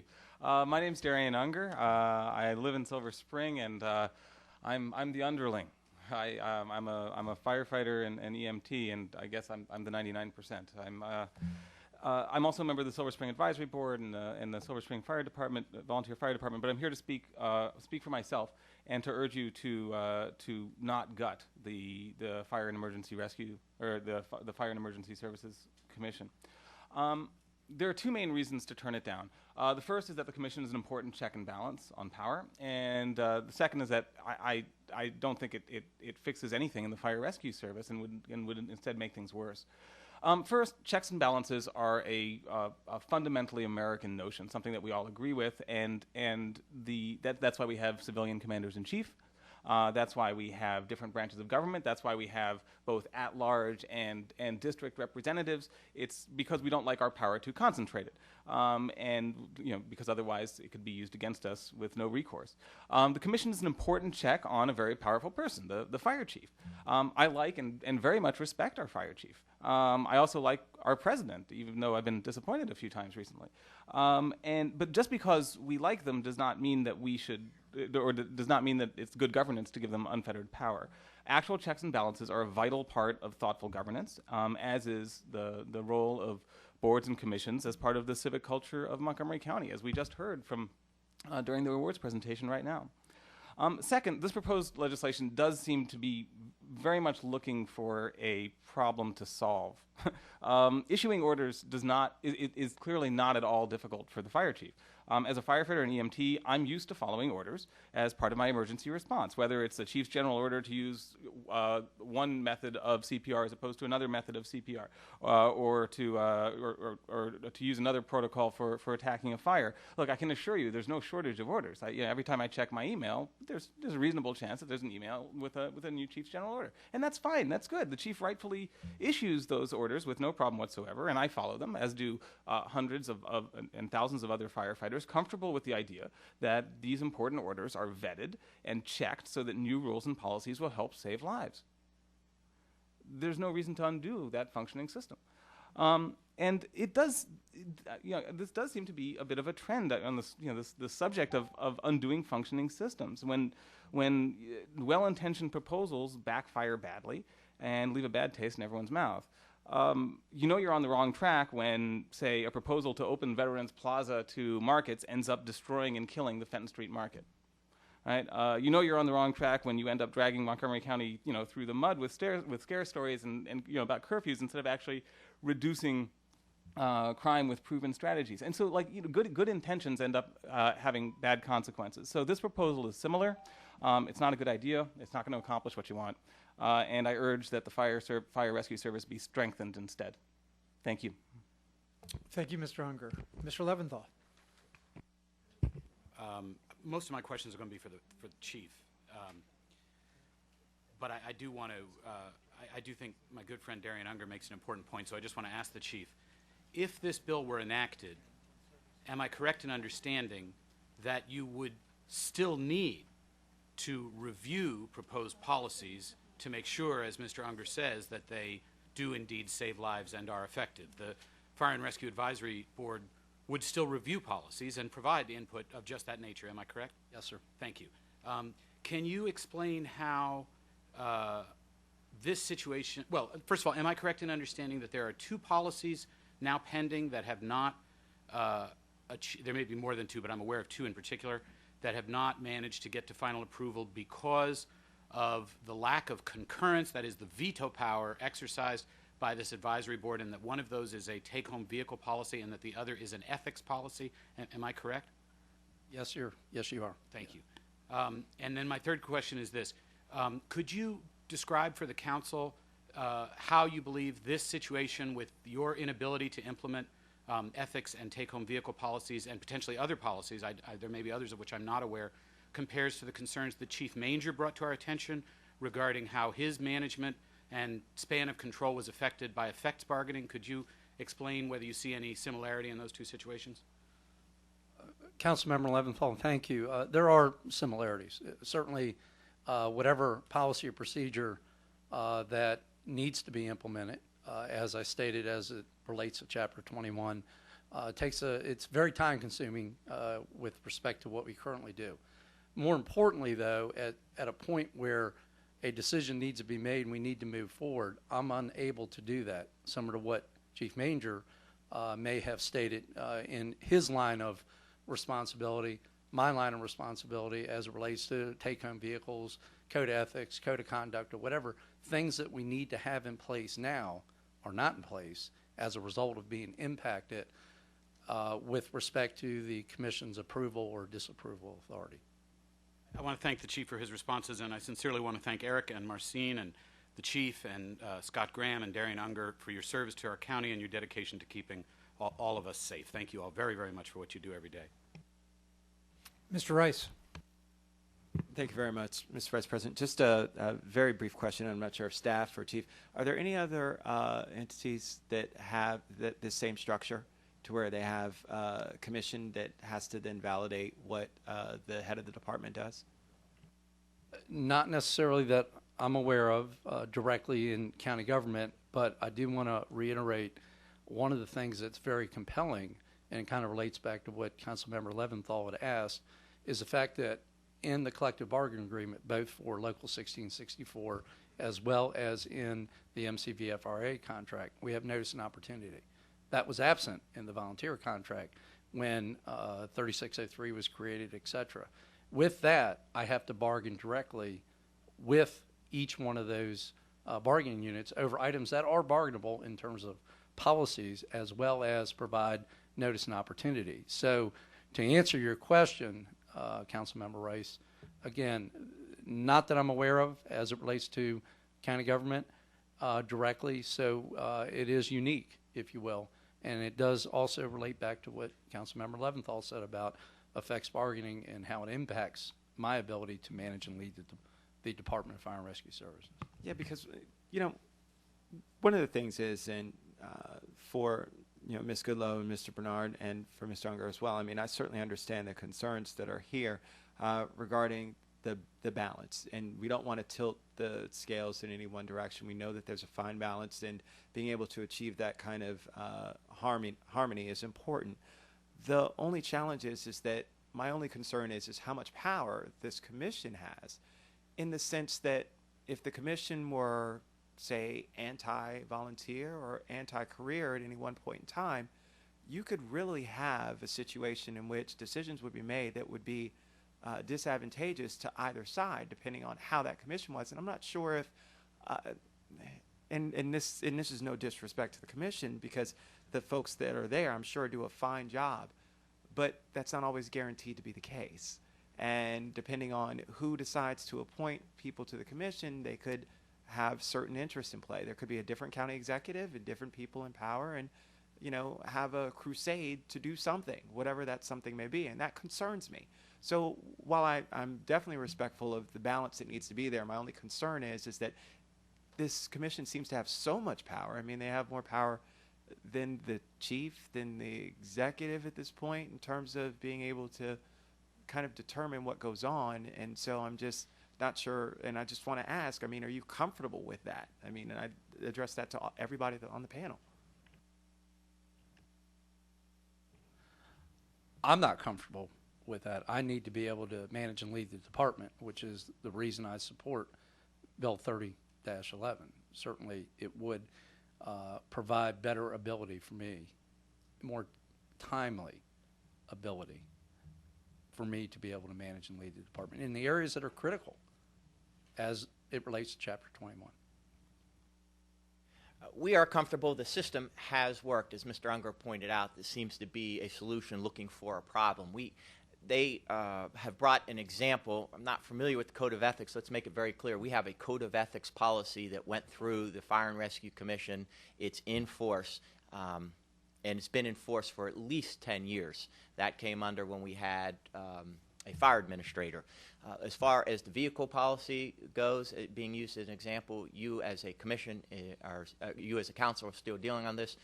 Councilmember Florine was very apt in her description. It has nothing to do with cars.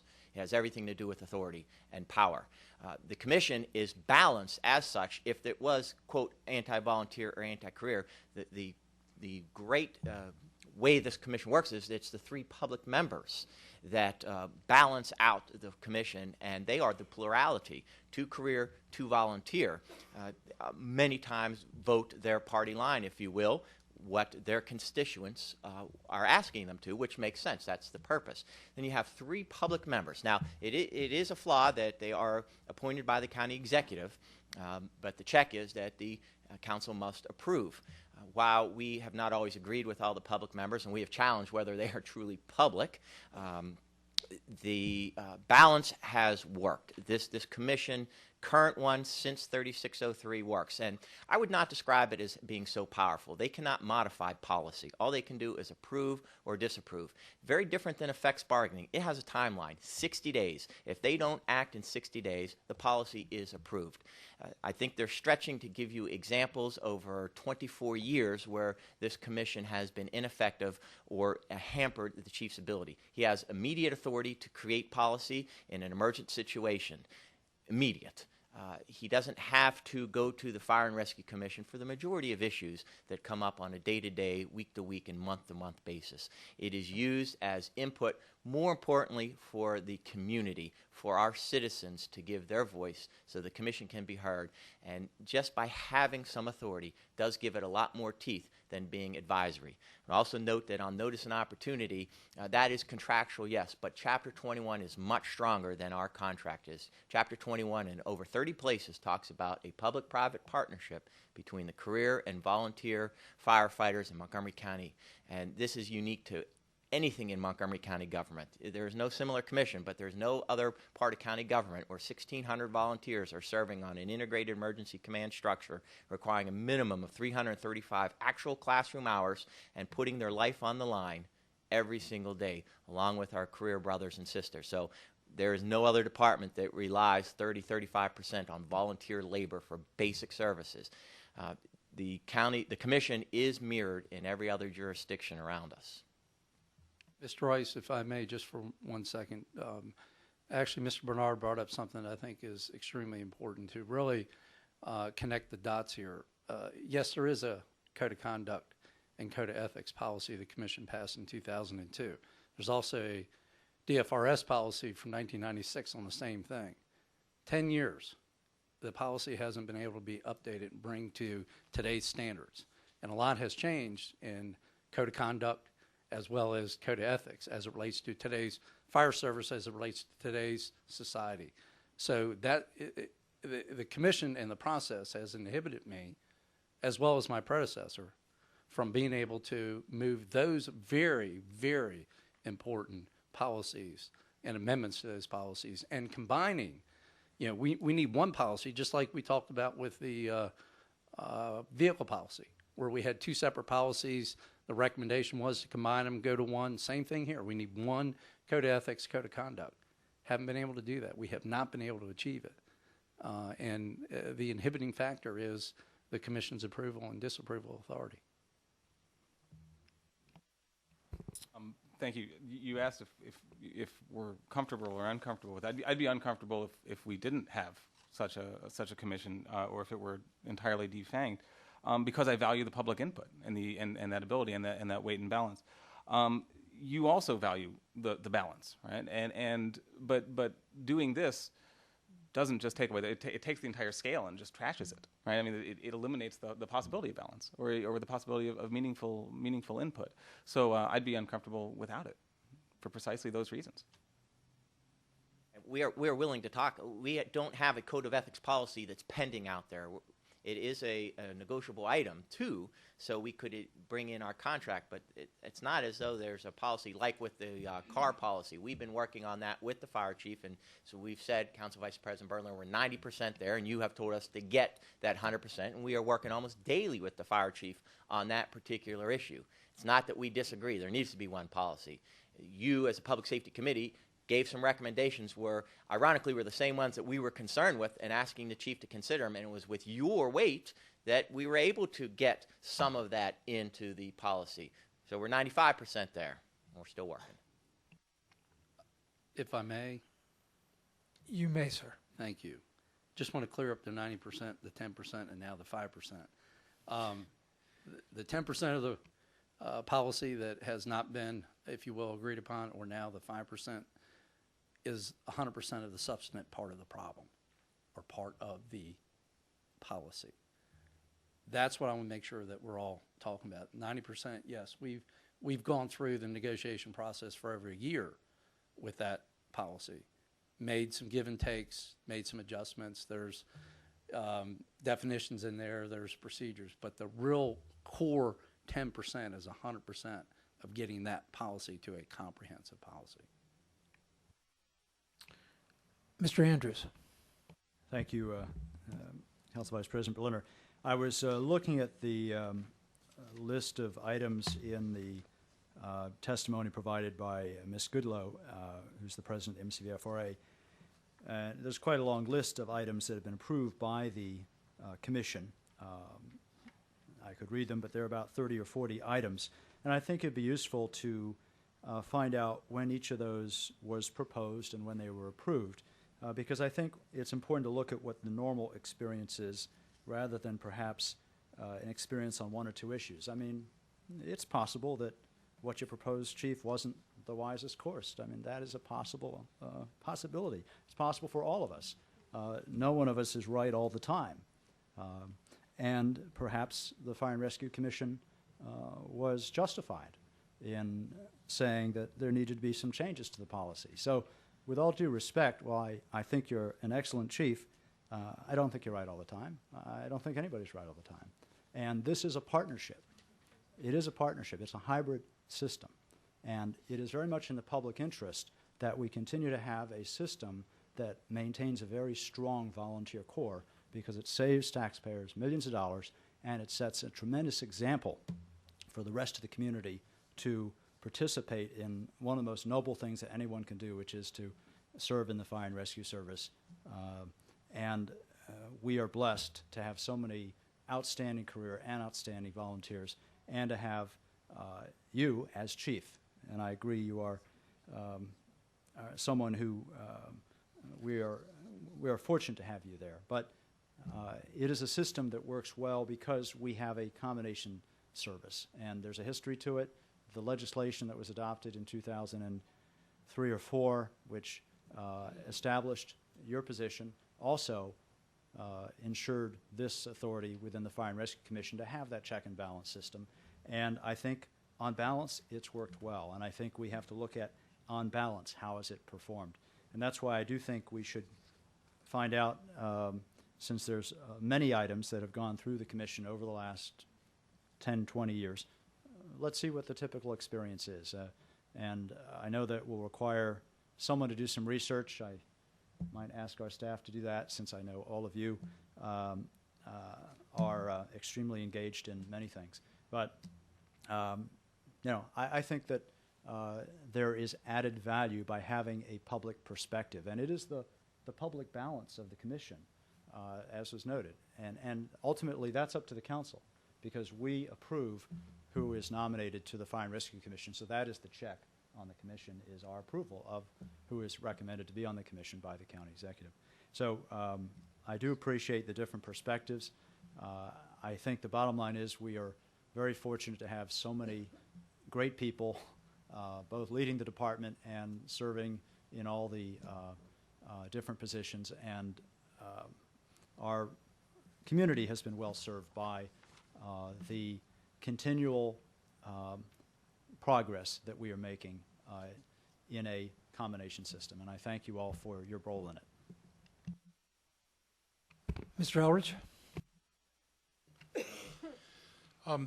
I hope when you're doing a compilation of how long things took to enact, I hope you also are willing to discuss what compromises you had to make that you wouldn't have made if you had not to go through the commission, because it's not just a matter of how long it takes to do something, but what didn't you get to do as a manager, and what didn't Chief Carr get to do as a manager that they would have liked to have done, but were unable to do because they needed to get the approval of the commission.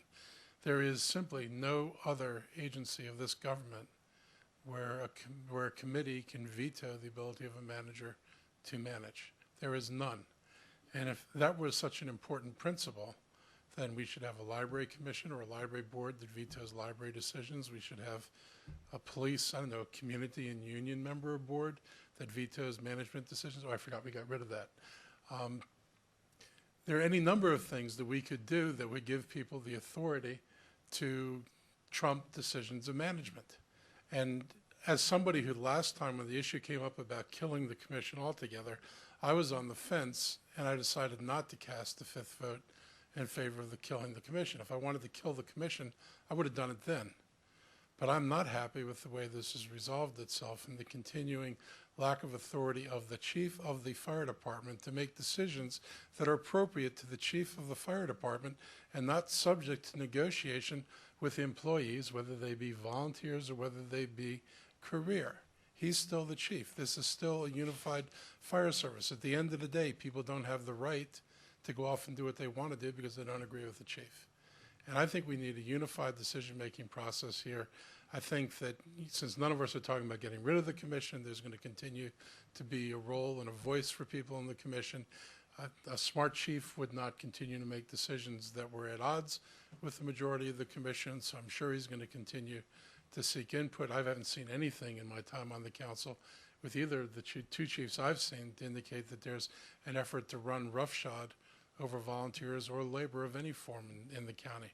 So I'm comfortable with this, but I would like when you come in front of the committee to put some flesh on the bones and talk about, you know, what you're hung up with, what are the ethics issues, and what are some of the other decisions that were made that you would like to have made differently. Thank you, Mr. Elridge. This matter obviously will come to committee. But let me just pose a couple questions, if I could, Chief, because you have invoked, and my colleagues have invoked, the comparison with effects bargaining, and I was one of those that felt that effects bargaining had in fact been a mistake, and that I felt that it had tied the hands on things that I felt were clearly management's prerogatives, like checking email. Okay.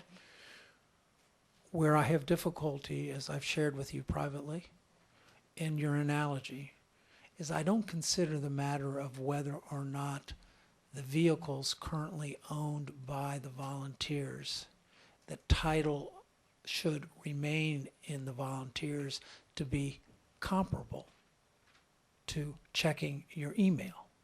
I perceive that to be a very substantive matter. I understand that you and the county executive and perhaps my colleagues have a point of view with respect to that.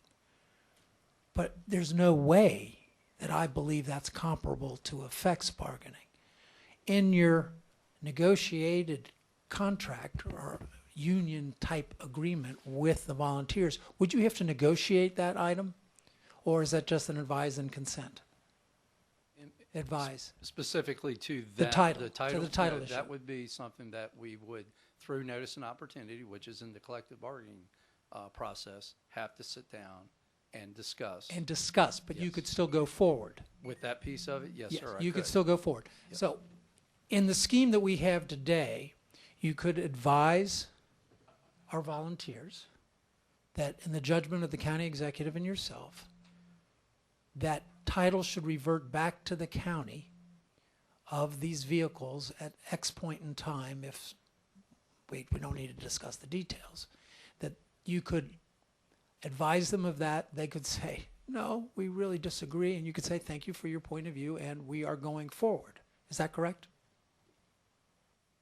Not necessarily, no. I mean, Okay, tell me where I'm wrong. Well, I'm not saying that you're wrong. Okay, but you would have that authority, is what I'm asking you. I don't know if you would do it. You would have the authority, should you believe that you were right with respect to the merits on title, you would have the authority to say to them, I've heard you, I disagree, I'm going to implement this policy.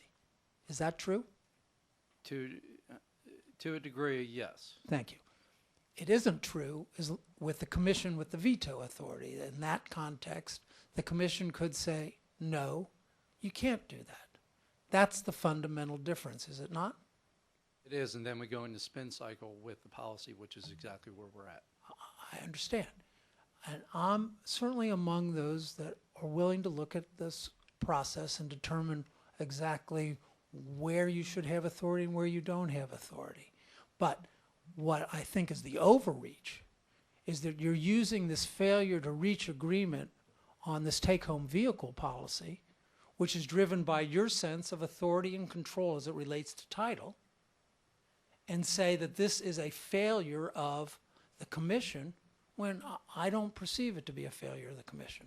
Okay? I think it's more directly related to accountability, all right, than it is to what you term authority and control. It is about accountability because, honestly, Mr. Berliner, we have flagrant violations of the vehicle policy today. I understand that, and quite frankly, I perceive that we could end those flagrant violations of that policy today, were you to go forward and adopt the 95% which has been agreed upon, as opposed to sticking on the principle with respect to. But we don't need to go into that now. We can do this in full session. I just want to make the broader point that this is not comparable to effects bargaining. That the scope of this, in my judgment at least, goes beyond that. So I've made my point with respect to that. And I appreciate your comments and what Mr. Andrews said before. Not everybody's right. You're absolutely right. It's an item that obviously I disagree with you on, and I respect your opinion, but I believe it inhibits my ability, the commission's approval and disapproval authority, regardless of what the issue is, to manage and lead my department, much like we've discussed before in front of council. And I do understand that point of view, and I don't necessarily disagree with you. I would observe that this is a unique system, and that therefore your position is unique in our county, and that this combined force is unique in our county, as has been observed before. So I do understand that it acts as an inhibition on you. Mr. Andrews. Very quickly, I just wanted to note, since the issue of vehicle policy has been brought up, that irrespective of the effects bargaining law that was changed by the council over the last few months, the police department still has personal patrol vehicles are still a required subject of negotiation in the police department. So that did not change with the effects bargaining.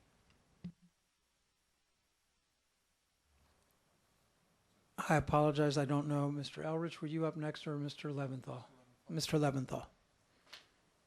The comparison between this bill and effects bargaining is evident on its face. If the suggestion is that this isn't precisely like effects bargaining because each of the policies in question could have been resolved through amicable discussion and working through the details, that is also true of effects bargaining in the police department. So the extraordinary rush and urgency with which the county council took up the effects bargaining matter after a bunch of policemen demonstrated in this chamber raised the question of whether we ought similarly, in a hurry, strengthen the authority of our fire chief.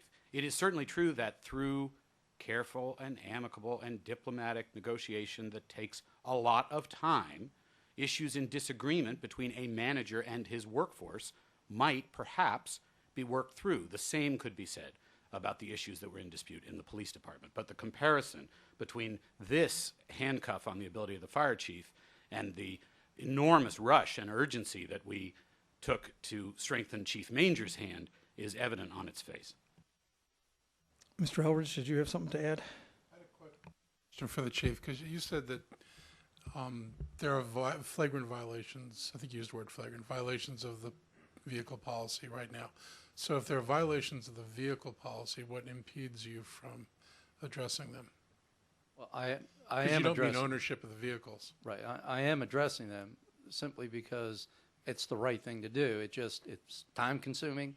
I have to validate, I have to investigate, validate, and then take action. And is the commission involved in that?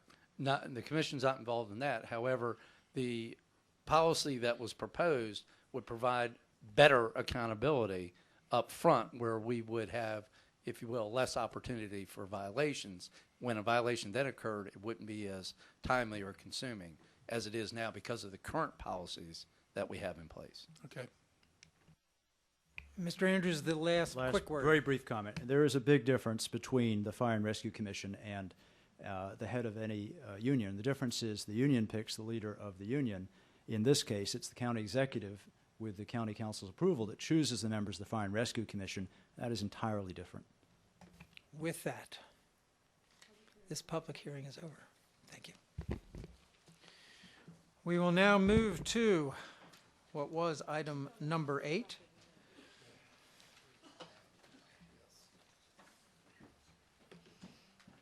Good afternoon, ladies and gentlemen. This is a public hearing on Bill 29-11, Boards, Committees, and Commissions, Sunset Consolidation. This bill would establish a deadline for the Committee Evaluation and Review Board to issue its report to the Executive and Council, authorize the Board of Appeals to adjudicate customer cable service complaints, alter the membership and duties of the County Recreation Board, terminate the Cable Compliance Commission and the Recreation Advisory Boards, alter the membership and duties of the Solid Waste Advisory Committee, require the Silver Spring Urban Advisory Committee to advise on programs, management, and finances related to the transportation system and demand management in the Silver Spring Transportation Management District, sunset certain boards, committees, and commissions, and generally amend county law regarding the membership structure and functions of boards, committees, and commissions. This is also a public hearing on a resolution to sunset or repeal certain boards, commissions, and committees. A Government Operations Committee work session is tentatively scheduled for October 24th, 2011 at 10:30 a.m. Persons wishing to submit additional material for the Council's consideration should do so before the close of business Wednesday, October 19th. And we have 5 witnesses, as I understand it. And my goodness, there they are. 6, excuse me, there are 6. When there are only 5 here. So, why don't we start with I'm talking about my, yeah, thank you. Thank you. I don't know which there we're talking about either. Okay, Ms. Sassoon. Thank you very much. I will be ceding part of my time to Risa Levy, the Executive Director, and that's why we have 6. I work for the Office of the Sheriff, and I am the Director of the Family Justice Center, but I am here to speak today in my role as Chair of the Domestic Violence Coordinating Council. The Domestic Violence Coordinating Council was created in 2006. We comprise 17 members, 5 ex officio, 5 department directors, and 5 members of the public, plus someone from the school board and a student. We have been an enormously active board, and my goal here today is to help the council understand a little bit of what we have done in the past 5 years. You have our accomplishments from the September 2011 annual report, and I have also given you for the prior 4 years what we have done. But I would like to emphasize 2 areas that the Domestic Violence Coordinating Council has made a great difference in the way the county addresses domestic violence. One is the lethality assessment protocol, where we have been responsible for working with the Department of Police to train every single police officer in Montgomery County and the municipal departments on implementing the lethality assessment protocol, so that whenever an officer responds to a 911 call, a victim in a domestic violence case is directed to appropriate services. The other area that we have made a great impact is in teen dating relationships. We have had 2 annual conferences on teen dating, and we have a curriculum that we have put together that has been approved by the school board, and we have presented it to over 1,500 students in Montgomery County, as well as to other private community groups addressing the issue of teen dating violence. Teen dating violence affects 1 out of every 4 teenagers and has grown tremendously over the last 2 decades. The Domestic Violence Coordinating Council operates without a budget. I'm the 6th man. Sorry. Press your button. Thank you. Thanks. And I am a community member, having been selected to serve in this Domestic Violence Coordinating Council. And as such, I'm also the executive director of the Family Justice Center Foundation.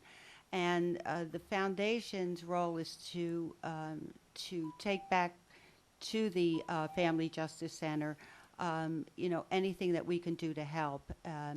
When I sit on at these meetings, I learn and hear from every other member the needs that are and places that our foundation can be helpful.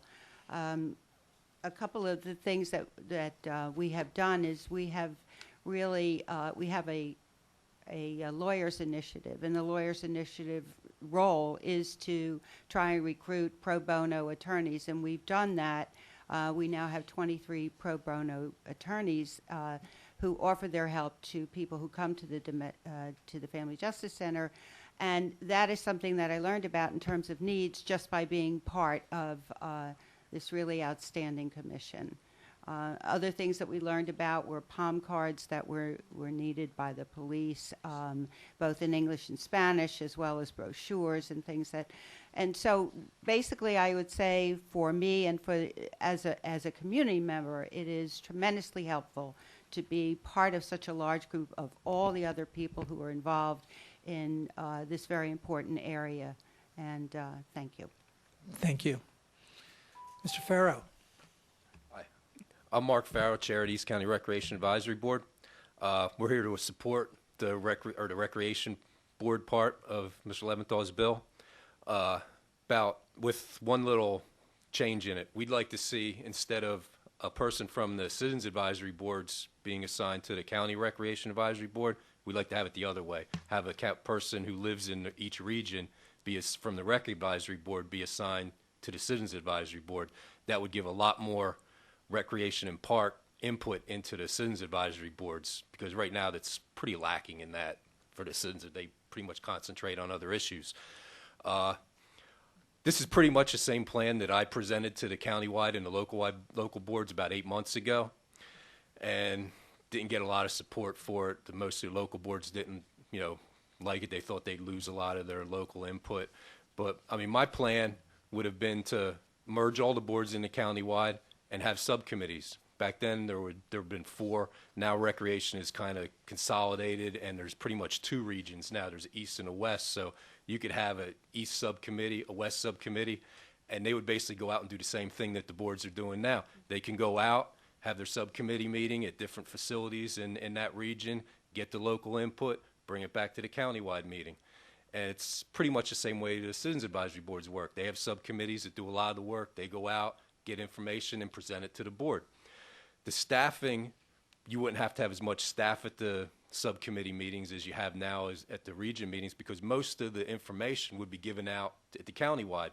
Most of the park issues, recreation issues, they would all be given out at the countywide meeting for everyone to hear, and then you would go out to the facility and pretty much sit down with the director of the facility or any local people that might want to attend the meeting and get information on a local basis that you could bring back to the countywide meeting. I'm the East County representative to the countywide board. I was the one person that didn't support the discussion that was going on at the countywide board, basically because I don't see any consensus there that I know their letter said that they wanted to make the choice themselves to make the consolidation or cost savings type of measures, but all the conversations that have gone on in the past 8 months or so, I haven't really seen any consensus amongst any of the boards to really want to do that, and I've pushed hard to try and get it done, and there just wasn't a consensus. And I think unless there's a reason, like a deadline to make them go ahead and make a change, I just don't think it's going to happen. But I mean, I would like to see them. I would like to see us have our own say in what's going to happen, and that's pretty much what I said 8 months ago, and they repeated that in their letter to you. So that's it. Thanks. Thank you, sir. Ms. Johnson? Madam President's not here. Council members, good afternoon. My name is Sharon Johnson, and I'm here on behalf of the Montgomery County chapter of the Women's Bar Association in support of the Commission for Women. We strongly urge you not to pass Bill 2911 and to keep what still remains of the Commission intact. It's served many vital functions for the women of Montgomery County, which are not available through other county agencies or departments. And unfortunately, because of the reorganization earlier this year, the Commission has been unable to provide many of the services that it has been able to give county residents for many years.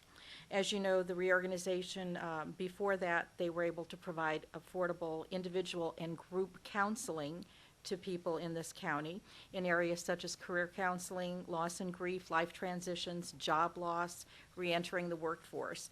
And sadly, the reorganization has eliminated their ability to provide this type of individual and group counseling. Despite the reorganization, the Commission has continued to provide many important resources, largely through the efforts of the sitting commissioners and a volunteer force, which we're honoring this week. And because of the Women's Bar, who supported it and provided many of these volunteers. We've continued to offer a legal callback program where attorneys can give advice to people calling in numerous numbers of areas, landlord-tenant harassment, separation, divorce, employment. And because of the budgets, before that, the Commission offered many affordable workshops and seminars in areas such as career advancement, housing, health, aging, financial planning, children and family issues. And even though those funds are no longer available, the Commissioners and the volunteer force is working to develop a modified approach to continuing these programs so that they're not lost completely to the citizens of Montgomery County. Striking the final blow to eliminating the Commission would ultimately leave these women without the tools they need to become independent, giving them little choice but to try to find and rely on other county agencies to provide these services. As we understand it, the elimination of these boards, commissions, and committees would save the council approximately $1.4 million. While that's not a small amount, when you compare it to the $4.4 billion budget that's been approved for fiscal year 2012, it's an embarrassment. If the total savings were larger, perhaps one could justify such a draconian measure, and we would still disagree. Montgomery County was one of the first counties 40 years ago to establish a women's commission to address issues unique to women.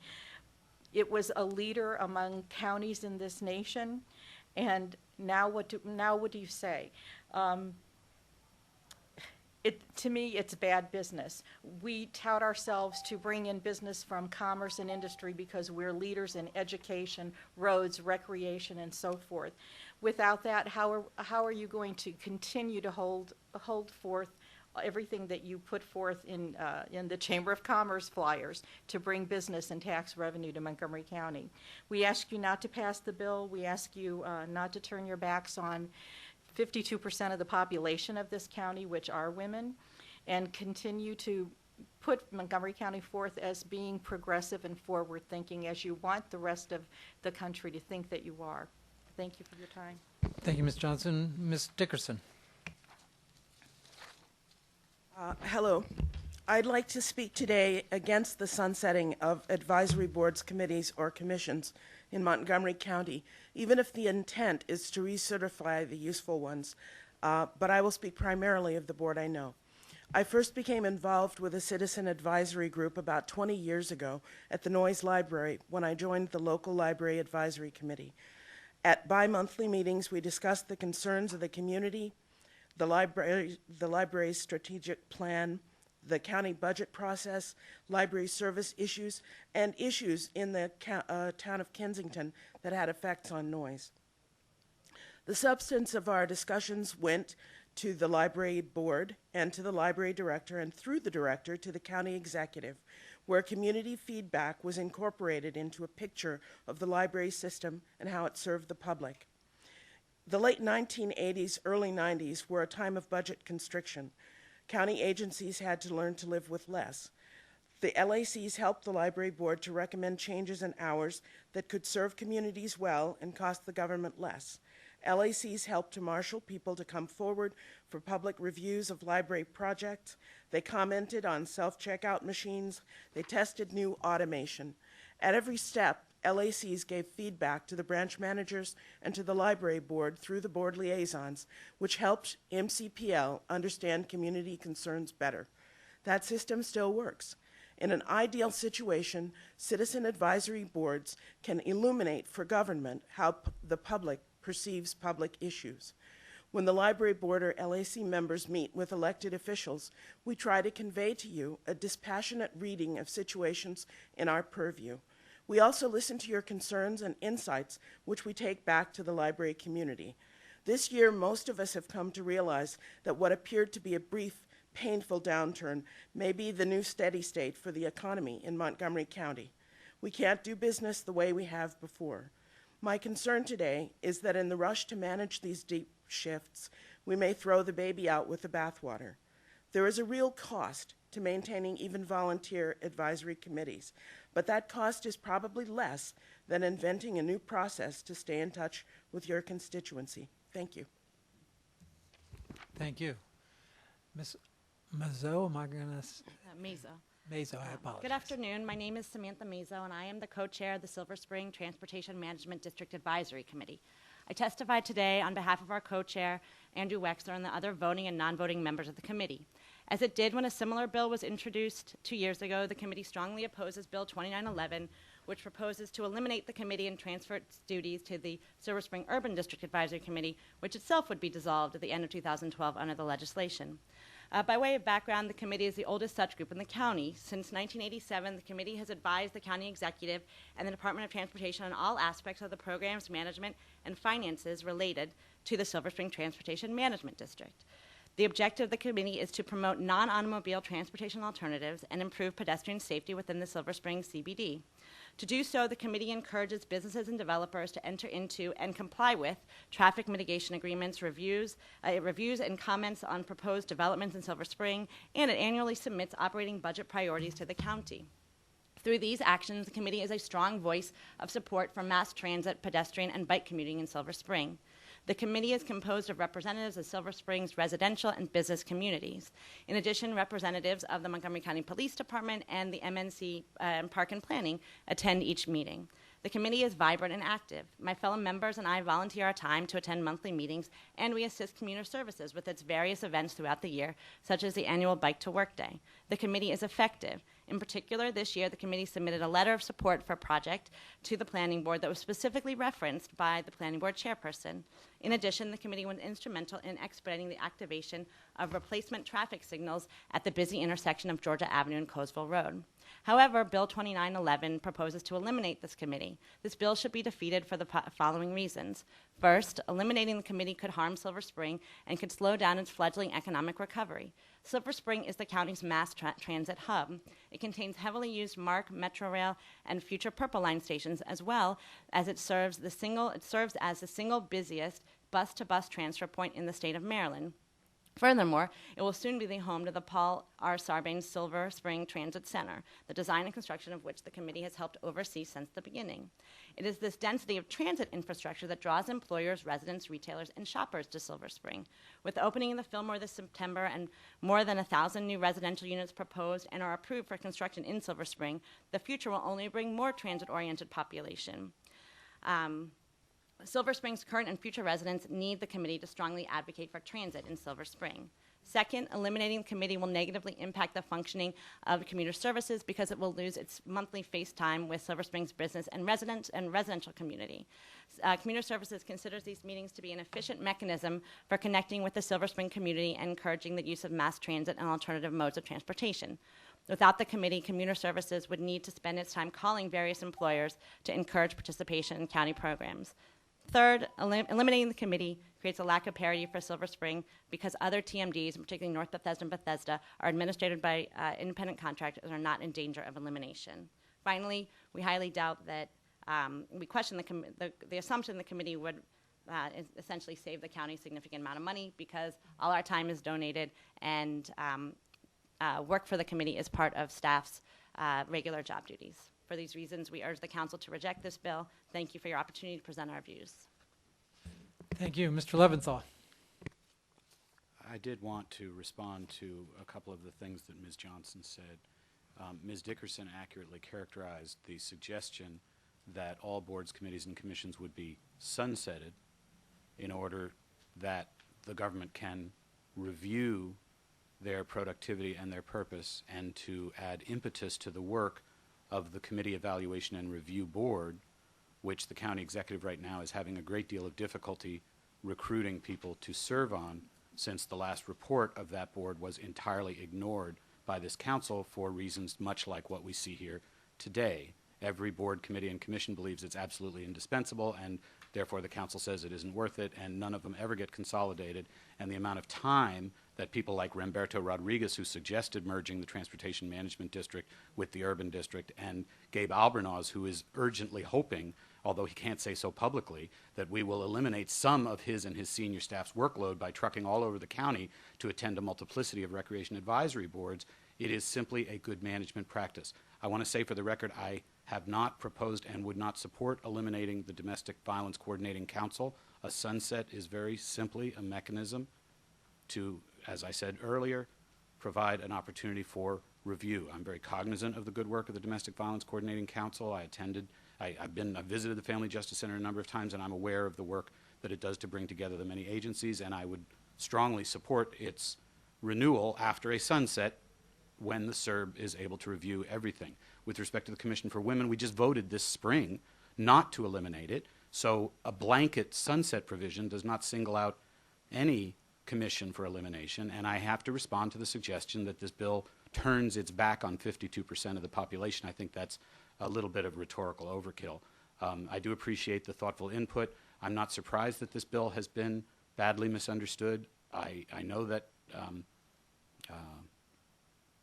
it isn't likely to pass, but I think that the point is still a good one and a valid one, and I continue to hold that reviewing the effectiveness on a regular basis of every government program, whether they are volunteer boards, committees, and commissions, or whether they are paid agencies. Most federal programs have sunset provisions. So I continue to hold that reviewing the effectiveness of every government program is a good management practice. I will continue to believe that, no matter how badly misunderstood this bill has been, no matter how politicized it becomes, and no matter the fact that I know my colleagues don't want to vote for it, and it isn't going to pass. Ms. Florine. Well, I want to thank everybody for their tremendous service to Montgomery County, because I think one of you said your time is free, not free to you. It comes at tremendous cost, and periodically we measure up all the hours that our community members have put into providing us with very valuable insight and access to what the community is thinking and feeling about whatever issue it is. So I want to thank you all for taking the time to come here.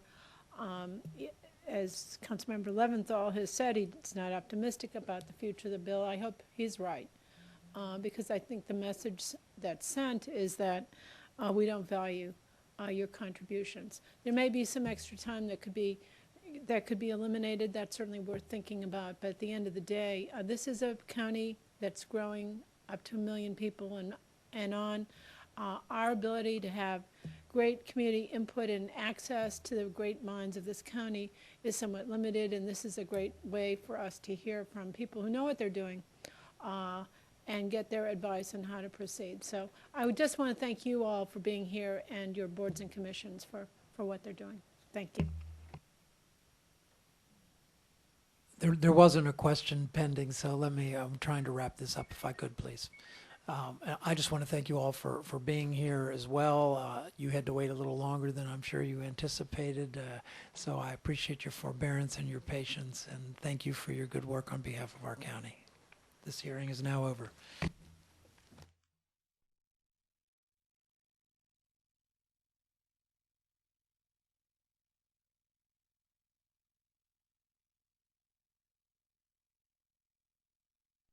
Capital Improvements Program in the amount of $849,278 in State Aging Schools Program, money for the Planned Life Cycle Asset Replacement Program. Action is scheduled immediately following this hearing. There are no public speakers. I don't believe this is a controversial item. I would ask for a motion. All in favor? Aye. It doesn't matter, huh? It doesn't. It matters. It matters. And I think we are unanimous in support. All right. And I think we are done, ladies and gentlemen. Thank you very much for your day.